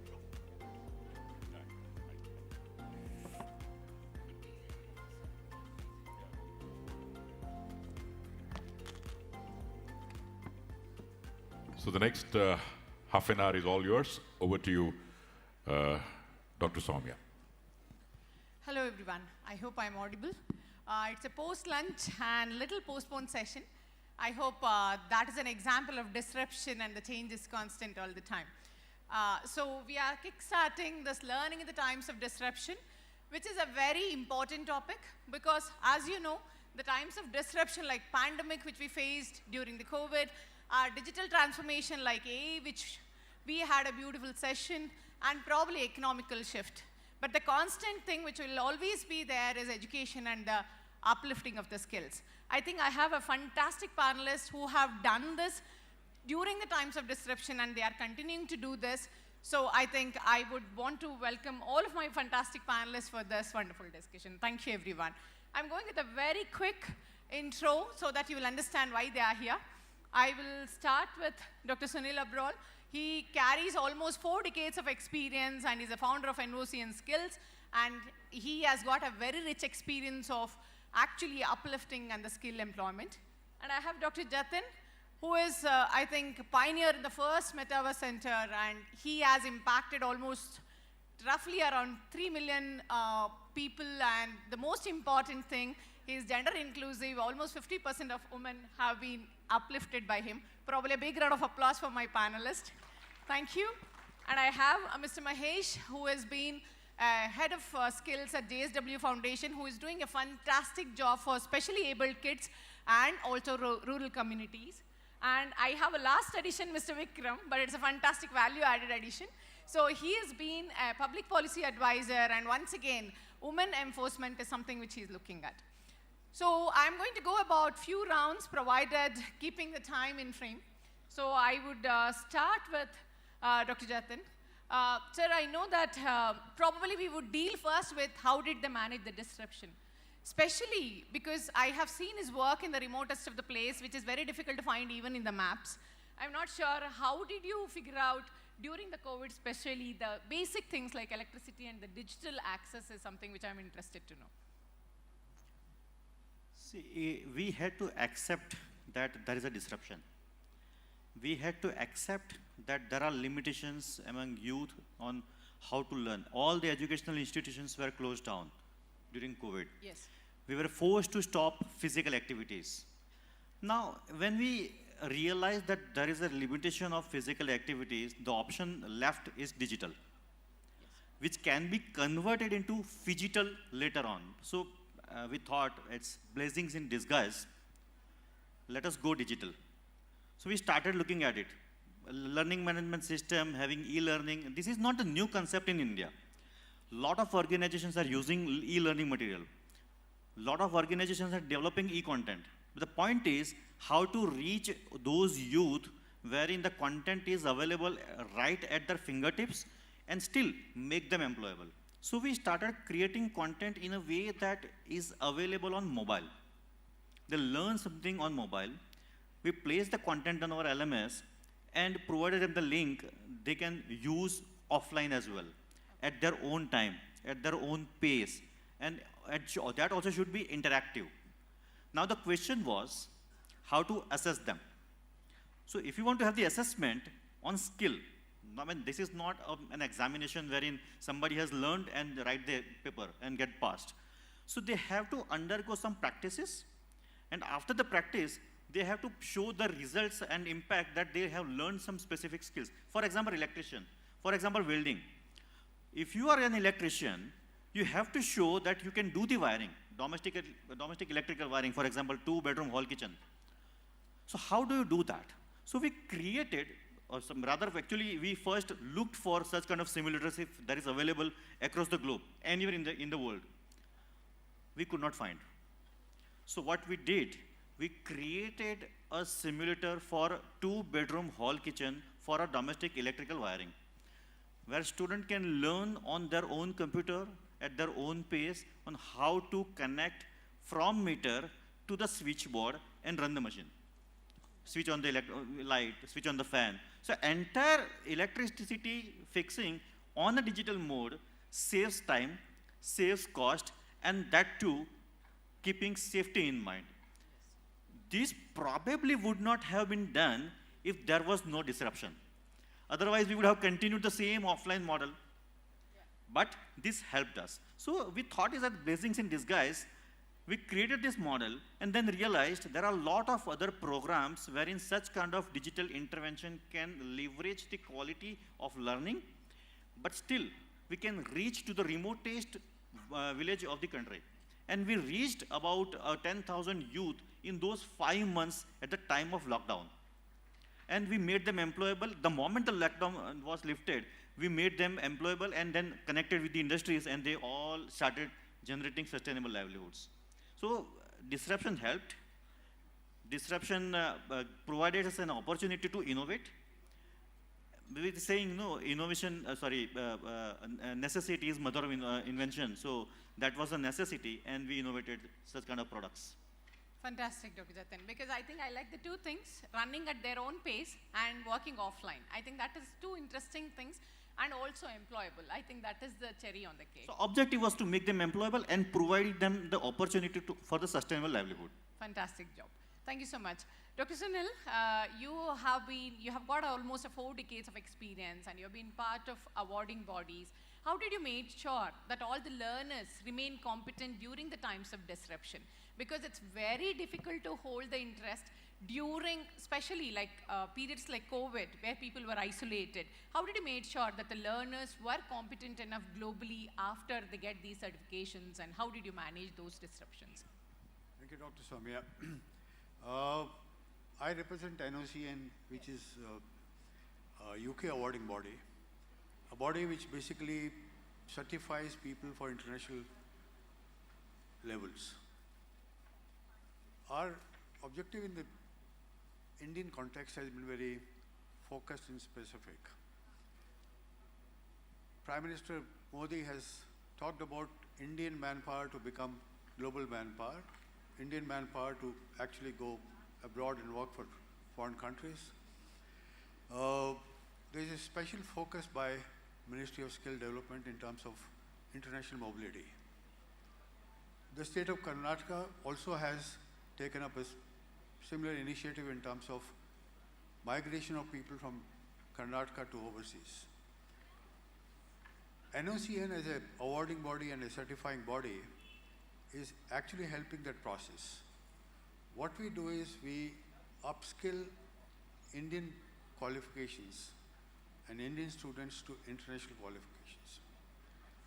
We have done that in the last 5 years, and the process basically has 2 components. One component is related to upgrading Indian qualifications to international qualifications, where students, while they are doing their diploma or degree programs or ITI programs, can take on add-on units. And those add-on units are basically based on a benchmarking exercise between the international qualifications and Indian qualifications. So the students have to do a top-up module, which is maybe about 20% of the total program that one would have to do. And in that process, while doing their own qualifications, say ITI or degree or a diploma, in the final year, the last 2 semesters, the student can undertake these additional units, and with these 2 additional units, he gets 2 qualifications. One qualification which is offered by the state government or by the institute which he or she is attending, and the second qualification which comes from UK. And mind it, this UK qualification is not offered by a private institution. It's a off-call qualification which is regulated by the UK government. So a UK government qualification is available to the student at 1/10 the cost and 1/4 or 1/5 the time that he or she spends in taking a diploma program. So that is helping students to get international qualifications concurrently along with their local qualifications in terms of ITIs or diplomas or degrees. This is one model.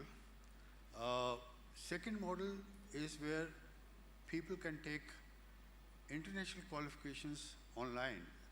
NOCN offers about 800 qualifications across sectors, across disciplines. These short courses can be offered online, and they can also be taken on classroom mode model. And these qualifications are in areas which are futuristic in nature. Qualifications in areas where Indian curriculum is not as competent as international standards. And therefore, these short courses add value to the employability of the students. I can only give you an anecdote on this. I remember when I was hiring people 3 decades back, even from IITs and premier regional engineering colleges, the only factor which was important for us to hire people was the add-on which the students would have done. Because in IITs, people having CGPA of 9.8, 9.81 or 9.82 doesn't differentiate the caliber of the student.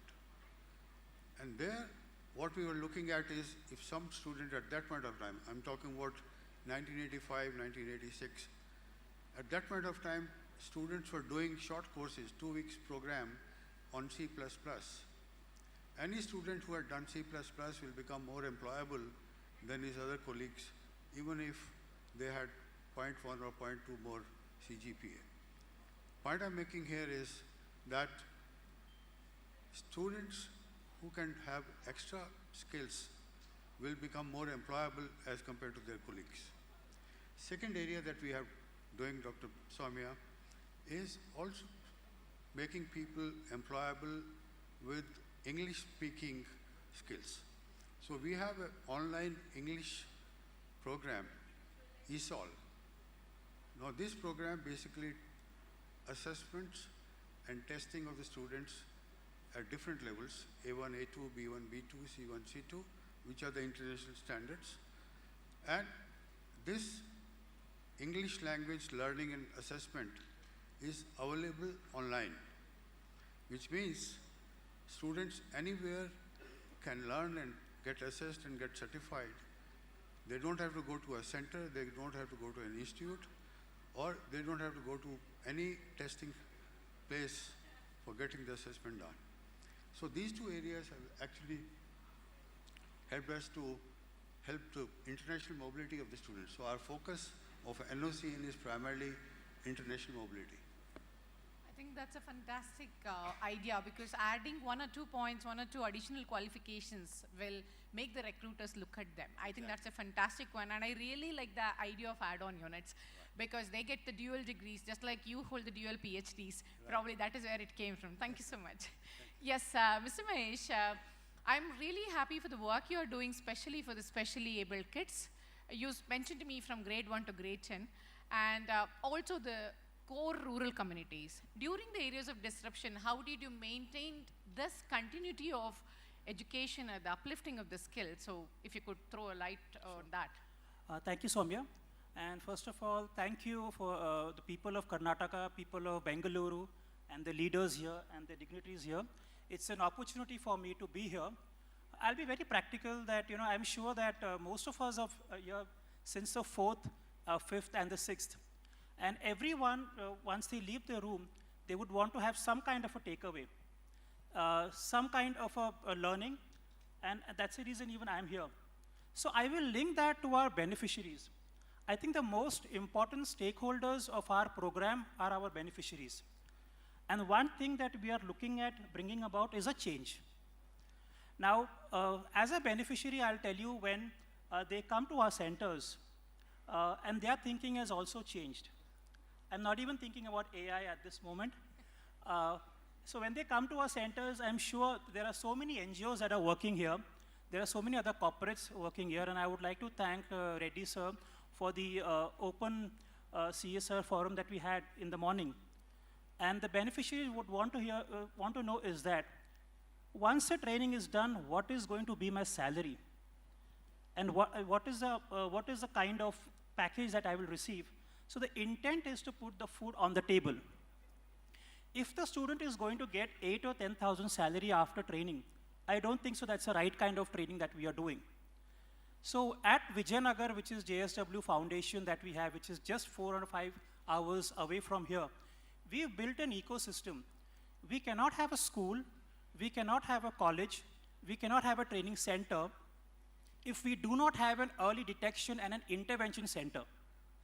So if you're working for the differently abled, we have a center that caters to kids from 0 to 6, where we identify the kind of disability that is there.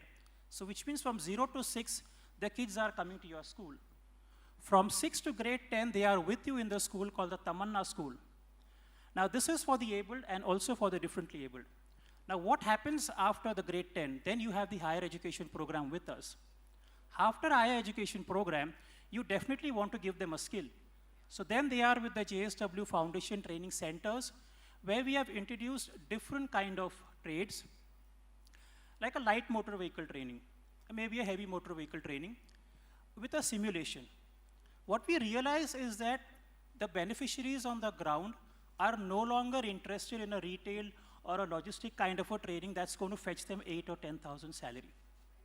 So the approach what we took is like a life cycle approach, where we are catering for the abled and also for the differently abled. The differently abled that we have with multi-disability, like I'll give you in terms of disruption. A disruption is an opportunity. So even during COVID, or during the disruption that we are talking about, we have a huge factory where we have uniforms being made. The uniforms, then we asked the women in our community to make those uniforms for us. Once the uniforms are made, you definitely have to iron them. So then we asked the women to do it for us. And then once the ironing is done, it has to be packaged. And that's where we asked our students who are from different kind of disability to come and help us with this. But then they were paid for it. So that's where we try to create an ecosystem. So we kept it very simple to cater to our community.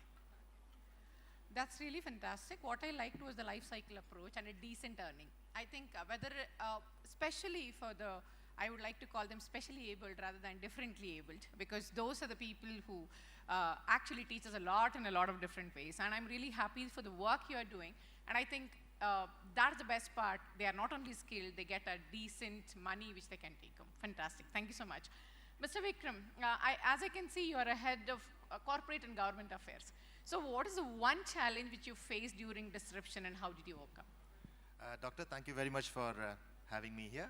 And it's a great audience, and really my wishes to the eminent people sitting on the dais as well.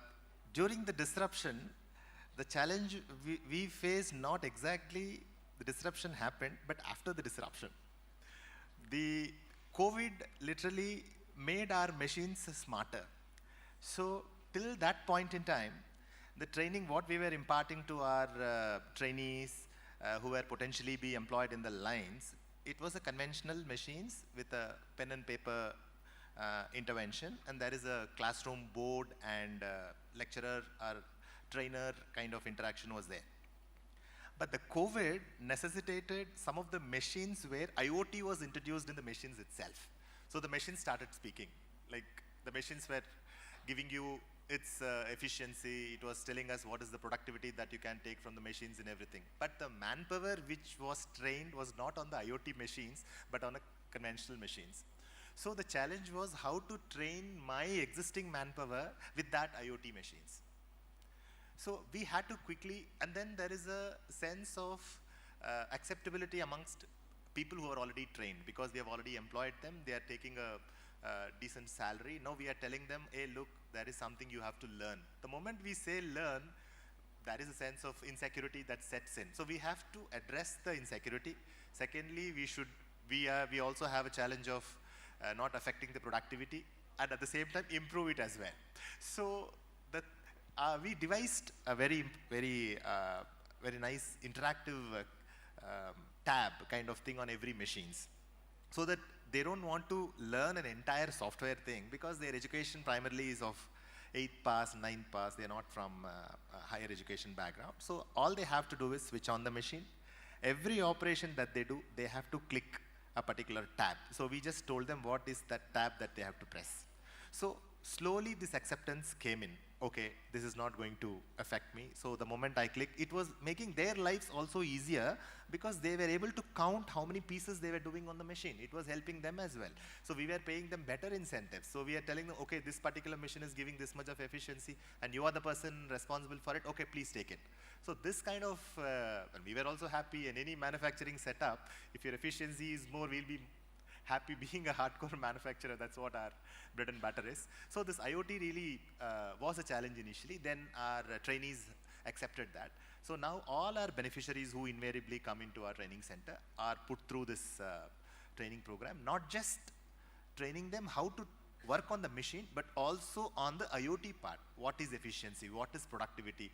If you don't work, if you don't work on this particular time, what effect will have on the overall production. This kind of knowledge is being imparted along with their technical skills. So this has been newly taught to all our trainees. Yes, they are also better equipped, who were only, for example, if it's a single needle lock stitch machine, you train on that machine, you are called as a sewing machine operator. Now the sewing machine operator is smarter operator. He is talking about productivity. He is talking about efficiency. That is what the change, and we have adapted to that extent, Dr. Soumya. Perfect. I think change is always constant, but I think adaptability is something which has to be persistent. And if it goes gel with the probably efficiency, I think nothing like that. Because being a doctor, I know when AI came in, we did a lot of testing, how can they replace us? Because especially for the doctors, we come with a very orthodox opinion that no machines, no matter what, nobody can replace us. But over the period, it is very clear that it can only assist humans. So coming back to, thank you for answering my first round where we addressed how did you manage the disruptions. Now let's talk about how did you reinforce your innovations. Starting from Dr. Jatin, because I really like your concept of working at your own pace, learning at your own pace. How do you make sure that they are employable? Is it at their own pace, or you make sure that they get the jobs quicker and a better pay? Again, the technology plays a pivotal role here. The access to the content which we have provided is time limited. As the courses need to be completed on time, it's time limited. That is number one. Secondly, all the progress, what they are using on the technology, that we are monitoring continuously, that what is being progressed, where are they stuck, and then there are trainers to help them. As far as assessment is concerned, we have made simulators to test whether they have understood the concept or not. So, see, technology plays that pivotal role in development of human index. This is what we have already seen in all the domains. Even just before this panel, there were some discussions on AI, how it is changing the life, that this is what we are actually using in our LMS, that AI is changing the way we are learning, and we identified the gaps that if we want to make them employable, we need to understand what industries are looking at as far as skills are concerned. So we have to integrate those skills into our content.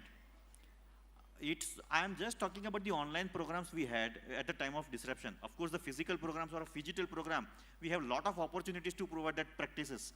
But when the physical practice is not possible and the digital is the only mode, then we'll have to think in a different way. And that's where we started the concept of metaverse, skill center in metaverse.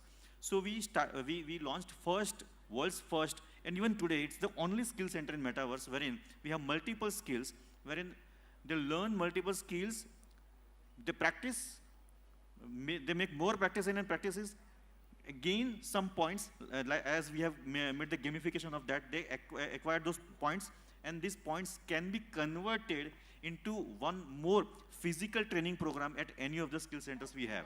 So they get the opportunity to learn digitally, they gain points, and get an access to learn something offline at any of the 56 skill centers we have in India.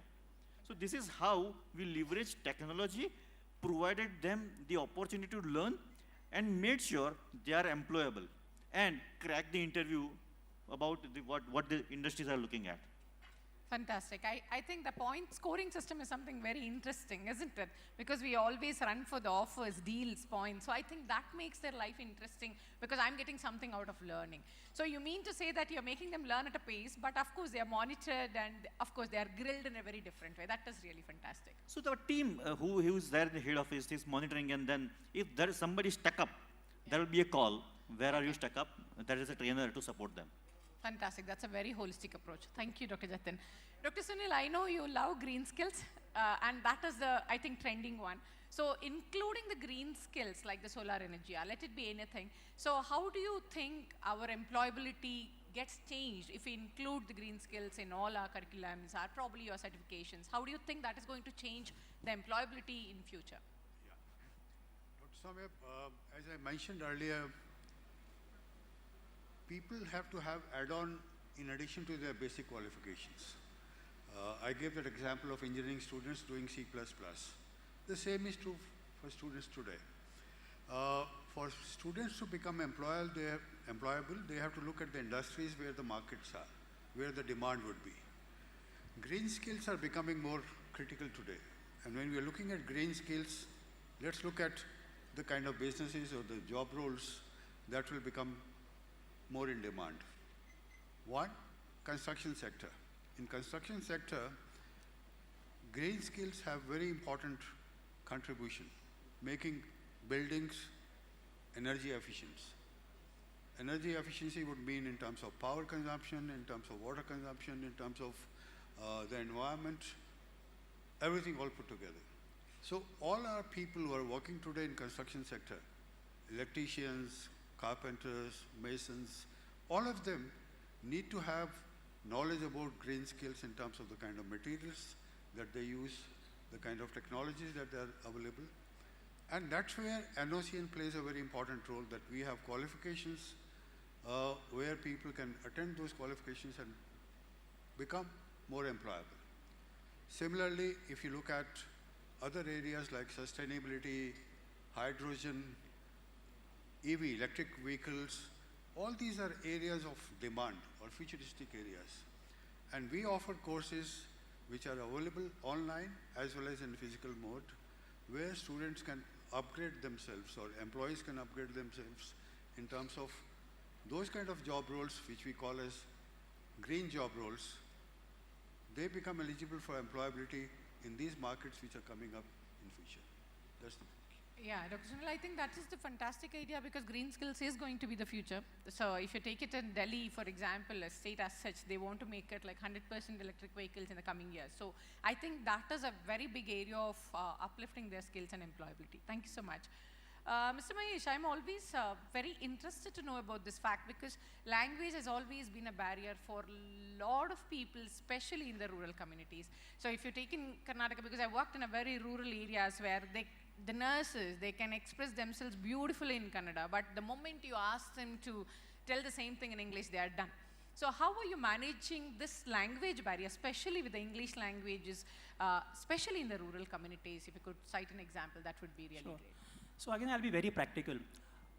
We have a nursing college in Torangulu, which is near Hospet, and we did not need any kind of an assessment to be done from outside. We know our students, we know our community. So we did a very basic assessment to understand in English and in German. And I will share that, which is very internal, but then only 5% of our students were able to clear basic English. Okay. And they were nursing graduates. Okay. So what we realized is that there were around 250 or 300 students since 2012 that cleared the graduation from our nursing college. And out of which 70% of them were working in different hospitals with a salary of 8 to 12,000. And the main concern was in terms of English as a language.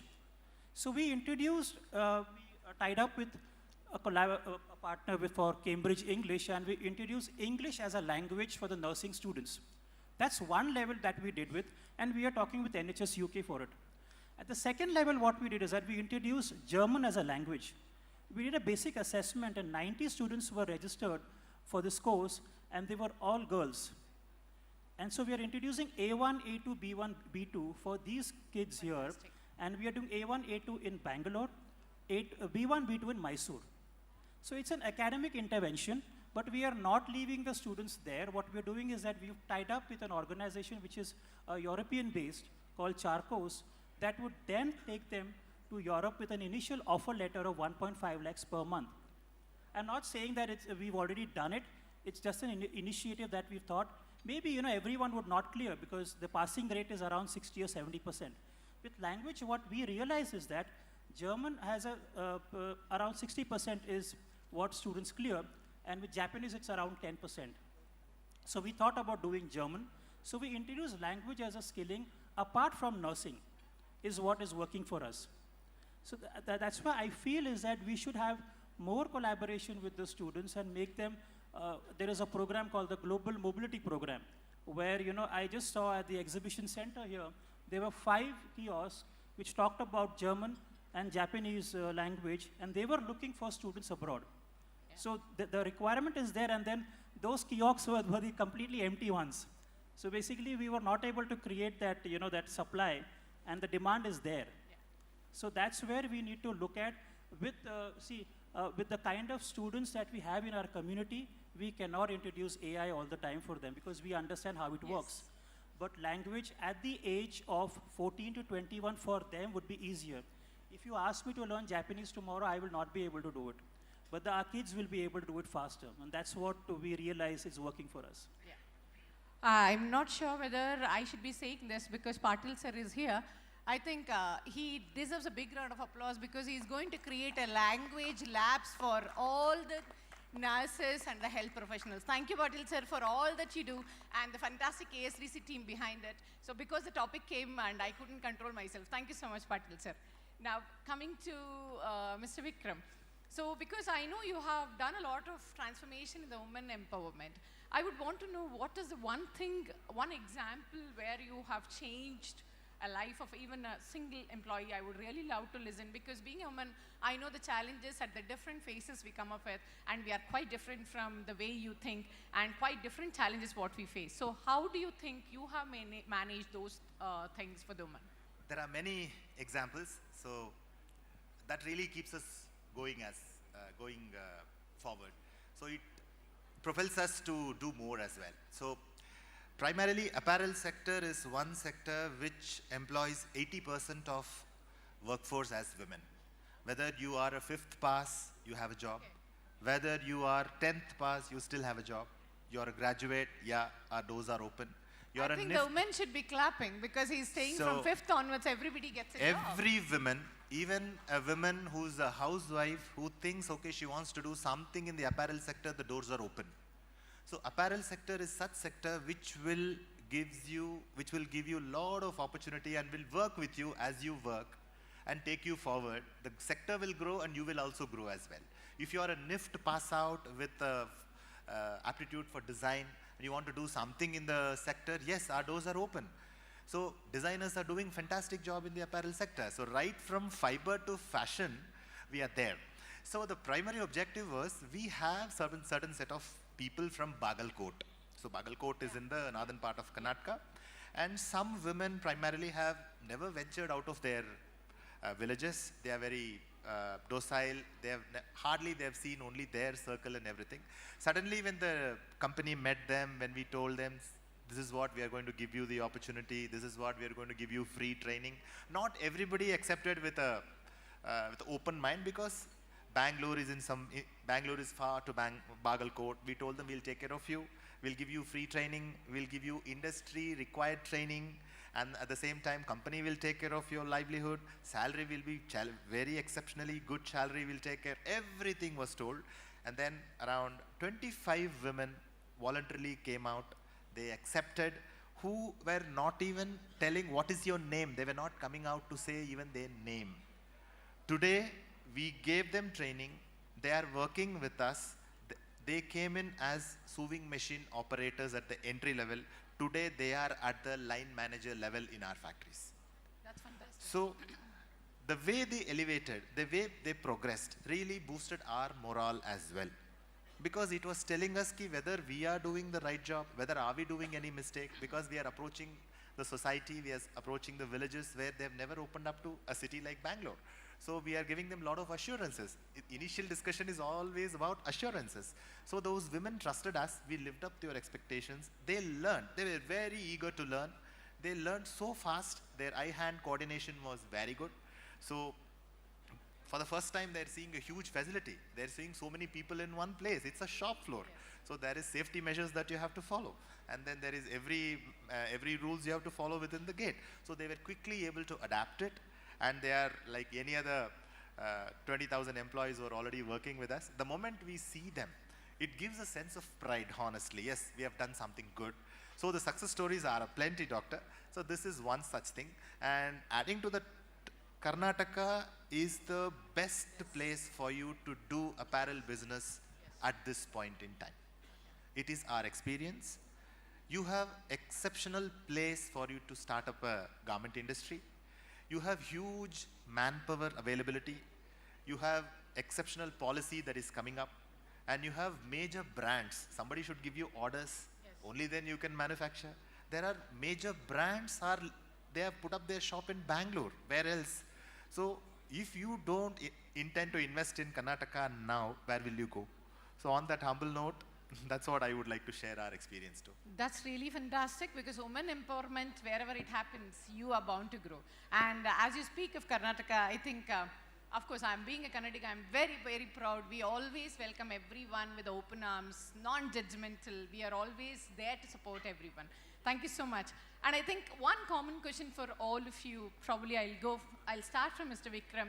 What is the one skill you think which makes the future kids employable? Only one skill if you want to name. I will only stick to my sector. So along with technical skills, their technology skill is also important. Currently, we are only imparting them pure technical skills. That is not enough, because machines are getting smarter. So tomorrow they will speak, I don't know. So the earlier tech giants were talking. So along with pure technology skills, IoT skills is also very important. That is an add-on for every future prospective student. Fantastic. Thank you. Mr. Mahesh? For me, for sure, I'll be a little biased here, because for me it's the community of Karnataka, which is in rural parts of Karnataka. It will be entrepreneurship skills. So I will talk about, in very short 2 minutes, about what we are doing, the program that we've implemented. We identified one ITI which is in Sandur, and that's for everyone to visit. And we are coming up with a technical center, which is an entrepreneurship center for electricians, where we are tying up with Schneider. We are getting the entire infrastructure from Schneider. We are starting a house wiring and industrial wiring for our students in the community. We know that once we train them, we are not being able to place them. We know that. So we are doing an entrepreneurship program where we've implemented this program from China, where China, every place, what they're doing is that they're making every rural location self-sufficient. In case tomorrow you have to make an umbrella, there's only one place that you can go and you can get all the things from that place, whether it's a rod, or whether it's a wire, whether it's a material there. So maybe tomorrow when we talk about switches, we do something there. We say the switches come from Hospet, switches come from Bellary. So that's what we are initially thinking about, and making these students from IIT Sandur, ITI Sandur, as entrepreneurs in terms of electrician. Perfect. Thank you. Dr. Sunil? Yes, Dr. Samya, I would like to support the same. Entrepreneurship skill is something which is applicable not only for setting up your startups or your own business, but entrepreneurship skills are also relevant for implementation on the job. And therefore, I would recommend that all the students or fresh learners should primarily focus on entrepreneurship as a skill which will help them not only in the jobs but also in terms of setting up businesses. Thank you so much. Dr. Jatin?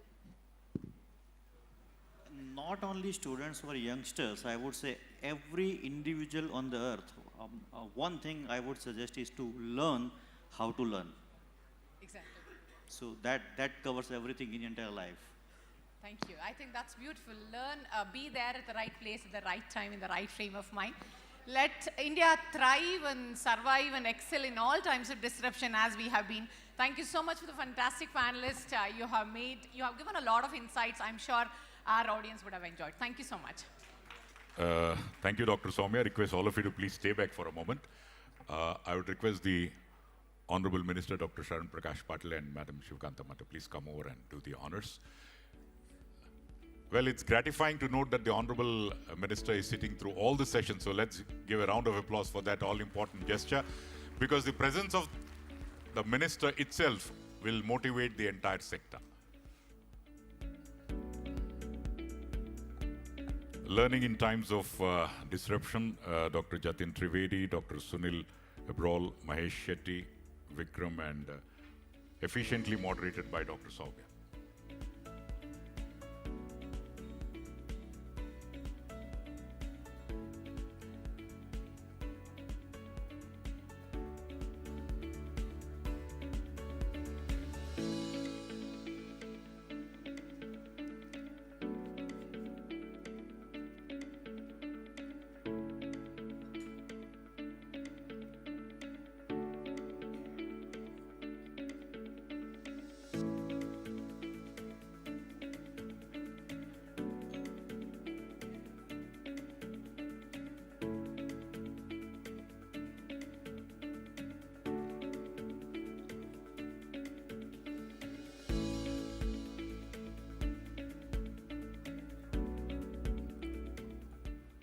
Dhanyavadigalu, thank you very much. In the interest of time, I would also request our photographers also to help us with quickly taking the photographs, right? Thank you. Next, we move on to the final fireside chat of this edition, the first edition of the Bengaluru Skills Summit.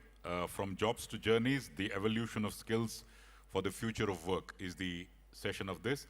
And here, the discussions will explore how the nature of work is shifting from static job roles to dynamic career journeys where continuous learning and skill renewals are essential. So, in addition to all the other sessions, this session is another eye-opener, because from jobs to journeys is what is really required to evolve. I would like to call upon the esteemed panelists for this session.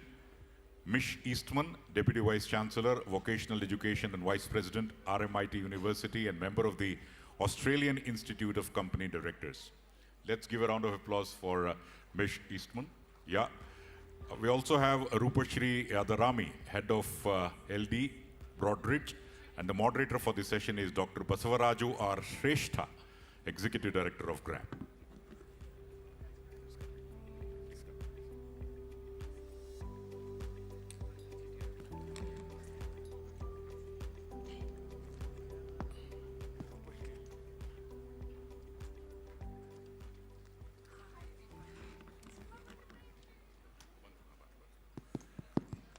Thank you very much.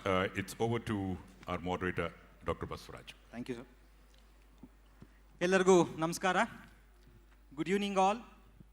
Welcome to this fireside chat. Don't ask me where is the fire. Fire is in our talk, fire is in our heart. So towards warming the skill development sector further. Ladies and gentlemen, Karnataka is experiencing a paradoxical situation wherein we have high demand for specialized talent which coexist with high level of unemployment for the conventionally educated graduates. In fact, yesterday's panel, it was voiced actually that now we need the target is to upskill the existing graduate students in Karnataka and make them more employable in the coming days. The paradoxical situation is not just at the employment and policy level, it is there at the level of perception, attitude, acceptance. We call something, a term called UCA in the industry sector, but UCA is not an exception to the skill development sector actually when it comes to. Let me quickly run through a grassroots reality, which will also set a context for this fireside chat. Gives us a true, the realities what we need to address. I was, a couple of months ago, I was in Sanduru. We were trying to do a participatory development plan for the block. And I was interacting with a bunch of youth there.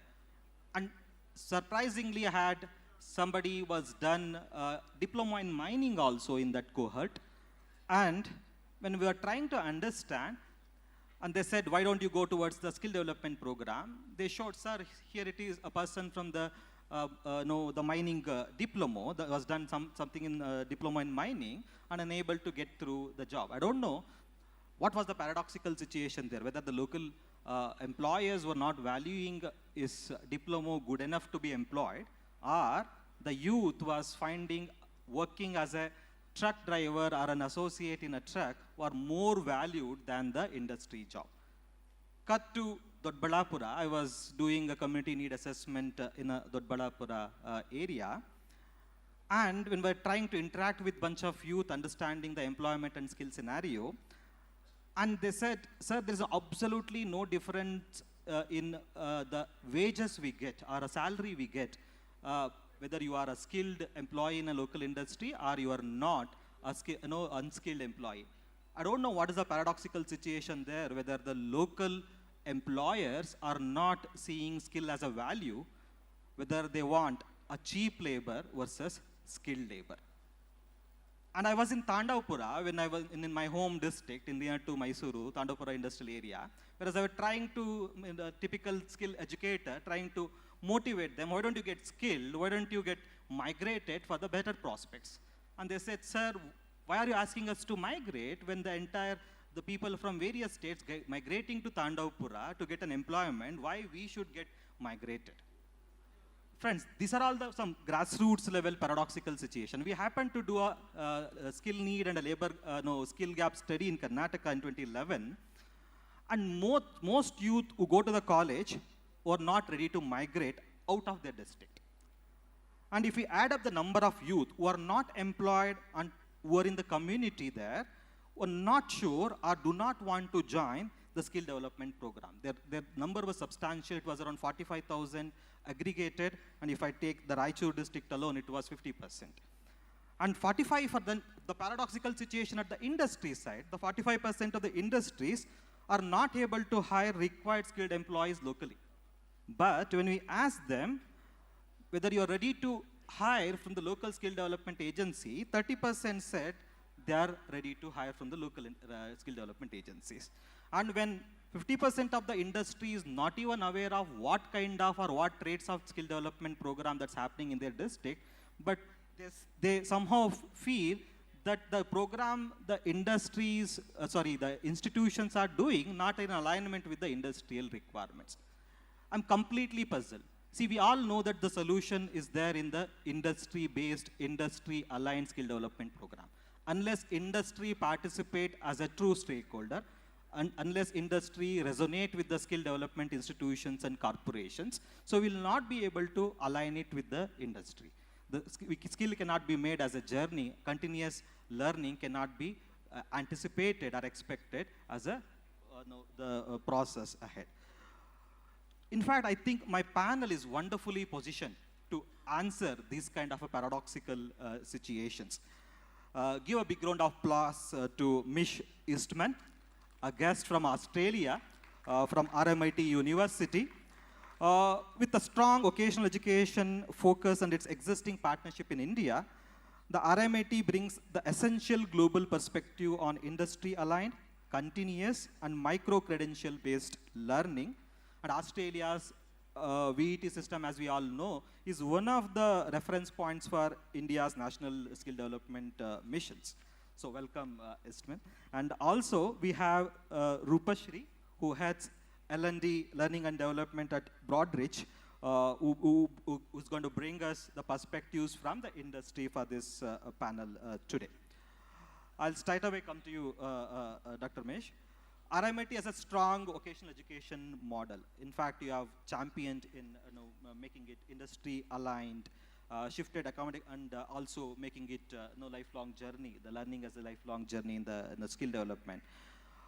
How have you successfully shifted the academic mindset from teaching fixed courses to building fluid, stackable competencies that support a lifelong career journey?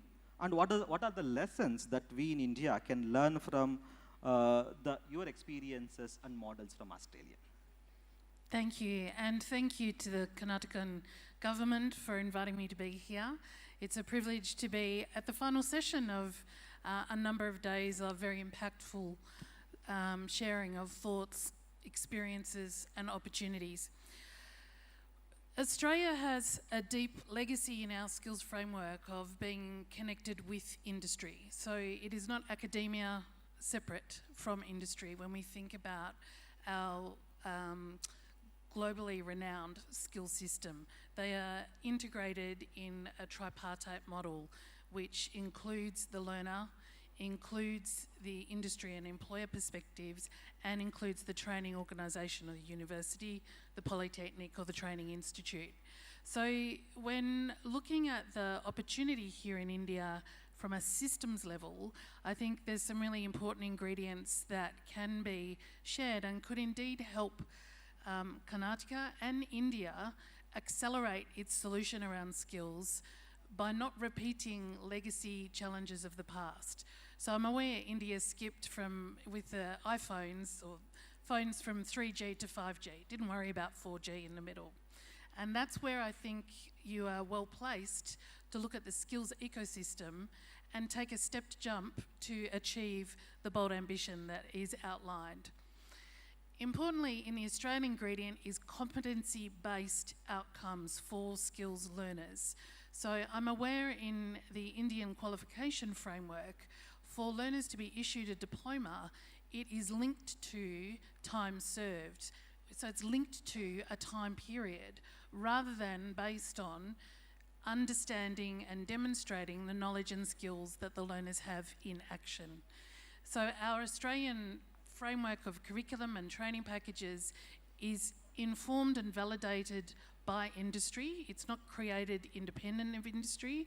They are co-creators in what that assessment and the learning experience looks like. And learners in Australia can achieve a vocational diploma potentially in 12 months rather than 3 years. So that accelerates learners, A, being ready for the workforce. It builds into the curriculum not only technical capabilities, but inherent human skills which are essential for employment. So alongside the technical capabilities are those essential skills of being able to identify and communicate problems, being able to identify and communicate in teams, being able to understand your role in the workforce and in the workforce scenario. And all of the teaching and learning that we do is designed to be undertaken in a work-like environment. So flipping learning so that learners have agency and responsibility to be active in that process from day one. They are not passive recipients sitting in a line being talked at. They are active in developing their skills from day one. They have preparation that they are expected to do out of classroom time. So when they come to our campuses, it's about the application of that skills and knowledge in a laboratory, a studio, or a simulated environment that is work or work-like. And that builds in all of those important ingredients of workplace health and safety, understanding job descriptions, managing risks, being able to communicate with my fellow students like they are co-workers, being able to organise in teams and respond to scenarios and situations.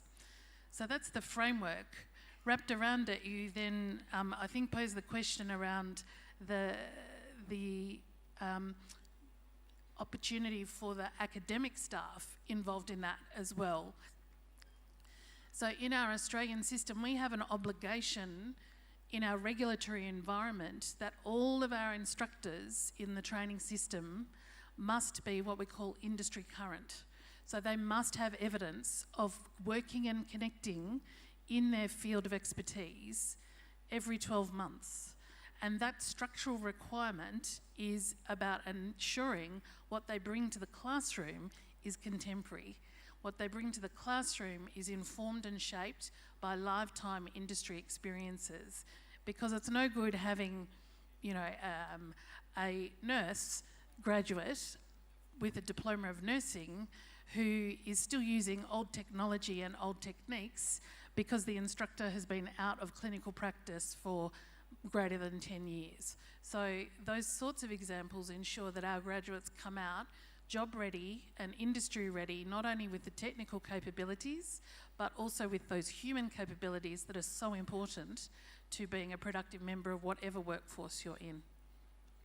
That's wonderful. We need to be industry ready and job ready. See, but one of the challenges, in fact, I kind of encountered while interacting with some of our ITI, the teachers, the trainers, is they're somehow focused towards completing the syllabus because they feel they're more accountable to complete the syllabus. The syllabus are heavy, and if you make them to learn based out of industries, who will teach them the theoretical part, how they would pass the examination. Somehow there is a priority is missing from making them kind of certified to making them competent, actually. Where do you say, what could be the solution for it, actually? Yes, I think what you measure and reward is what people strive to achieve. So well intended, no doubt the staff at the ITIs are recognised and rewarded for ensuring all of that curriculum content is delivered. So we're measuring the wrong thing. Effectively, it needs to flip to measurement of employment outcomes for students. How many of the students end up creating their own businesses or being in work? Was it the type of work that we were trying to prepare them for? And then taking the instructors along that journey, so it's not creating a climate of fear, but one of innovation and evolution. If instructors feel fearful or ill-equipped to be able to deliver contemporary skills, then they're going to shy away from that and hold on to the past. So it's also creating the instructors as learners themselves. Wonderful. I think then it means the metric to measure should change, and the KPI is required to be shifted from pass percentage to employment outcome. Actually, that's something, it's wonderful to learn. Rupesh, I'll come to you. The BFI sector, you represent the fintech sector today. The BFI sector in Karnataka is highly digitized and rapidly evolving.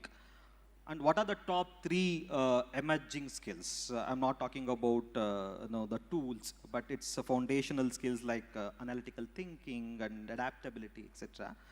You feel which are highly relevant, number one. And I also know that these skills are very rapidly becoming obsolete. So what is your take on it, actually? Sure. Am I audible? First of all, thank you for having me. This is a wonderful, awesome platform which has been created for all the academia, industry, and the government to come together. So one of its kind, right? So yes, BFSI is a thriving sector, be it global or in an Indian economy. So I represent Broadridge. Broadridge is a fintech. We are heading towards the transformation to become a platform-based company and an innovation hub. And you asked a question, what are these skills? Yes, I mean, Broadridge has moved from role-based to skill-based journeys for everybody in our organization. And we are doing everything it takes to equip them continuously. So there are a lot of academies which we have put in place. It could be your AI Academy, Agile Academy, Fin Academy, and as we speak, we are putting together Digital Assets Academy. So all of this has to be put in perspective, it can't be taught or lived in itself, right? It has to be combined with some skills which will never go out of or never become obsolete. For me, they are thought leadership. What I mean by that is to truly move away from doing to thinking. So, understand what is the business we are in, because students who come from the academia need to understand what is the business problem we are solving. So that is the first thing, and in fact, Broadridge, we say that third day they should be productive. Third day we hand over some business problem statements to them, right? That's the aspiration we are living today. So thought leadership, connecting the dots come to my mind, that is first one. Second is, I think both the days I've heard that time and again, learning agility, and also previous panel talked about entrepreneurship. They, for me, go hand in hand, right? I mean, you need to continuously learn, relearn, unlearn. Unlearning is also equally important because I think just she touched upon it. There are old practices, so we need to unlearn them and learn new ones, which are even better than what, and think like a CEO. We encourage at Broadridge everybody to think like a CEO, and we run a program like Transformation Ambassador, and what it means is to encourage innovation bottom up. Because there are innovation projects happening top down, but we are asking people to raise their hand and come up with ideas to do innovation from bottom up. Yeah, and third, and last but not the least is ethical decision making and customer empathy. And I think I don't need to explain both of them in everything we've been speaking so far.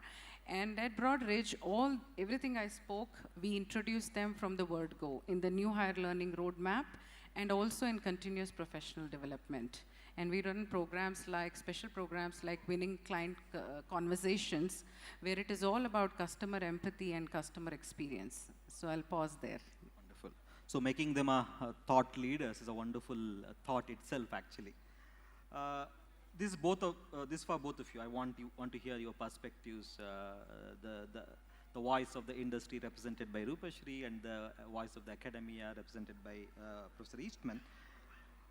how come the industry and academia collaborate together to build a trusted real-time and micro-credential systems that values an employee's validated skill over the degrees?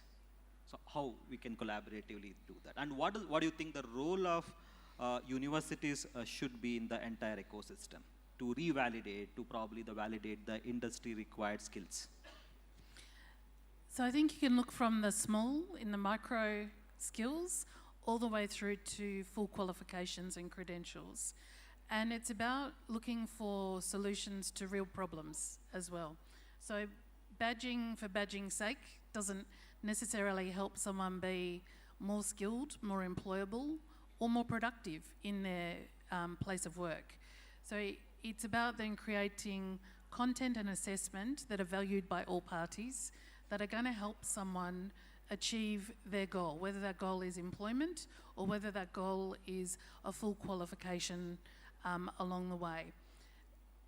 Everything has to be able to be quantified in some way. So you've got to have a credit-based system so that we're not requiring learners and participants to relearn all the time, and that they have a basis of evidence and surety. If we're looking to create graduates who are not only value-adding here in India but are globally transferable, it's got to be trusted sources that align with recognising what those skills and outcomes are. And I'll link it also to, at the macro level, and Minister Patel talked about this yesterday, and it's a model that we have very strongly in Australia, is an earn and learn framework. So where learners spend 70% of their time in work and in business, and flip to only have about 30% of their time outside of the work, because you are learning through doing the work and through having guidance, coaching and skills acquisition through that as well. And I think if we're looking to make stepped change with how skills are valued and valuable, that's part of the ecosystem that needs to be considered. Wonderful. Yeah, thank you for that. And for me, all the actors coming together is no longer an option, it's a must, right? Like students, like I said earlier before, they need to know why behind the what, because they might learn every other day we're talking about a new technology coming, but where to apply that technology. So that domain understanding is important. And for universities, like she said, there has to be this credit system, and it has to be flexible, aligned to the industry, and we're keeping it very dynamic so that they can change as needed. And also, I think in morning I also heard, I think Sheenam spoke about it, to have our professors come and do internships with the industry. So that is something, if we could encourage, will go a long way. And last but not the least is our practitioners or professionals need to go back to academia and do professor of practice. And that is another thing, if it can take off, nothing like it. Wonderful. Now I move on to some of the policy-related level questions, or probably some of the thoughts actually. In the Karnataka's new skill policy released by the leadership of Honorable Minister, which was released day before yesterday. So now we are thinking Karnataka to position as at the global scale, like a global skill capital. So, and we want to understand how the transnational education models, like you have some Indian partnerships, you are doing some of such programs in India, which can play an important role in creating a globally mobile talent pool in Karnataka that can both serve local needs as well as seize the international opportunities at the same time. And how do we ensure these global skills are accessible beyond the major metro cities? It should kind of cascade and go towards, percolate down to the tier 2, tier 3 cities. What are your thoughts about that? So yes, RMIT is very proud of our transnational partnership that we have in India, particularly with BITS Pilani University, where we have a 2+2 model, where the students study in India for 2 years, then they come to Melbourne for 2 years, and that's across 4 different engineering streams, and we're looking to broaden that out. The ingredients to that are ensuring that you have purpose-driven organisations that both are clear on what the agreed outcome is for the participants, and that stems from aligned values, opportunity and commitment and investment.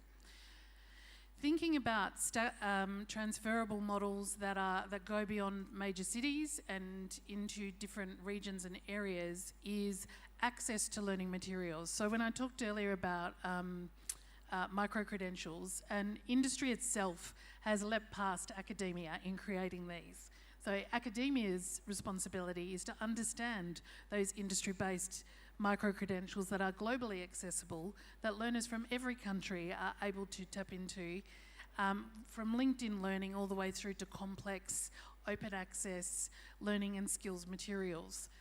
The opportunity that's at our door right now is to then understand the value of those and build those in rather than bolt them on to traditional skills and educational solutions, to understand the quality and the high quality of these globally recognised brands that are producing modules of learning and skill acquisition, validating those, whether it's online language, as was talked about at the earlier panel, through to advanced technologies.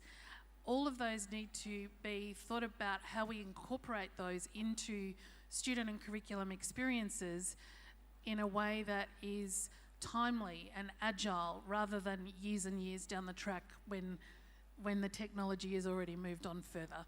So I think using AI, which is at our doorstep, right, you know, and part of the world that we're moving into, it's about how you design the learning experiences to be accessible remotely, how you design skills acquisition to be linked to industry remotely, and then how you think about summative events that can validate that skills in practice for the learners and gives them a badge, a credential or a qualification that helps them take themselves to wherever they need to go in the world for that industry area of work.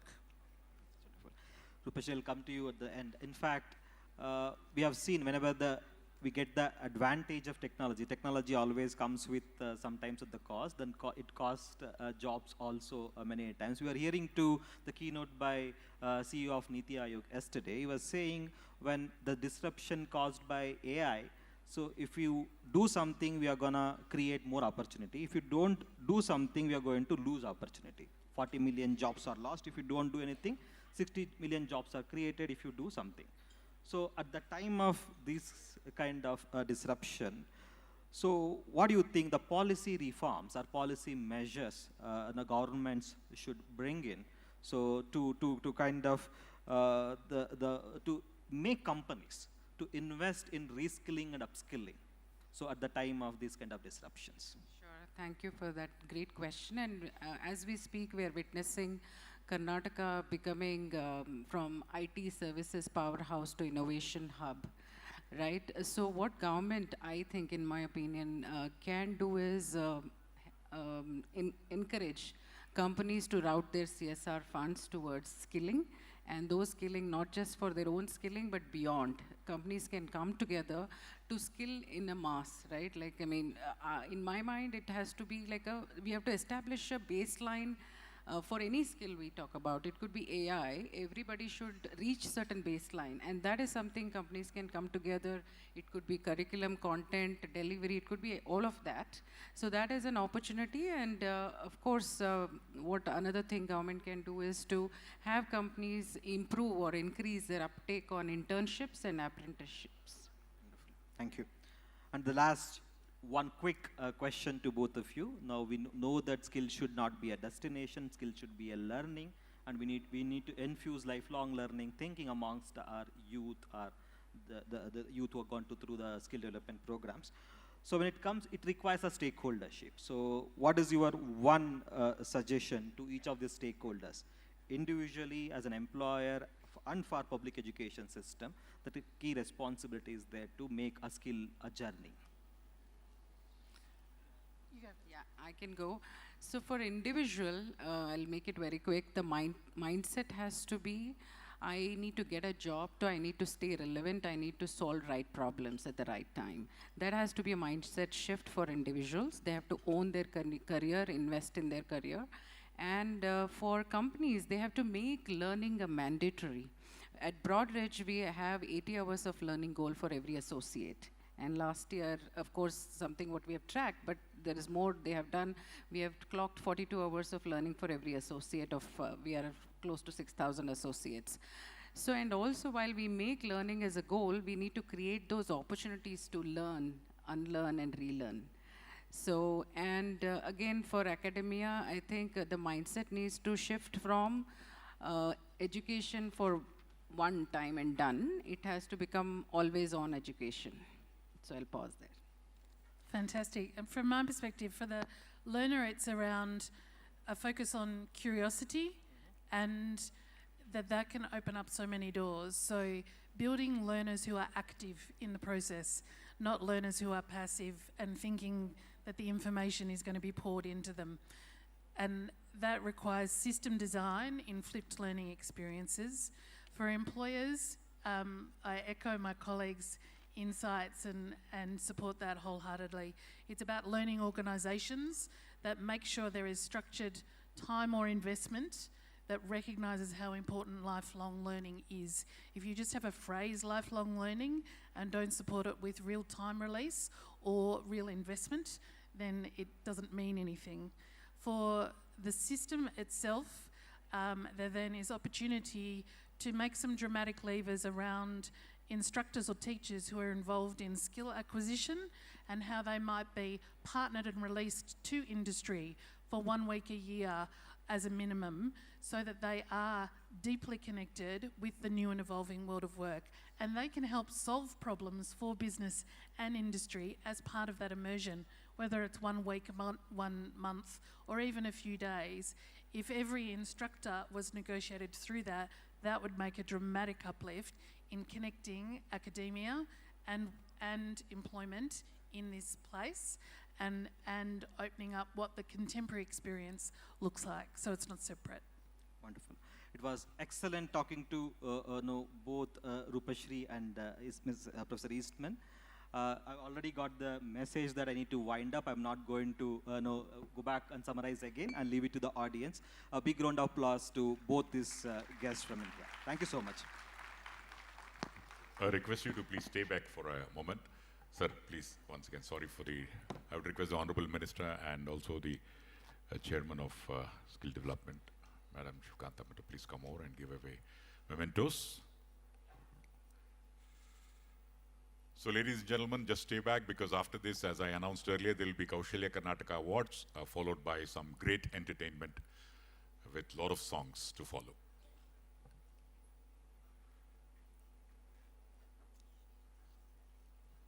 Thank you very much, Rupashri Yadarami, Head of LD Broadridge. Also, Ms. Eastman, the Deputy Vice Chancellor of Vocational Education and VP of RMIT University and member of the Australian Institute of Company Directors. And the moderator, Dr. Basvaraju R. Shrestha, Executive Director of GRAM.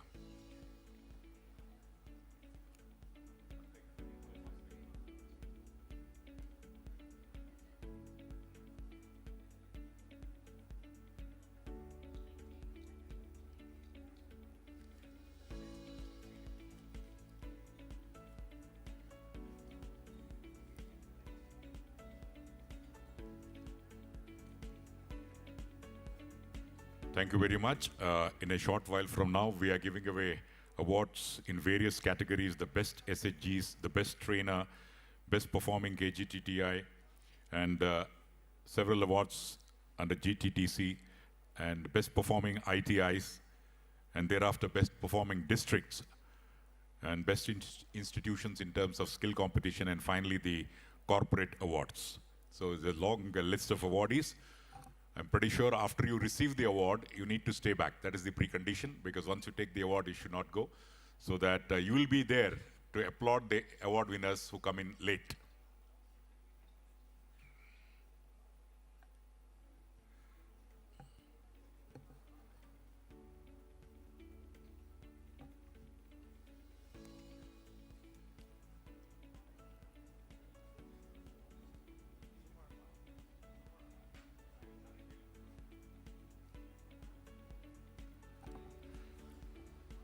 So we are starting the awards Kaushalya Karnataka Awards. To do the honors, I would request Dr. Sharan Prakash Patil, the Honorable Minister for Skill Development, Entrepreneurship in Livelihood and Medical Education, Government of Karnataka. Also, Madam Shivkantamma Kanta Nayak, Chairperson of KSDC and Karnataka Vocational Training and Skill Development. Srimati Vandita Sharma, the former Chief Secretary, Government of Karnataka. Also, Dr. Ramana Reddy, the Chairperson of Karnataka Skill Development Authority. Also, Mr. Nagaraja, the Managing Director of KSTC. I request all the dignitaries to please come over. Since we are starting the award presentations with Best SHGs under NLM, I would also request Mr. Srinivas M., the Additional Mission Director, to come over.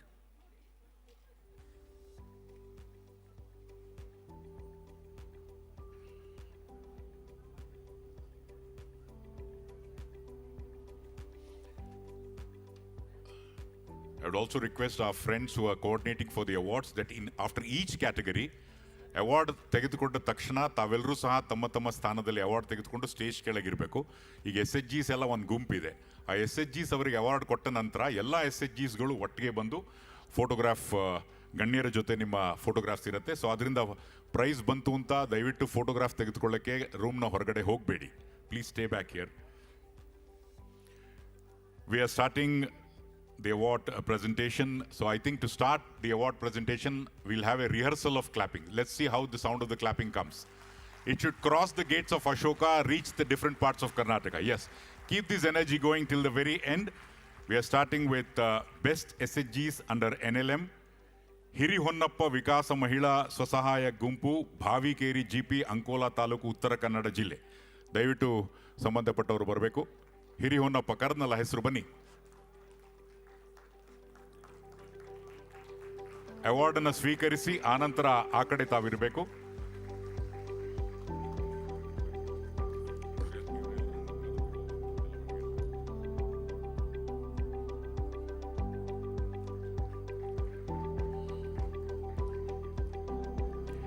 ಹಿರಿಯೊನ್ನಪ್ಪ ವಿಕಾಸ ಮಹಿಳಾ ಸ್ವಸಹಾಯ ಗುಂಪು ಭಾವಿಕೇರಿ GP. ಇವರ ನಂತರ ಶ್ರೀ ಸಿದ್ಧಿವಿನಾಯಕ ಮಹಿಳಾ ಸ್ವಸಹಾಯ ಗುಂಪು ಗೋಲ್ತಾ ಮಜಲು ಬಂಟ್ವಾಳ ತಾಲೂಕು ಗ್ರಾಮ ಪಂಚಾಯತ್ ಬಂಟ್ವಾಳ ತಾಲೂಕು ದಕ್ಷಿಣ ಕನ್ನಡ ಜಿಲ್ಲೆ. ವೇದಿಕೆ ಹತ್ರ ಬನ್ನಿ.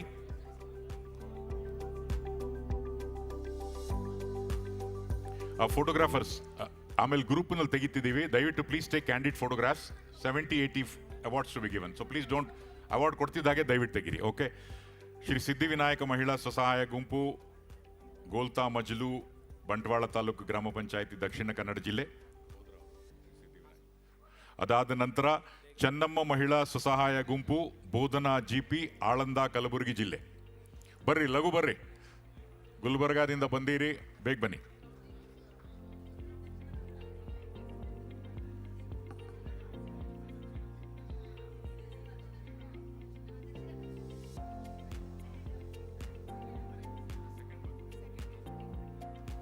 ದಕ್ಷಿಣ ಕನ್ನಡ ಇವರು, ಅದಾದ ಮೇಲೆ ಕಲಬುರಗಿ.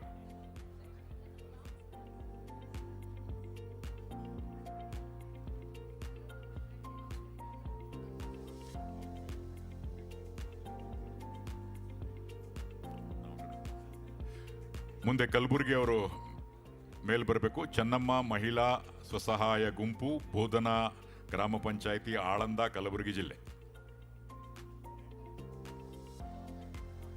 ದಯವಿಟ್ಟು ಆಮೇಲೆ ಗ್ರೂಪ್ ಫೋಟೋಗ್ರಾಫ್ಸ್ ಇರುತ್ತೆ, ಅದರಿಂದ let's not waste much time on photographs.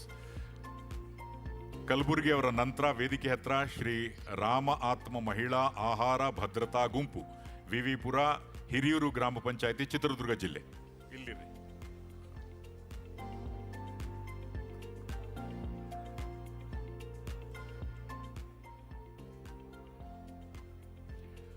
ಅಭಿನಂದನೆಗಳು.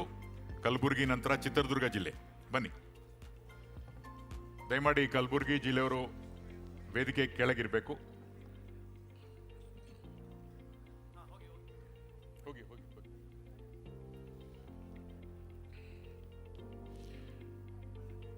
ಶ್ರೀ ರಾಮ ಆತ್ಮ ಮಹಿಳಾ ಆಹಾರ ಭದ್ರತಾ ಗುಂಪು ವಿವಿಪುರ ಹಿರಿಯೂರು ಗ್ರಾಮ ಪಂಚಾಯಿತಿ ಚಿತ್ರದುರ್ಗ ಜಿಲ್ಲೆ.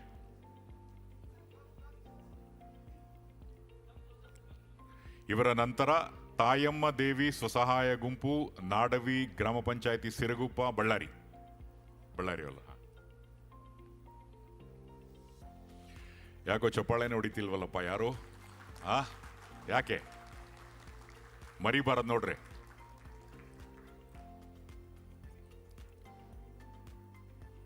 ಎಲ್ಲ ಸ್ವಸಹಾಯ ಗುಂಪಿನವ್ರು ಕೆಳಗೆ ವೇದಿಕೆ ಪಕ್ಕದಲ್ಲಿ ಇರಬೇಕು. ಬಳ್ಳಾರಿ ತಾಯಮ್ಮ ದೇವಿ ಸ್ವಸಹಾಯ ಗುಂಪು, ನಾಡವಿ, GP ಸಿರಗುಪ್ಪ, ಬಳ್ಳಾರಿ ಜಿಲ್ಲೆ.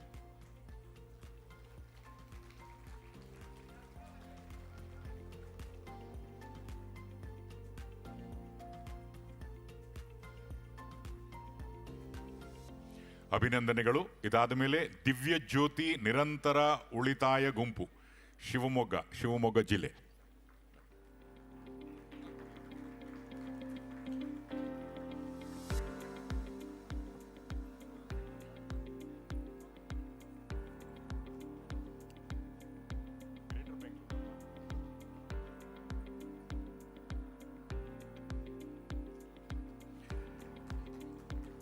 ದಿವ್ಯ ಜ್ಯೋತಿ ನಿರಂತರ ಉಳಿತಾಯ ಗುಂಪು, ನಿರಂತರವಾಗಿ ಉಳಿತಾಯ ಮಾಡೋದಷ್ಟೇ ಕೆಲಸ ಇರೋದು. ಶಿವಮೊಗ್ಗ ಜಿಲ್ಲೆಯಿಂದ ಬಂದಿದ್ದಾರೆ. ಅಭಿನಂದನೆಗಳು. ಇದಾದ ಮೇಲೆ ಅನ್ನಪೂರ್ಣೇಶ್ವರಿ ಮಹಿಳಾ ಸ್ವಸಹಾಯ ಗುಂಪು, Bengaluru West City Corporation, Greater Bengaluru authority.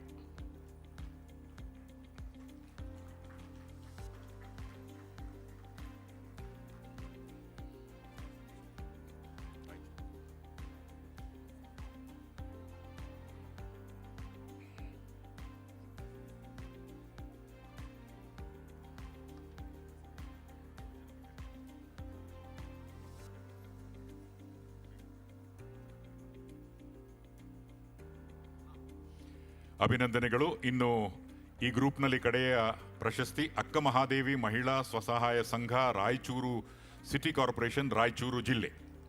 ಬರೀ ರಾಯಚೂರು ಅವ್ರು ಮಾತ್ರ ಚಪ್ಪಾಳೆ ಹೊಡಿತಾ ಇದ್ದಾರೆ, ಬೇರೆ ಜಿಲ್ಲೆಯವರೆಲ್ಲ ಎಲ್ಲಿ?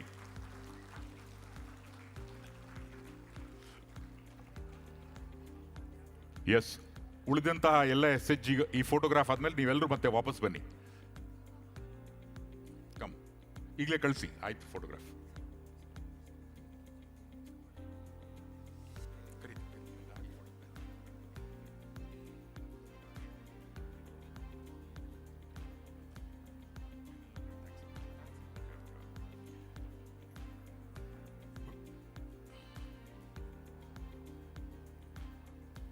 ದಯವಿಟ್ಟು ಎಲ್ಲ ಬೇಗ ಬರಬೇಕು please.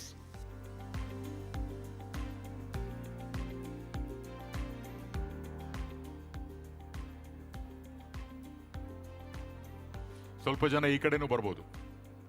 Right side, left side ಎಲ್ಲೇ ನಿಂತರೂ ಫೋಟೋ ಚೆನ್ನಾಗಿ ಬರುತ್ತೆ, ಯೋಚನೆ ಬೇಡ.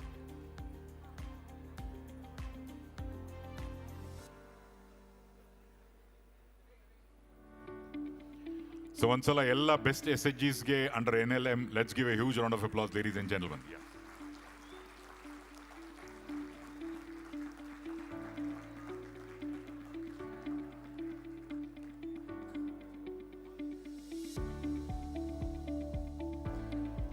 ಫೋಟೋಗ್ರಾಫರ್ಸ್ ಫೋಟೋ ಆದ್ರೆ ಒಂದು ಥಮ್ಸ್ ಅಪ್ ಮಾಡಿ ನೋಡೋಣ. Let's send them back.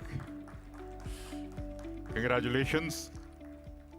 ಎಲ್ಲರೂ ತಮ್ಮ ಸ್ವಸ್ಥಾನಗಳಿಗೆ ಹಿಂದಿರುಗಬೇಕಾಗಿ ವಿನಂತಿ.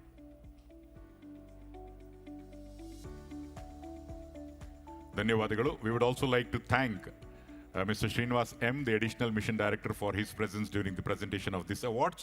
Next, Best Performing KGTTI Awards gage I would like to call upon Madam Ragapriya, the Commissioner, and also DS Raghupati, the Joint Secretary of Industrial Training and Employment.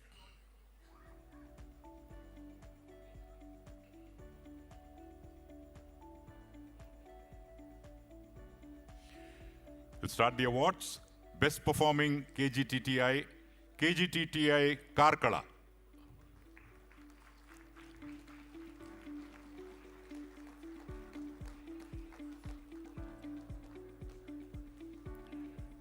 After Karkala, I would like to call upon the best trainer of KGTTI, Mr. James A. Fernandez.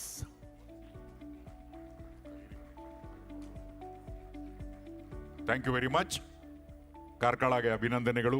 Please get back to your place on the left hand. ಆ ಕಡೆ ಇರಿ sir. Mr. James A. Fernandez, KGTTI Belagavi, the best trainer. James Fernandez avarige jorada bembala. Okay. Congratulations, Mr. James. Idadmele outstanding trainees, KGTTI, Mr. Venugopal, Kalaburgi.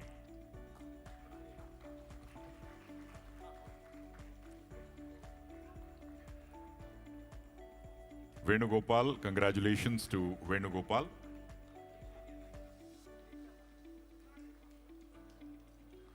After Venugopal, Ms. Diksha P. Salyan, KGTTI, Bengaluru, outstanding trainees.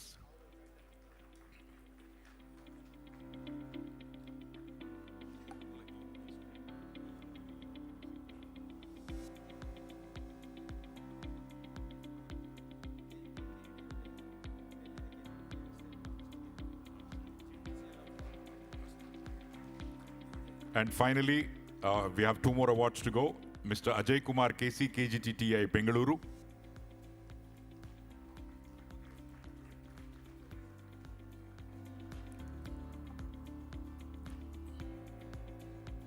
And after Ajay Kumar C, I'd like to call upon Mr. Samuel Prashant Kumar, Kalaburgi.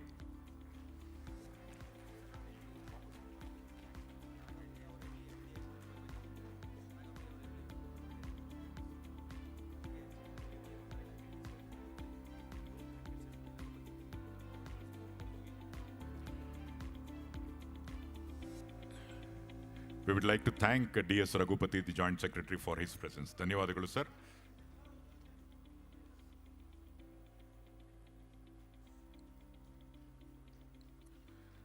Yeah. Group photo nantra. Elru vapas banni. Yeah.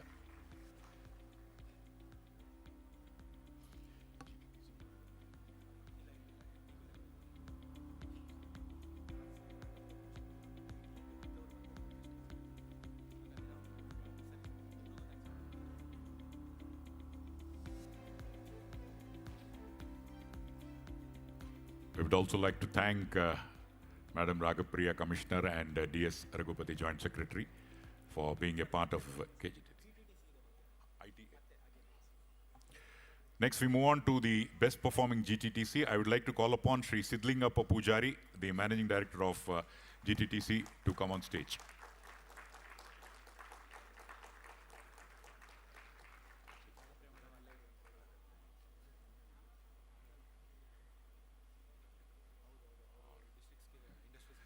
Okay.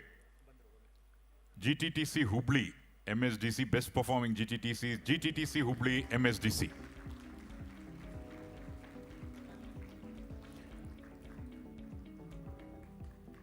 Hubballi GTTC ge abhinandanegalu.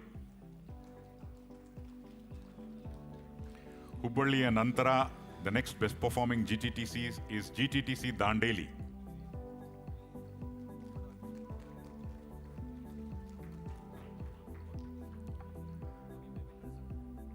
Dandeli, best performing GTTC.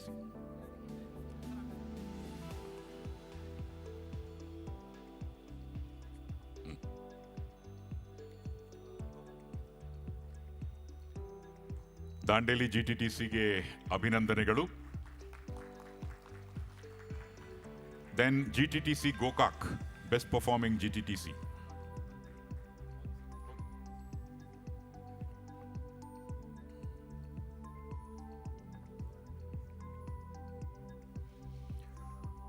Best performing GTTC ಸಲ್ಲಿ ಹುಬ್ಬಳ್ಳಿ ಆಯಿತು, ದಾಂಡೇಲಿ ಆಯಿತು, ಈಗ ಗೋಕಾಕ. ಅಭಿನಂದನೆಗಳು. We now move on to the three best trainers from GTTCs. The first trainer to call upon is Mr. Basavaraja B, GTTC Dharwada.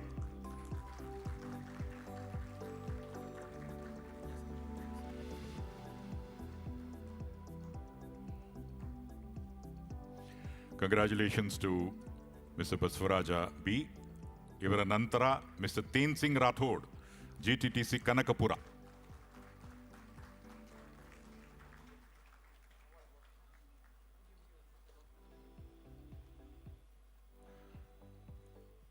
Thain Singh Rathod, GTTC Kanakapura, best trainer from GTTCs.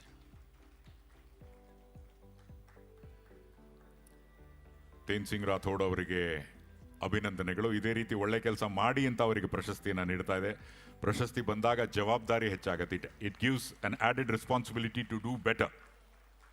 After that Mrs Saraswati K, GTTC Bengaluru, best trainer from GTTCs.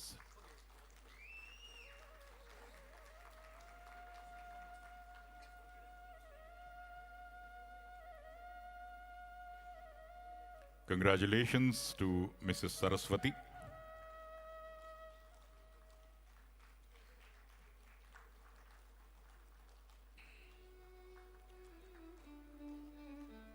After the best trainers, we now move on to the best GTTC principal, Mr. Lakshmana Nayak, GTTC Harihara.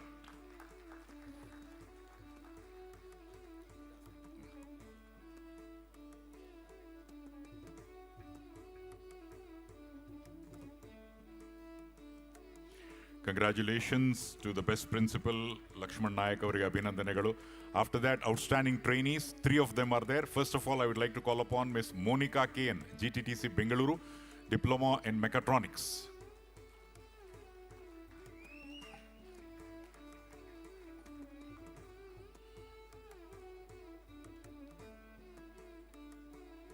ಅಭಿನಂದನೆಗಳು. ಮೋನಿಕಾ ಅವರ ನಂತರ mister Lalu P ಮಾಟ್, GTTC Gundlupet, diploma in tool and dye making. ಬೆಂಗಳೂರಲ್ಲಿ ಮಾತ್ರ ಓದಿರೋರಿಲ್ಲ, ಎಲ್ಲ ಕಡೆನೂ ಇದ್ದಾರೆ. ಕರ್ನಾಟಕದಿಂದ ಮೂಲೆ ಮೂಲೆಯಿಂದ, ಕರ್ನಾಟಕ ಸರ್ಕಾರದ ಬೆಂಬಲದಿಂದ ಇವರೆಲ್ಲರೂ ಸಹ ಉತ್ತಮ ಸ್ಥಾನ ಪಡೆಯೋ ಹೊರಟಿದ್ದಾರೆ. Congratulations to mister Lalu. ಇದಾದ ಮೇಲೆ mister Samarth Chandrashekhar Hegde, GTTC Dharwad, diploma in precision manufacturing.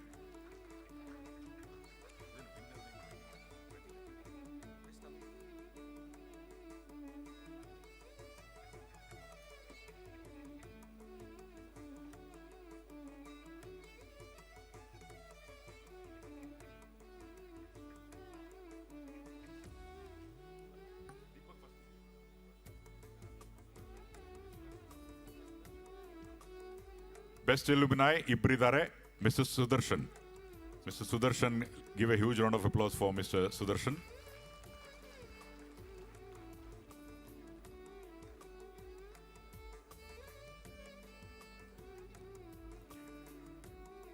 The job of the alumni is to ensure the alumni coming after them also need to be winners.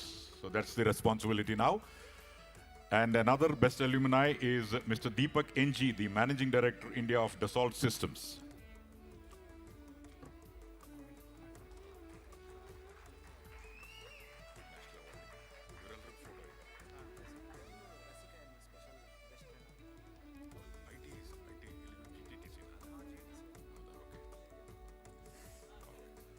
And finally, I would request Ms. Rashika ME, GTTC Bengaluru, Best Trainer National Awardee. So the clapping also should be at the national level.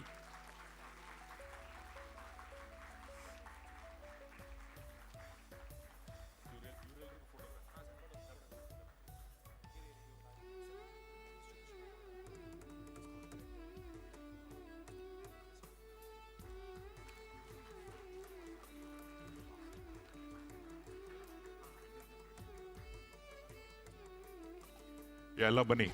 All GTTC award winners, please come for a group photograph.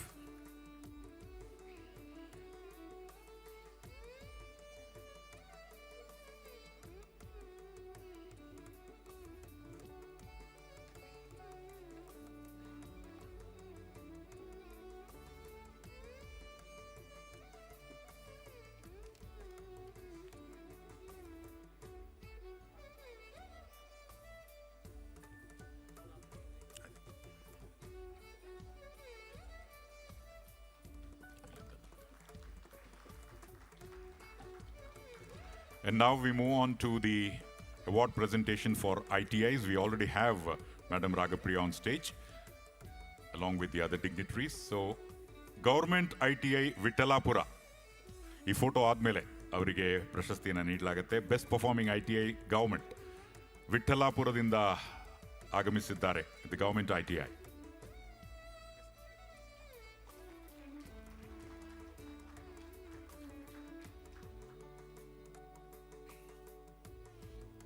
Congratulations to government ITI Vithalapura. ಇದಾದ ಮೇಲೆ from Vittalapura we straight away come to Pina, closer to this destination where the function is being held. Best performing ITI, Government ITI Pina.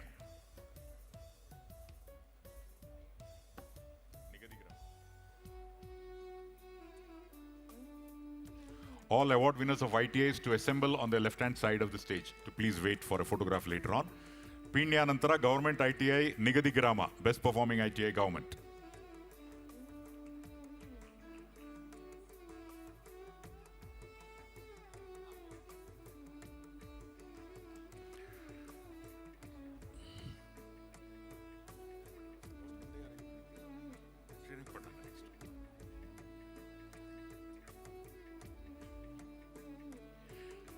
ಇದಾದ ಮೇಲೆ best performing ITIs ಗವರ್ಮೆಂಟ್ನಲ್ಲಿ government ITI Srirangapatna. ಯಾರು ದಸರಾಗ ಹೋಗಿದ್ರೆ ಶ್ರೀರಂಗಪಟ್ಟಣ ಮೈಸೂರು ಪಕ್ಕದಲ್ಲೇ ಇದೆ, ಅದಕ್ಕಾದ್ರೂ ಒಂದ್ಸಲ ಚಪ್ಪಾಳೆ ಬರಲಿ.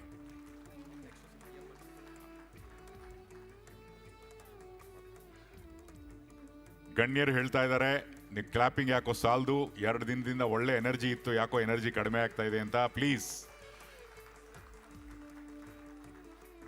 ಅದಾದ ಮೇಲೆ Shri Ayyappan ITC best performing ITI private.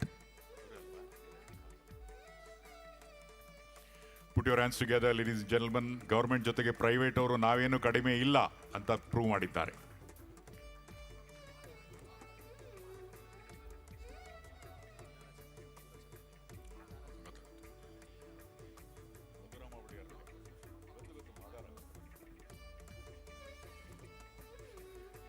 Government ಆಯಿತು, ಪ್ರೈವೇಟ್ ಆಯಿತು, ಈಗ aided ITI best performing ITI Shri Madara Chennaiah ITI Shirol. ಬರ್ರಿ ಲಘು ಬರ್ರಿ. ಮಾದಾರ ಚೆನ್ನಯ್ಯ ಹೆಸರಿನಲ್ಲೇ ಜೀವನದ ಪಾಠ ಅಡಗಿದೆ. ಆ ಹೆಸರನ್ನ ಇರುವಂತಹ ಈ aided ITI Madara Chennaiah ITI.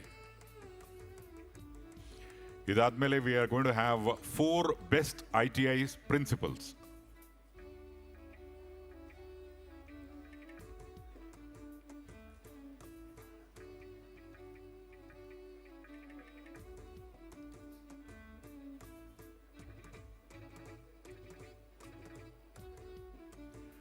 ಅಭಿನಂದನೆಗಳು. ಈಗ ಬೆಸ್ಟ್ ITI ಪ್ರಿನ್ಸಿಪಲ್ ಕಡೆಗೆ ತೆರಳಿದಾಗ I would like to call upon Shri Srinivas KR, government ITI Devaraya ಸಮುದ್ರ.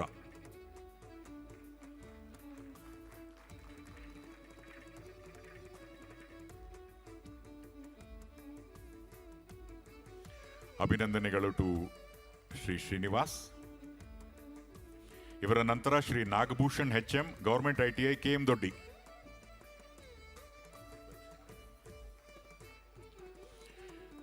KM ದೊಡ್ಡಿ ಮಂಡ್ಯ ಹತ್ರ ಇರುವಂತಹ ಸ್ಥಳ. ನಾಗಭೂಷಣ್ HM ಅವರು ಗವರ್ಮೆಂಟ್ ITIನಲ್ಲಿ ಉತ್ತಮ ಪ್ರಿನ್ಸಿಪಲ್ ಆಗಿ ಕೆಲಸ ಮಾಡಿದ್ದಾರೆ, ಅದಕ್ಕೆ ಅವರಿಗೆ ಅಭಿನಂದನೆ. ಇದಾದ ಮೇಲೆ Shri Chidananda Bake, government ITI west Belagavi. ಬನ್ರಿ ಬಾಕೆ ಸರ್, ಬರ್ರಿ ಸರ್. ಬಾಕೆ ಅವರ ನಂತರ ಅಭಿನಂದನೆಗಳು. Let's give round of applause. ಬೆಳಗಾವಿಯಿಂದ ಬಂದಿದ್ದಾರೆ. People here in Bangalore should clap. After that Shrimati doctor Rubina Parveen, government ITI Kalaburagi.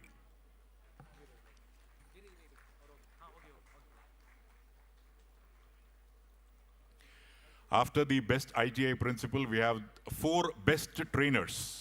After the principals, we have 4 best trainers from different parts of Karnataka.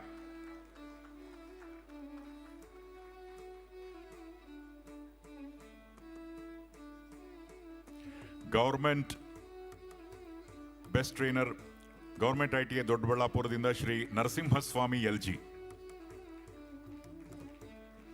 Narasimhaswamy ಅವರು ಎಲ್ರಿಗೂ ನಮಸ್ಕರಿಸಿ ನಿಮಗೆ ಅಭಿನಂದನೆಗಳನ್ನು ತಿಳಿಸ್ತಾ ಇದ್ದಾರೆ. ಆದರೆ ಅವರು ಪ್ರತಿಯಾಗಿ ಅವರ ನಮಸ್ಕಾರಕ್ಕೆ ತಕ್ಕ ಹಾಗೆ ಜೋರಾದ ಚಪ್ಪಾಳೆ ಬರಬೇಕು. Congratulations to Narasimhaswamy. ಅವರ ನಂತರ Shri Srinivasa Nayaka, government ITI Mysuru 7, best trainer.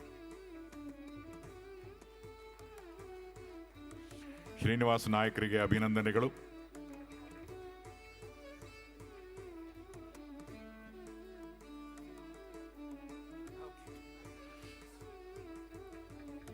ಅಭಿನಂದನೆಗಳು. ಇವರ ನಂತರ Shrimati Bharati S Matad, government ITI Kittur.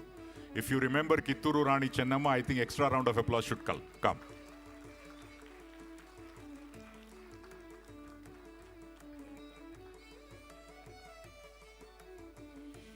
Congratulations to Srimati Bharati. ಇವರ ನಂತರ Shrimati Lalitha, government ITI Kalaburagi.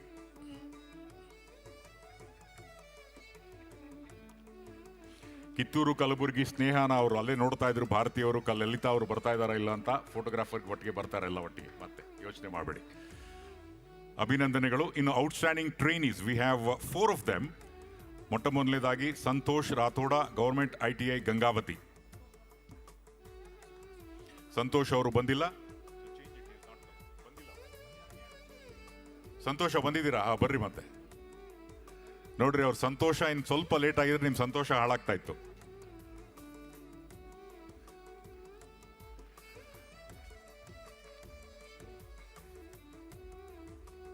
Santosh Rathod, government ITI Gangavati, outstanding trainee, ಅಭಿನಂದನೆಗಳು. ಇವರ ನಂತರ ಗಂಗಾವತಿಯಿಂದ ಗವರ್ಮೆಂಟ್ ITI ಇಂದ ವೀರೇಶ್.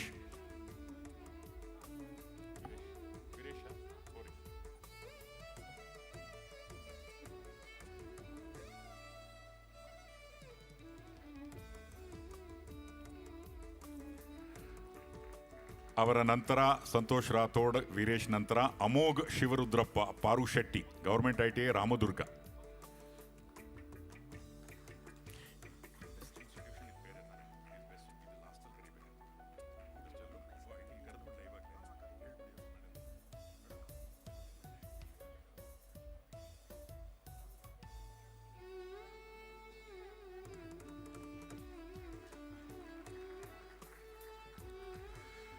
ಅಭಿನಂದನೆಗಳು. Finally Nitin Kumar V, government ITI Hosur road, outstanding training.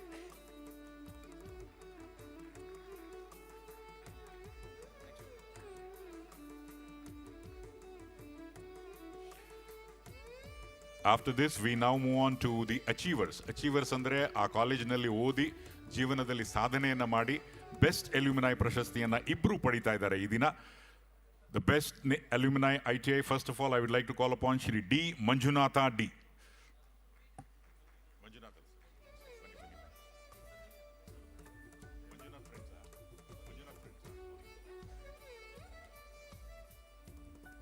Manjunatha D ಜೊತೆಗೆ ಅವರ ಕೊಲೀಗ್ ಸಹ ಬಂದಿದ್ದಾರೆ. ಅಂದ್ರೆ ನಾವು ಏನೇ ಮಾಡಿದ್ರು ತಂಡವಾಗಿ ಮಾಡ್ತೀವಿ. There is a lesson for all of us. Teamwork helps.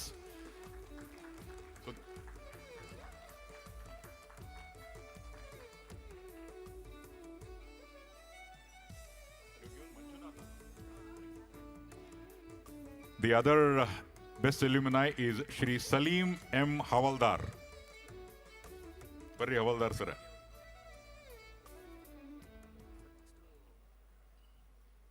Next government to ಇದು ಬೇರೆ ತಾನೆ, ಇವರಿಗೆಲ್ಲ ಫೋಟೋಗ್ರಾಫ್ ಸಿಕ್ಕತ್ತೆ.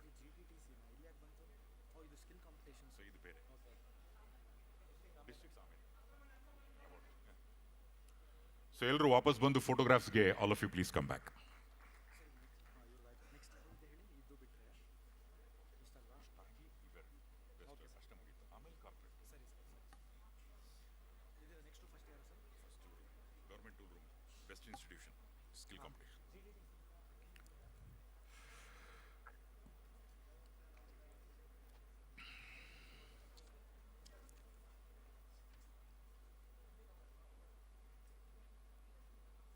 ಎಲ್ಲ ಕೂತ್ಕೊಳ್ಳಿ ಕೆಲವರು.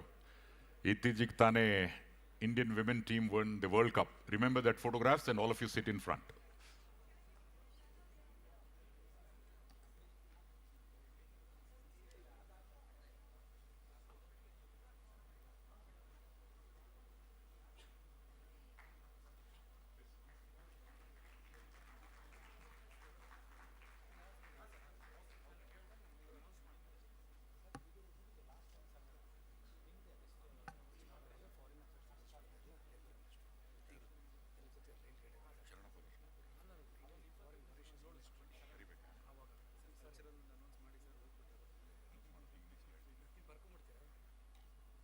Ladies and gentlemen, boys and girls, ಈ ಅವಾರ್ಡ್ ಪ್ರೆಸೆಂಟೇಷನ್ ನಂತರ ಕಲ್ಚರಲ್ ಕಾರ್ಯಕ್ರಮ ಇರುತ್ತೆ. Beautiful songs you will be treated.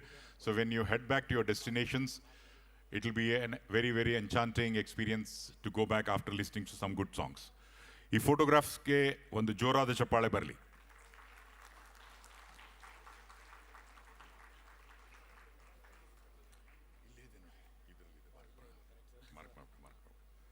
And now we move on to the next set of awards. Best institutions in skill competitions. First of all, I would like to call upon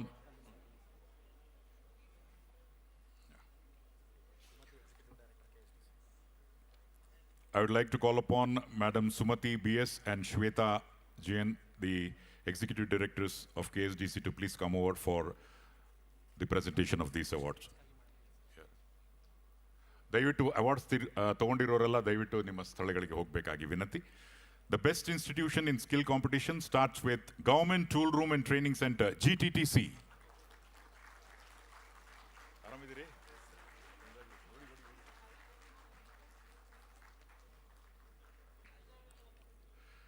Well, ladies and gentlemen, if you have not visited any of the GTTC, please take time and visit. It's one of the state-of-the-art Government Tool Room and Training Center in the country. So let's give a round of applause for GTTC.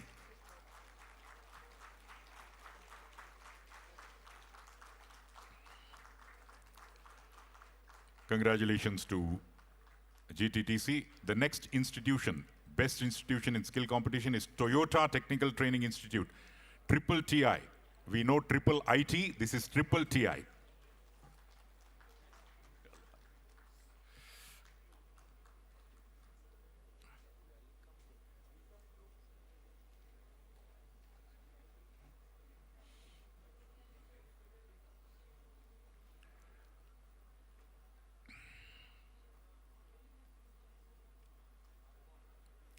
Congratulations to Triple TI.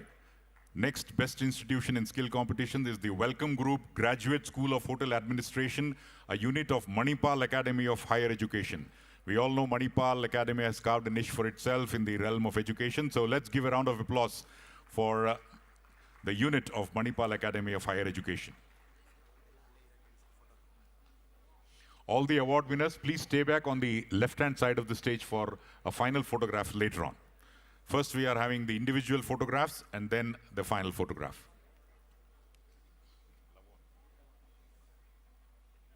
Congratulations.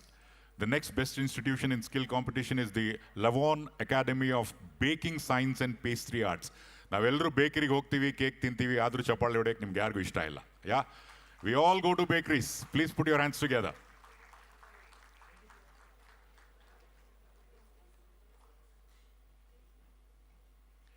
Congratulations to Lavon Academy of Baking Science and Pastry Arts. Next is Nettour Technical Training Foundation, NTTF. A strong foundation in terms of providing training has been laid from several decades, and they are again winning an award for the best institution in skill competition, NTTF.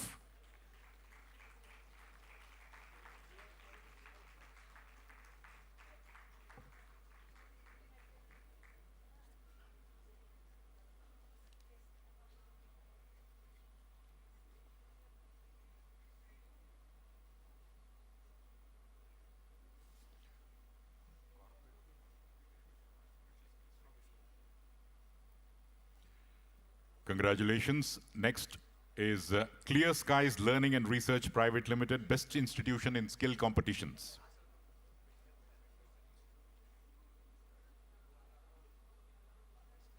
Congratulations, NTTF. I would request Clear Skies Learning and Research Private Limited to please receive their award.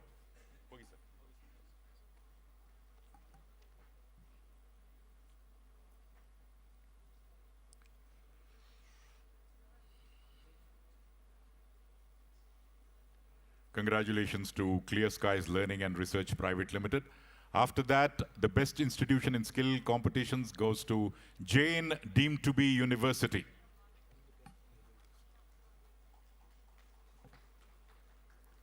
Jain Deemed to be University, congratulations.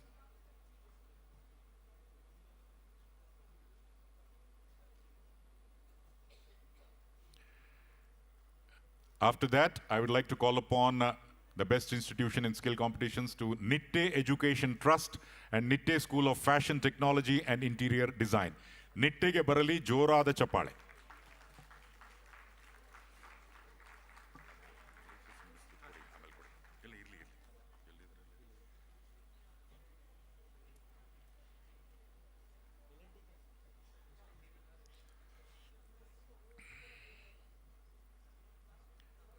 Congratulations to Nitte Education Trust and Nitte School of Fashion Technology and Interior Design.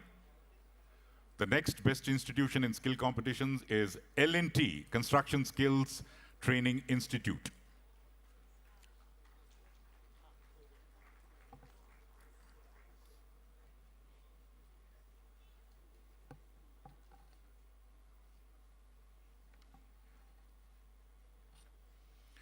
Congratulations to L&T Construction Skills Training Institute after this photograph.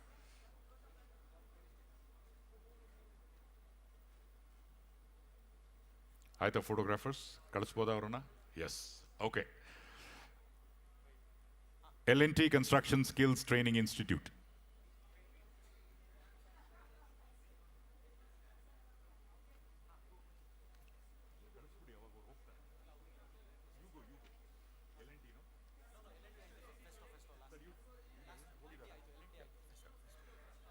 Next, we have Festo. The best institution in skill competitions is Festo.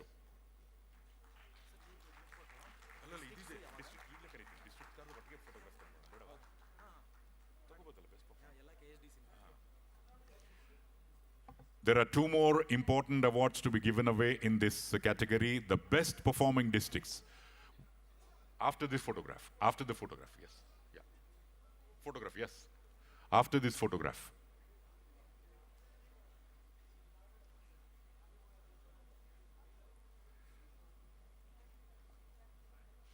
If you come quickly, you can have more photographs. If you come late, photographs numbers will also be reduced. So please come quickly. Some of you can come this side, yeah.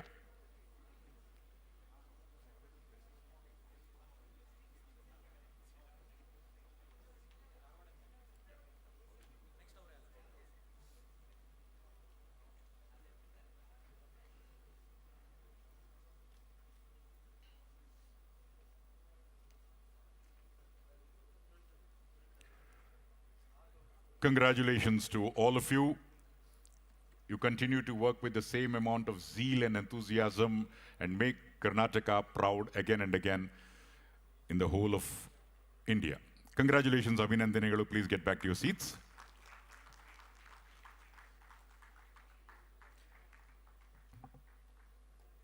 I'm now going to announce two important districts who have performed best in the entire state. First, I'll start with South, best performing district South, Bengaluru Urban.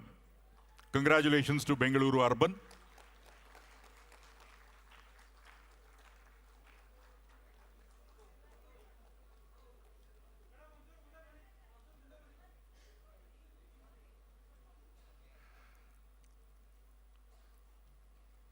And in South, we have Bengaluru Urban, and in North, we have Dharwad. Congratulations to Dharwad.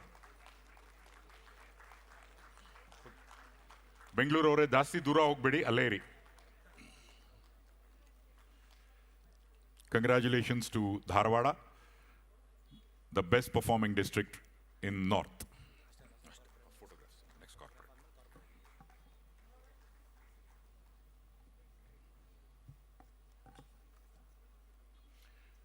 Congratulations. I would request the South winner to come back for a photograph quickly. And after this, we are moving away towards the corporate awards. After institutions, we now move on towards the corporate awards.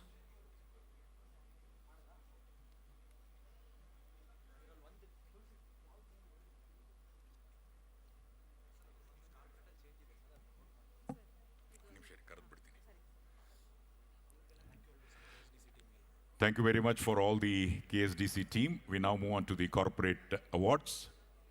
For the corporate awards, I would like to call upon the Honorable Minister of Labour and Industrial Relations, Republic of Mauritius, Honorable Mohammad Reza Qasim Uteem. Please come on stage, sir. I would also request Mr. Sanjeev Gupta, the CEO of KEDAM, and Mr. Anuj Agarwal, the CEO of Xeon to please come over.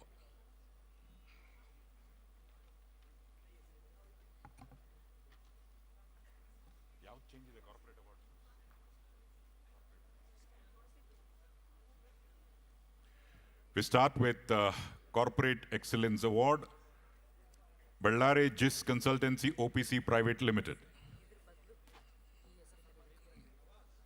Beg Barbeku.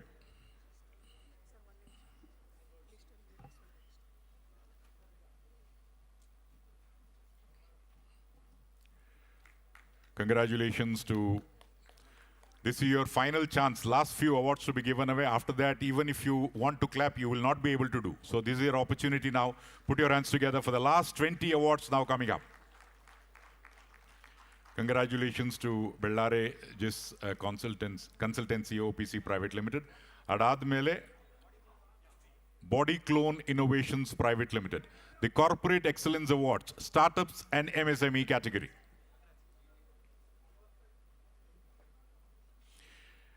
The first 10 awards are for startups and MSME, and the last 10 awards are for large enterprises.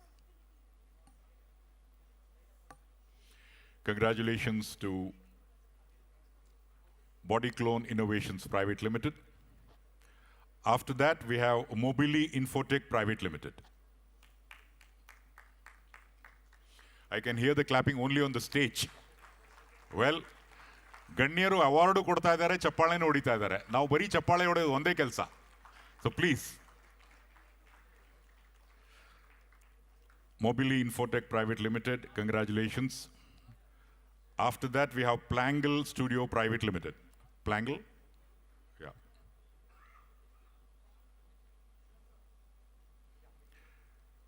Plangle Studio Private Limited, Corporate Excellence Award, Startups and MSME.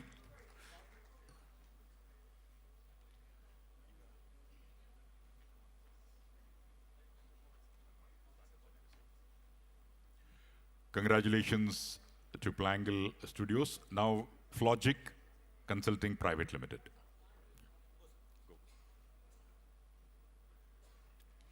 Congratulations to Flogic Consulting Private Limited. Abhinandanagalu. Flogic.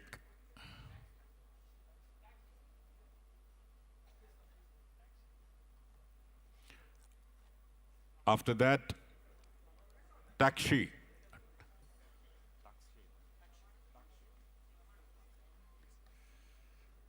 Taxi Services Private Limited, Corporate Excellence Awards, Startups and MSME.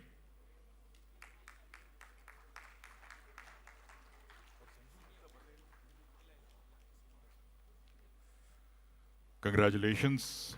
After that, we have Simelo, Corporate Excellence Awards in the Startups and MSME category.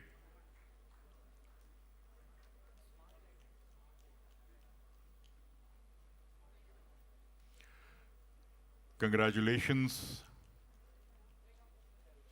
After Simelo, I would like to call upon the team from Smart Ed Innovations for the Corporate Excellence Award, Startups and MSME.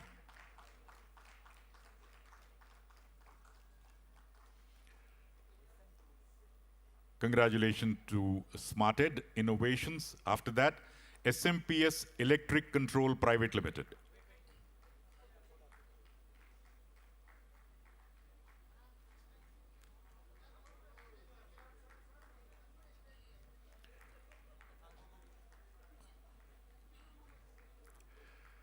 The personal photographers need not be worried. You will get official photograph, okay? Not to worry. SMPS Electric Control Private Limited. SMPS Electric Control Private Limited. Nantara Pramana, Corporate Excellence Award, Startups and MSME. Pramana, Hesare Helo Hage, they're going to do Pramana that they're going to do become bigger and better.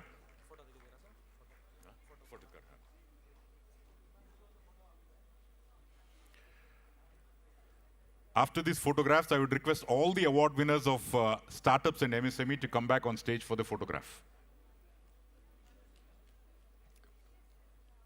Bunny. By the time you come, the photographers would have taken the personal photographs. So please come and join.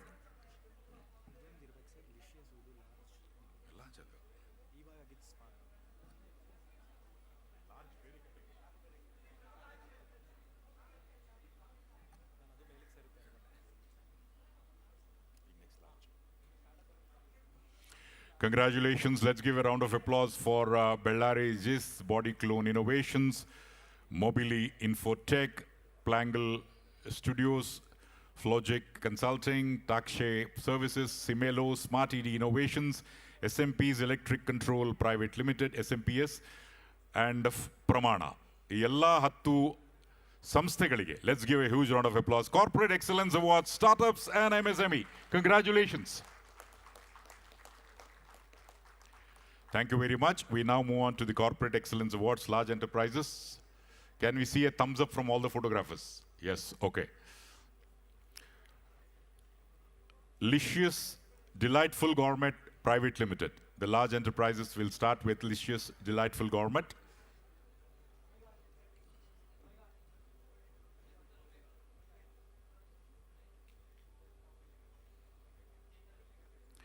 Congratulations to Licious Delightful Gourmet.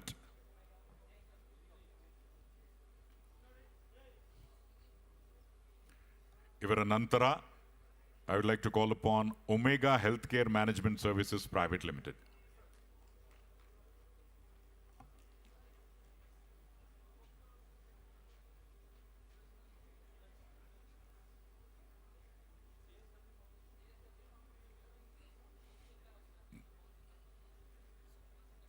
Congratulations to Omega Healthcare Management Services Private Limited. After that, I would like to call upon Kindrel Solutions Private Limited. JSW Foundation, if you're there, please lift your hand, please. JSW, yeah, please come, Bunny.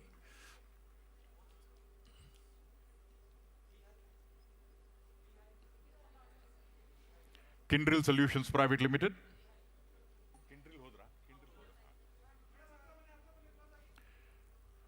After Kindrel Solutions Private Limited, Abhinandanegalu, I would request JSW Foundation to receive the award.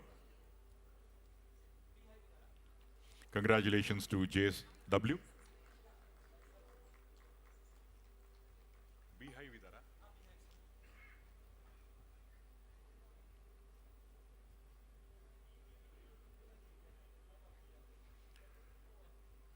Congratulations to JSW Foundation.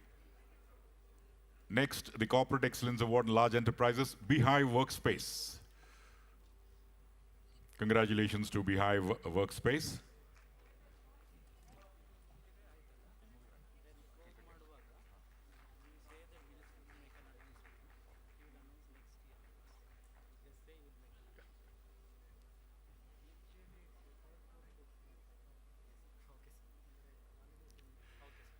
Beehive Workspace, Corporate Excellence Awards, congratulations. After that, Toyota Kirloskar Motor Private Limited, Corporate Excellence Awards, Large Enterprises. Beehive Workspace has now cleared the space for Toyota.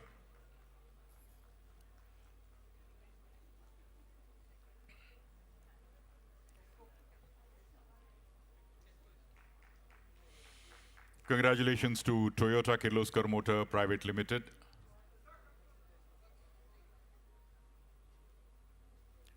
After Toyota,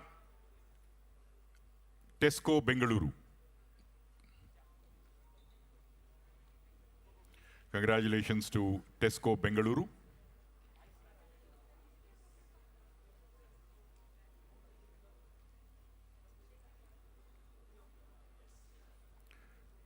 Tesco Bengaluru.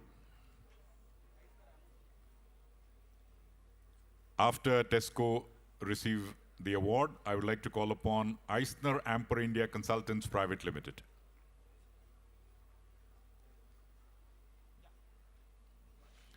Congratulations to Eisner Amper India Consultants Private Limited.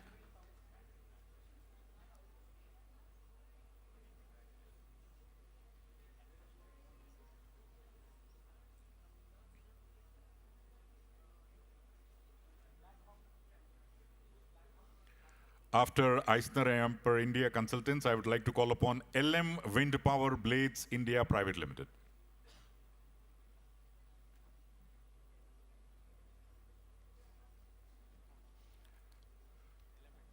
The last two awards are being given away. After that, we have an important announcement to be made by the Honorable Minister, and thereafter there will be the entertainment program. But now let's give a round of applause for LM Wind Power Blades India Private Limited. And the final award for the day is Black Hawk Network India Private Limited.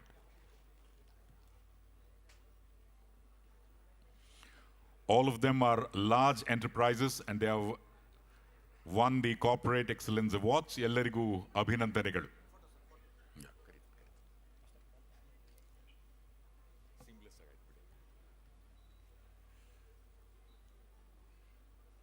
Congratulations. As the photograph is being taken, I would request all of you to kindly make your way to the stage for the group photograph, slowly and steadily. Some of you can come this side so that we can have the photograph quickly.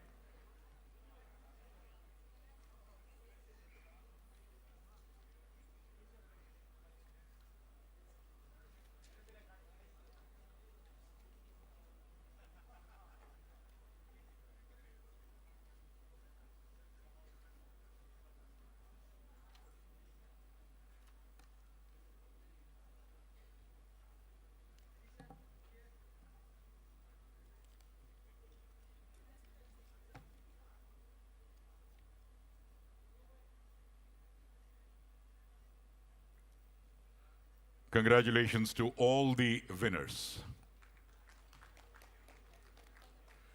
Thank you very much. Well, ladies and gentlemen, at this juncture, before the entertainment program, it's my pleasure to request Dr. Sharan Prakash R. Patil, Honorable Minister for Skill Development, Entrepreneurship and Livelihood and Medical Education, Government of Karnataka, for the concluding remarks and an announcement. Put your hands together. Jorada Chappale yondike swagatisi Dr. Sharan Prakash Patil.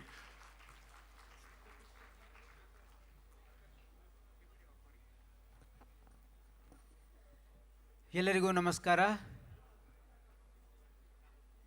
Bangalore skill ಸಮಿಟಿನ ಈ ಒಂದು ಅದ್ಭುತವಾಗಿರ್ತಕ್ಕಂಥ ಕಾರ್ಯಕ್ರಮವನ್ನು ಭಾಳ ಅಚ್ಚುಕಟ್ಟಾಗಿ ನಡೀಲಿಕ್ಕೆ ಸಹಕರಿಸಿದಂಥ ಎಲ್ಲ stake ಹೋಲ್ಡರ್ಸ್ಗೆ ನಾನು ಧನ್ಯವಾದಗಳನ್ನು ಅರ್ಪಿಸ್ತೀನಿ. ವಿಶೇಷವಾಗಿ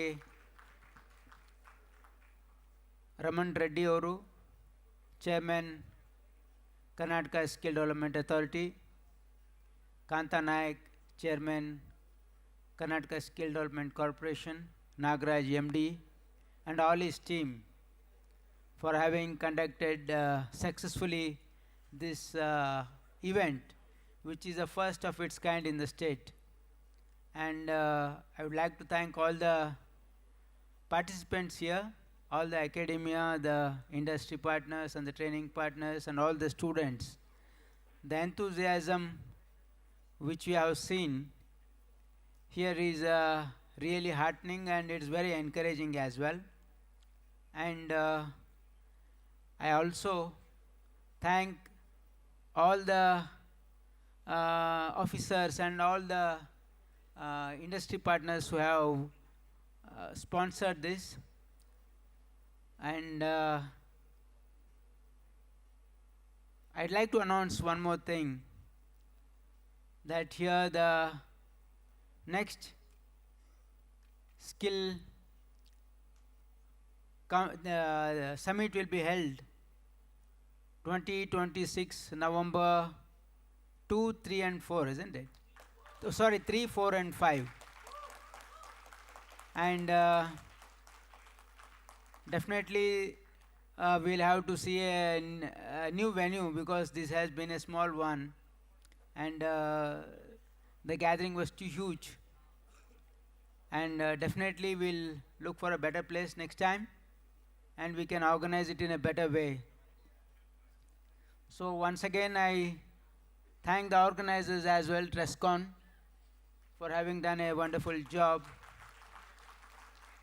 And also Ma'am Vandita Sharma, who has been a great support here, and our Minister from Mauritius, Mr. Noor, and all the other delegates who have been gracious enough to come and participate here, and also all the participants who have been participating in the roundtable and also all the sessions which were held here.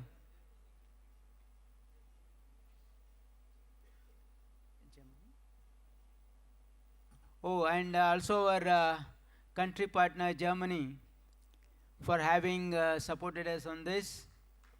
So we all together, Karnataka is definitely going to be the skill capital of the country, and our destination and our skill policy, what the Honorable Chief Minister has unveiled in the inauguration of this skill summit, is definitely the way forward, not only for the state, for the entire country, and definitely Karnataka aspires to be the global skill hub in the coming days with all your support and participation. Thank you.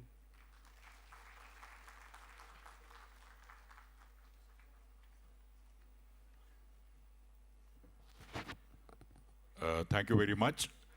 The two esteemed singers are indeed ready to go. They have been waiting in the side wings. Please give a huge round of applause and let's welcome Manasa Holla and Ashwin Sharma for singing. They entertained us on the first day, but today, with a more variety of songs, they're going to entertain us. So please put your hands together. Artists love the sound of the clapping more than the money. So please give a huge round of applause.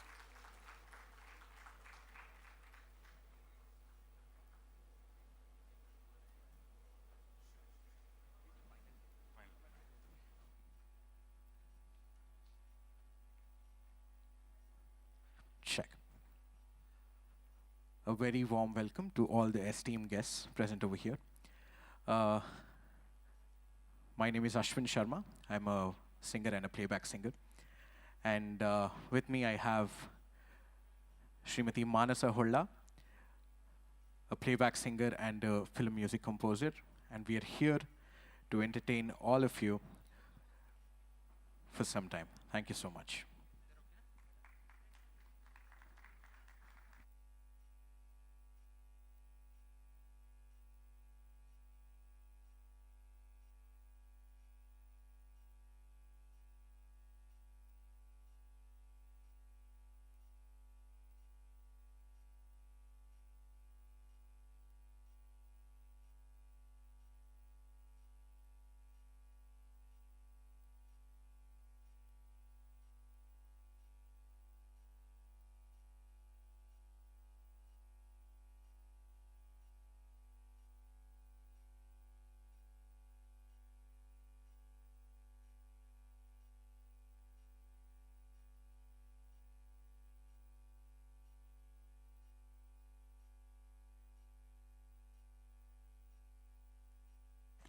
Hell. Slide sharp ಮಾಡಿದೆ. Hell. EP check.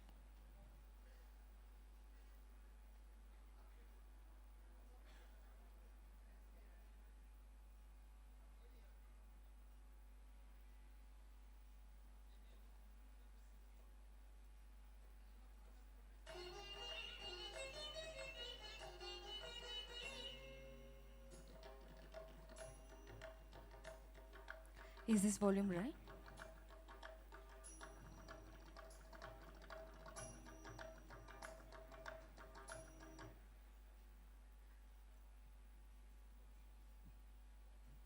Hell, check. Monitors level. Hell, check. Hell. ಮೊದಲನೇ ಹಾಡು ಉಪಾಸನೆ ಚಿತ್ರದಿಂದ. ಇದರ ಸಂಗೀತ ವಿಜಯ್ ಭಾಸ್ಕರ್, ಇದರ ನಿರ್ದೇಶಕರು ಪುಟ್ಟಣ್ಣ ಕಣಗಲವರು. ಈ ಒಂದು ಗೀತೆ ನಿಮ್ಮ ಮುಂದೆ.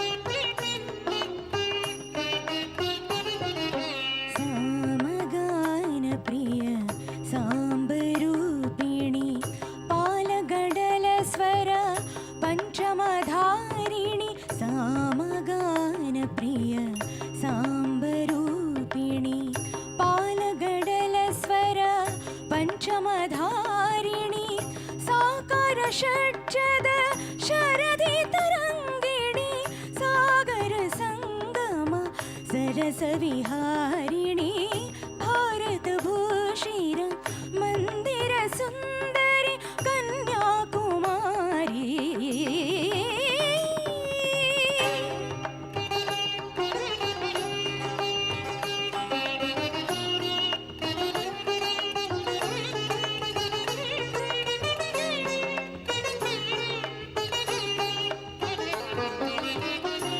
ಶಿವತಾಂಡವದ ಢಮರುನಿನಾದ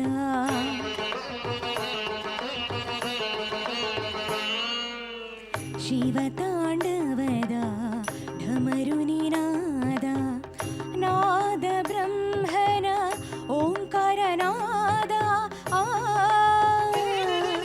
ಆ ಆ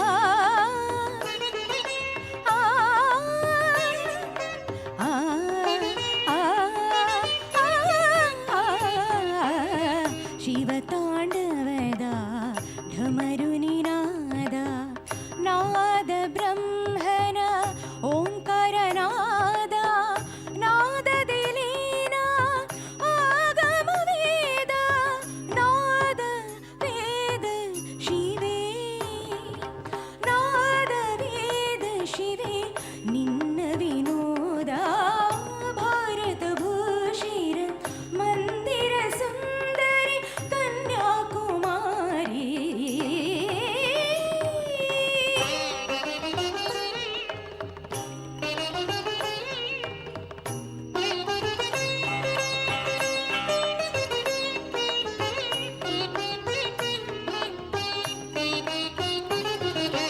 ಸಂಗೀತ ಸುಧೆಯ ಚೈತನ್ಯಧಾರೆ ಕಣ ಕಣ ನೀನೇ ಕರುಣಾಪೂರೆ ಸಂಗೀತ ಸುಧೆಯ ಚೈತನ್ಯಧಾರೆ ಕಣ ಕಣ ನೀನೇ ಕರುಣಾಪೂರೆ ನವಭವ ನವ ಜೀವ ನೀ ತುಂಬಿ ಮಾರೆ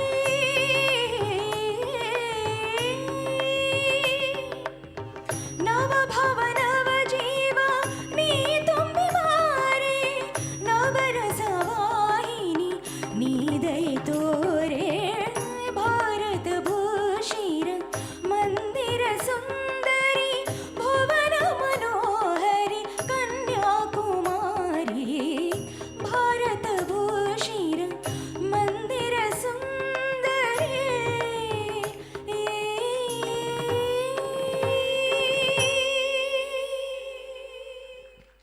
ಧನ್ಯವಾದ.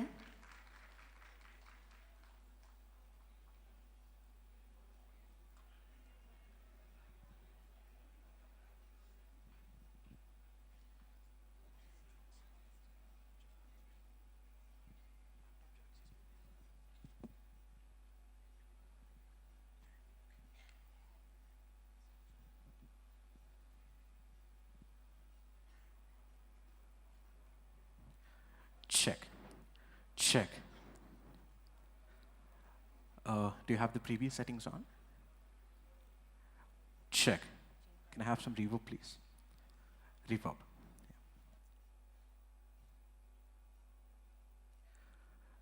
Check. A little bit more on the monitors. Check. Check. A little bit more, please.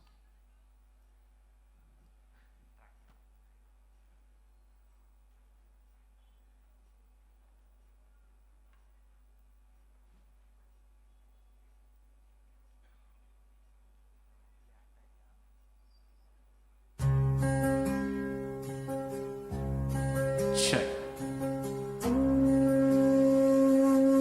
Check. Increase my vocals a little bit on the monitors.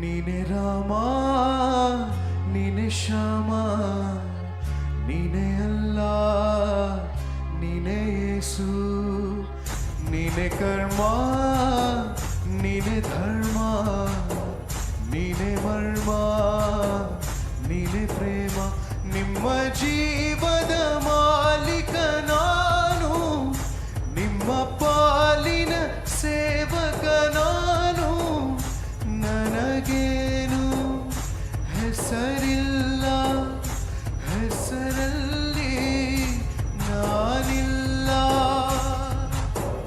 ಕಣ ಕಣ ಕಣದೊಳಗೆ ಕುಳಿತಿರುವೆ ಮುಕುಂದ ಮುರಾರೇ ಓ ಅಲ್ಲ ಓ ಯೇಸು ಮುಕುಂದ ಮುರಾರೇ ಮುಕುಂದ ಮುರಾರೇ ನೀನೆ ರಾಮ ನೀನೆ ಶ್ಯಾಮ ನೀನೆ ಎಲ್ಲ ನೀನೆ ಯೇಸು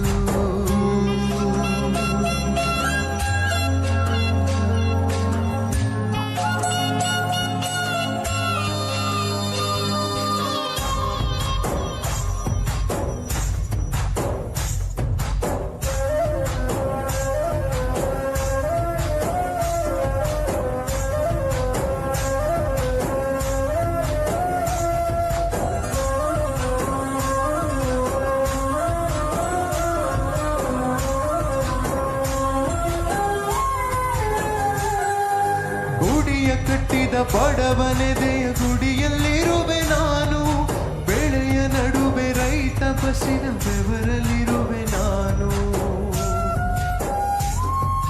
ಕೆಲಸ ನಿನದೆ ಫಲವು ನಿನದೆ ಛಲದ ಒಡೆಯ ನೀನು ಇದನ್ನು ಮರೆತು ನನಗೆ ನಮಿಸಿ ಶ್ರಮವ ಪಡುವೆ ನೀನು ಬಿಡು ಮತಗಳ ಜಗಳ ಇದೇ ಕೆಲಸವು ಬಹಳ ನನ್ನ ಒಲಿಸರು ಮರುಳ ಇರೋ ಮಾರ್ಗವು ಸರಳ ನನ್ನ ಸೇರಲು ದಾರಿಯು ನೂರು ಅದಕ್ಕೇತಕ್ಕೆ ಈತ ಕರಾರು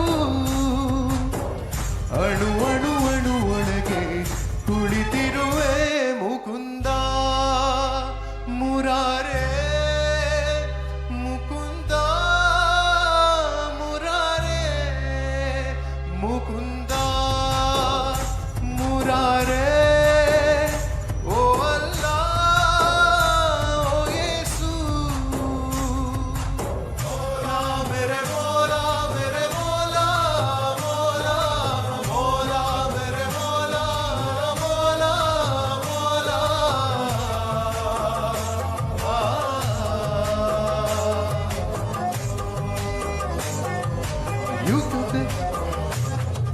ಯುಗದ ಯುಗದ ಮೃಗದ ಖಗದ ಉಸಿರಲ್ಲಿರುವೆ ನಾನು ಕಡಲ ಅಲೆಯ ಮಳೆಯ ಹನಿ ಪರಮ ಅಣುವೆ ನಾನು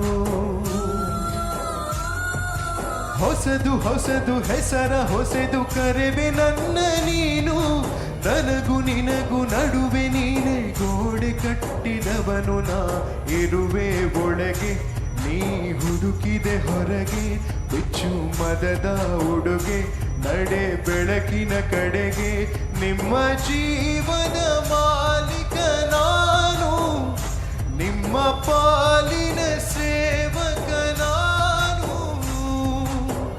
ಕಣ ಕಣ ಕಣದೊಳಗೆ ಕುಳಿತಿರುವೆ ಮುಕುಂದ ಮುರಾರೇ ಮುಕುಂದ ಮುರಾರೇ ಮುಕುಂದ ಮುರಾರೇ ಓ ಅಲ್ಲ ಓ ಯೇಸು ನೀನೆ ರಾಮ ನೀನೆ ಶ್ಯಾಮ ನೀನೆ ಅಲ್ಲ ನೀನೆ ಯೇಸು. Thank you so much.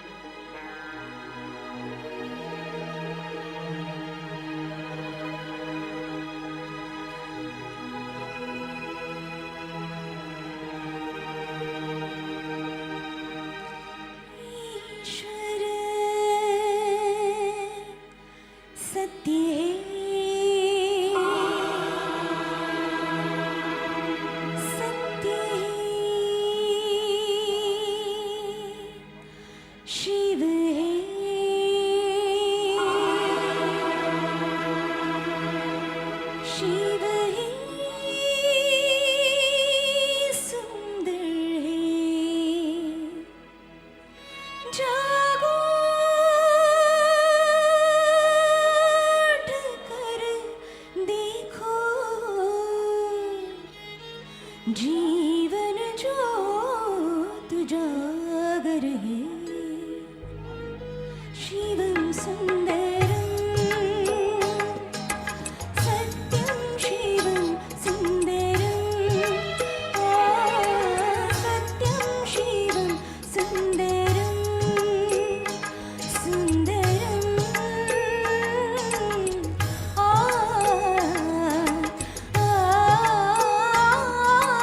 सत्यं शिवं सुंदरं सत्यं शिवं सुंदरं सत्य ही शिव है शिव ही सुंदर है सत्यं शिवं सत्यं शिवं सुंदरं सत्यं शिवं सुंदरं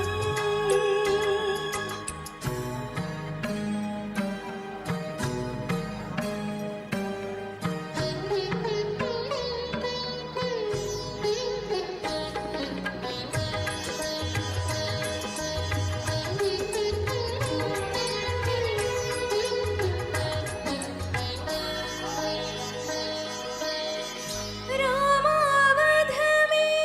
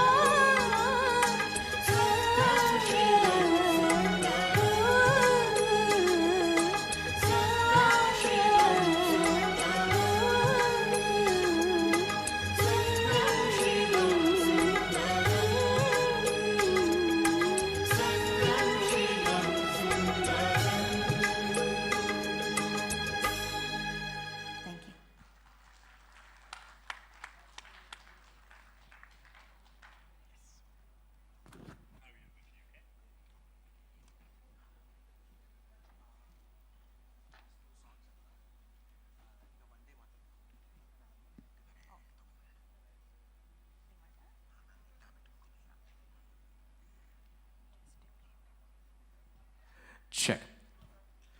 All right. Hope you all are having fun. And this would be the last two songs. And the next song is a very energetic song by the composer A.R. Rahman, evoking Indian national patriotism. I request every one of you to sing along, if possible. And before that, shall we all together once just chant, Vande Mataram? Thank you.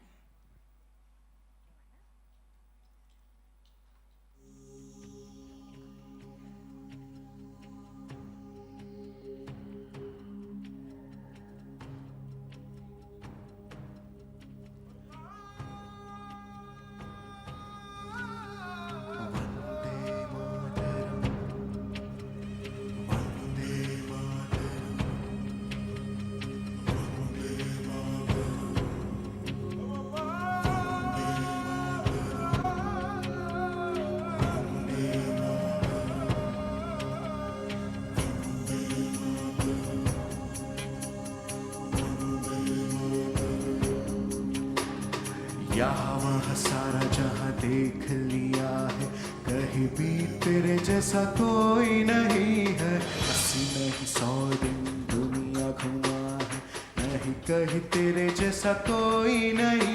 मैं गाया जहाँ भी बस तेरी याद थी, जो मेरे साथ थी, मुझको तड़पाती रुलाती। सबसे प्यारी तेरी सूरत, प्यार है बस तेरा प्यार ही। माँ तुझे सलाम, माँ तुझे सलाम, माँ तुझे सलाम, माँ तुझे सलाम, अम्मा तुझे सलाम। Vande Mataram. Can you all wave for me, please? Vande Mataram, Vande Mataram, Vande Mataram, Vande Mataram, Vande Mataram.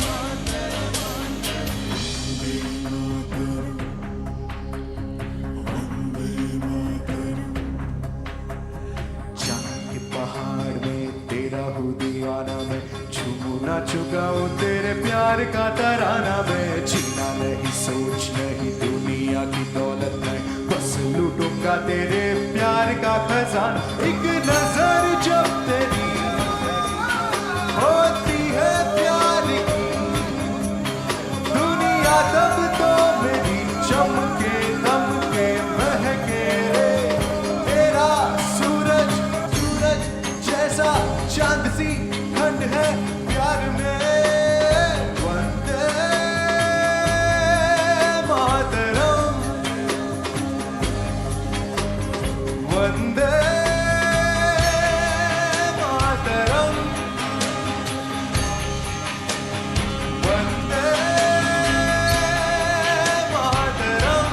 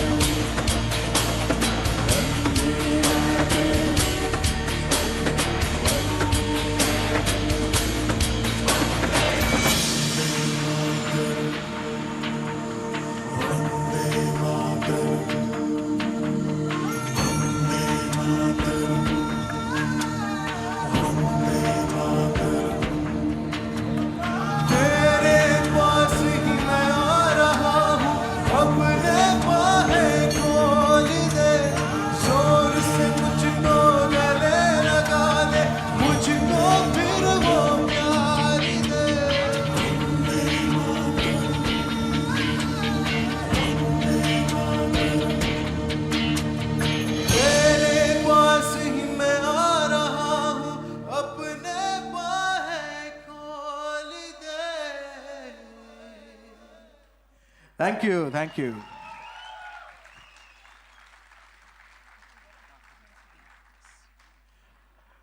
Okay, ನಮ್ಮ ಕಾರ್ಯಕ್ರಮದ ಕಡೆಯ ಗೀತೆ ಬಹುಶಃ ಎಲ್ರಿಗೂ ಗೊತ್ತಿರುವಂಥ ಒಂದು ಕನ್ನಡದ ಸೊಬಗನ್ನು ತೋರಿಸುವಂಥ ಒಂದು ಗೀತೆ, ಹುಟ್ಟಿದರೆ ಕನ್ನಡ ನಾಡಲ್ಲಿ ಹುಟ್ಟಬೇಕು. ಎಲ್ಲರೂ ಹಾಡ್ಬೋದಾ?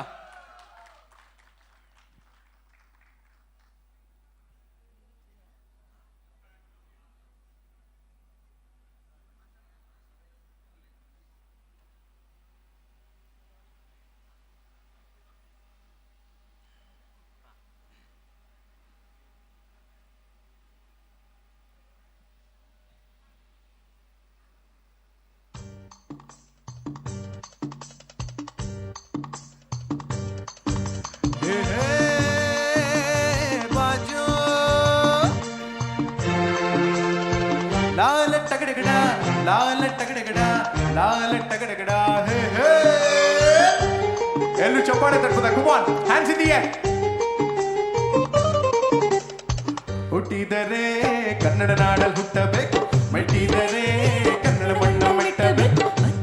ಜಟಕ ಬಂಡಿ ಇದು ವಿಧಿಯೋಡಿಸುವ ಬಂಡಿ, ಬದುಕಿದ ಜಟಕ ಬಂಡಿ ವಿಧಿಯನೆ ದಾಡಿಸುವ ಬಂಡಿ. ಹುಟ್ಟಿದರೆ ಕನ್ನಡ ನಾಡಲ್ಲಿ ಹುಟ್ಟಬೇಕು, ಮೆಟ್ಟಿದರೆ ಕನ್ನಡ ಮಣ್ಣ ಮೆಟ್ಟಬೇಕು.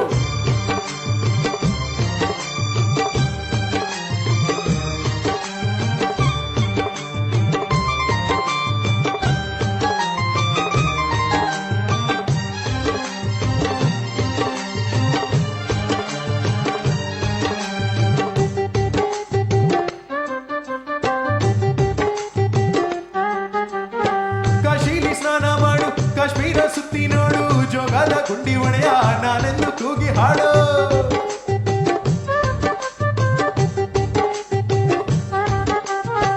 ಅಜಂತ ಎಲ್ಲೂರರ ಬಾಳಲ್ಲಿ ಒಮ್ಮೆ ನೋಡು, ಬಾದಾಮಿ ಐಹೊಳೆಯ ಚಂದನ ತೂಕ ಮಾಡು. ಕಲಿಯೋಕೆ ಕೋಟಿ ಭಾಷೆ, ಆಡೋಕೆ ಒಂದೇ ಭಾಷೆ ಕನ್ನಡ. ಕನ್ನಡ ಕಸ್ತೂರಿ ಕನ್ನಡ. ಹಾಡ್ತೀರಾ? ಹುಟ್ಟಿದರೆ ಕನ್ನಡ ನಾಡಲ್ಲಿ ಹುಟ್ಟಬೇಕು, ಮೆಟ್ಟಿದರೆ ಕನ್ನಡ ಮಣ್ಣ ಮೆಟ್ಟಬೇಕು. ಬದುಕಿದು ಜಟಕ ಬಂಡಿ ಇದು ವಿಧಿಯೋಡಿಸುವ ಬಂಡಿ, ಬದುಕಿದು ವಿಧಿ ದಡ ಸೇರಿಸುವ ಬಂಡಿ.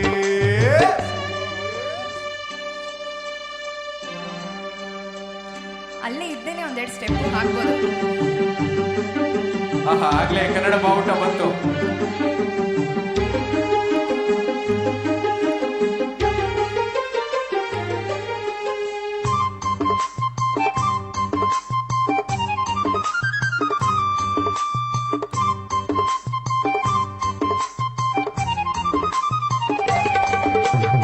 ಧ್ಯಾನಕ್ಕೆ ಭೂಮಿ ಇದು, ಪ್ರೇಮಕ್ಕೆ ಸ್ವರ್ಗ ಇದು, ಸ್ನೇಹಕ್ಕೆ ಶಾಲೆ ಇದು, ಜ್ಞಾನಕ್ಕೆ ಪೀಠ ಇದು.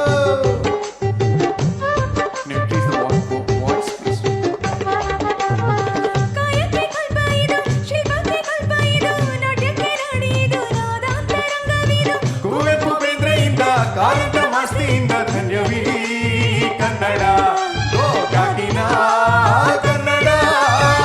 ಹುಟ್ಟಿದರೆ ಕನ್ನಡ ನಾಡಲ್ಲಿ ಹುಟ್ಟಬೇಕು, ಮೆಟ್ಟಿದರೆ ಕನ್ನಡ ಮಣ್ಣ ಮೆಟ್ಟಬೇಕು. ಬದುಕಿದು ಜಟಕ ಬಂಡಿ ಇದು ವಿಧಿಯೋಡಿಸುವ ಬಂಡಿ, ಬದುಕಿದು ಜಟಕ ಬಂಡಿ ವಿಧಿ ಗುರಿ ತೋರಿಸುವ ಬಂಡಿ.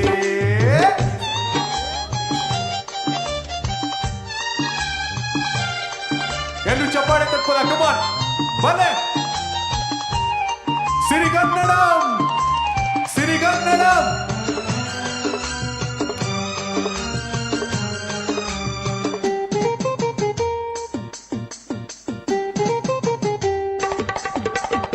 ಬಾಳಿನ ಬೆನ್ನು ಹತ್ತಿ ನೂರಾರು ಊರು ಸುತ್ತಿ, ಏನೇನೋ ಕಂಡ ಮೇಲು ಬೆಂಗಳೂರೇ ನಮಗೆ ಮೇಲು.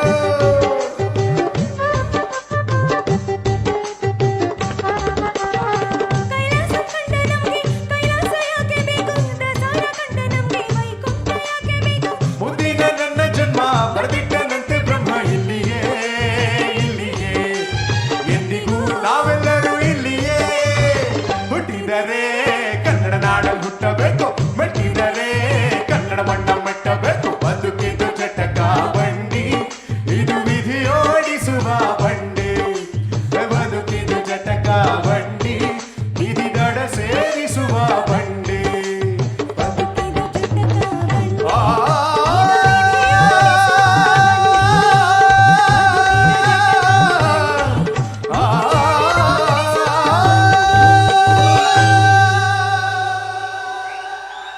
ಧನ್ಯವಾದಗಳು. Thank you so much. Thank you all for being such a lovely audience. ಎಲ್ರಿಗೂ ಧನ್ಯವಾದಗಳು. ಮತ್ತೊಮ್ಮೆ ಹೇಳುವ ಸಿರಿಗನ್ನಡಂ ಜೈ ಕರ್ನಾಟಕ ಮಾತೆ. ಧನ್ಯವಾದ. Thank you so much.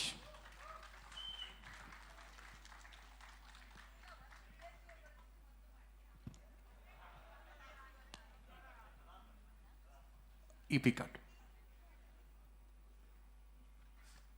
Thank you.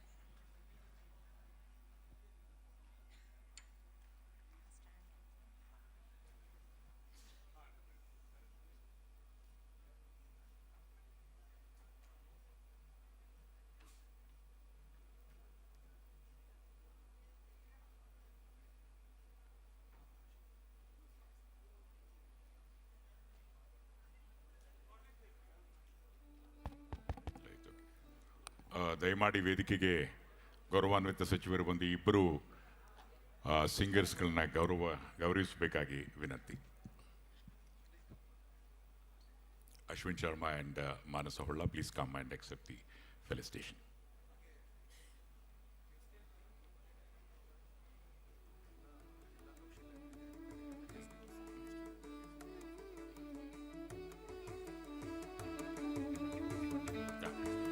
ಇದಾದ ಮೇಲೆ ಸಚಿವರ ಜೊತೆ ಜಿಲ್ಲಾ ಕೌಶಲ್ಯ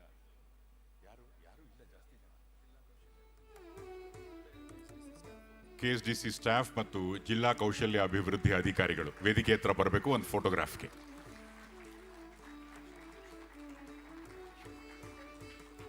ಅಧ್ಯಕ್ಷರು ಸಹ ವೇದಿಕೆಗೆ ಬರಬೇಕಾಗಿ ವಿನಂತಿ.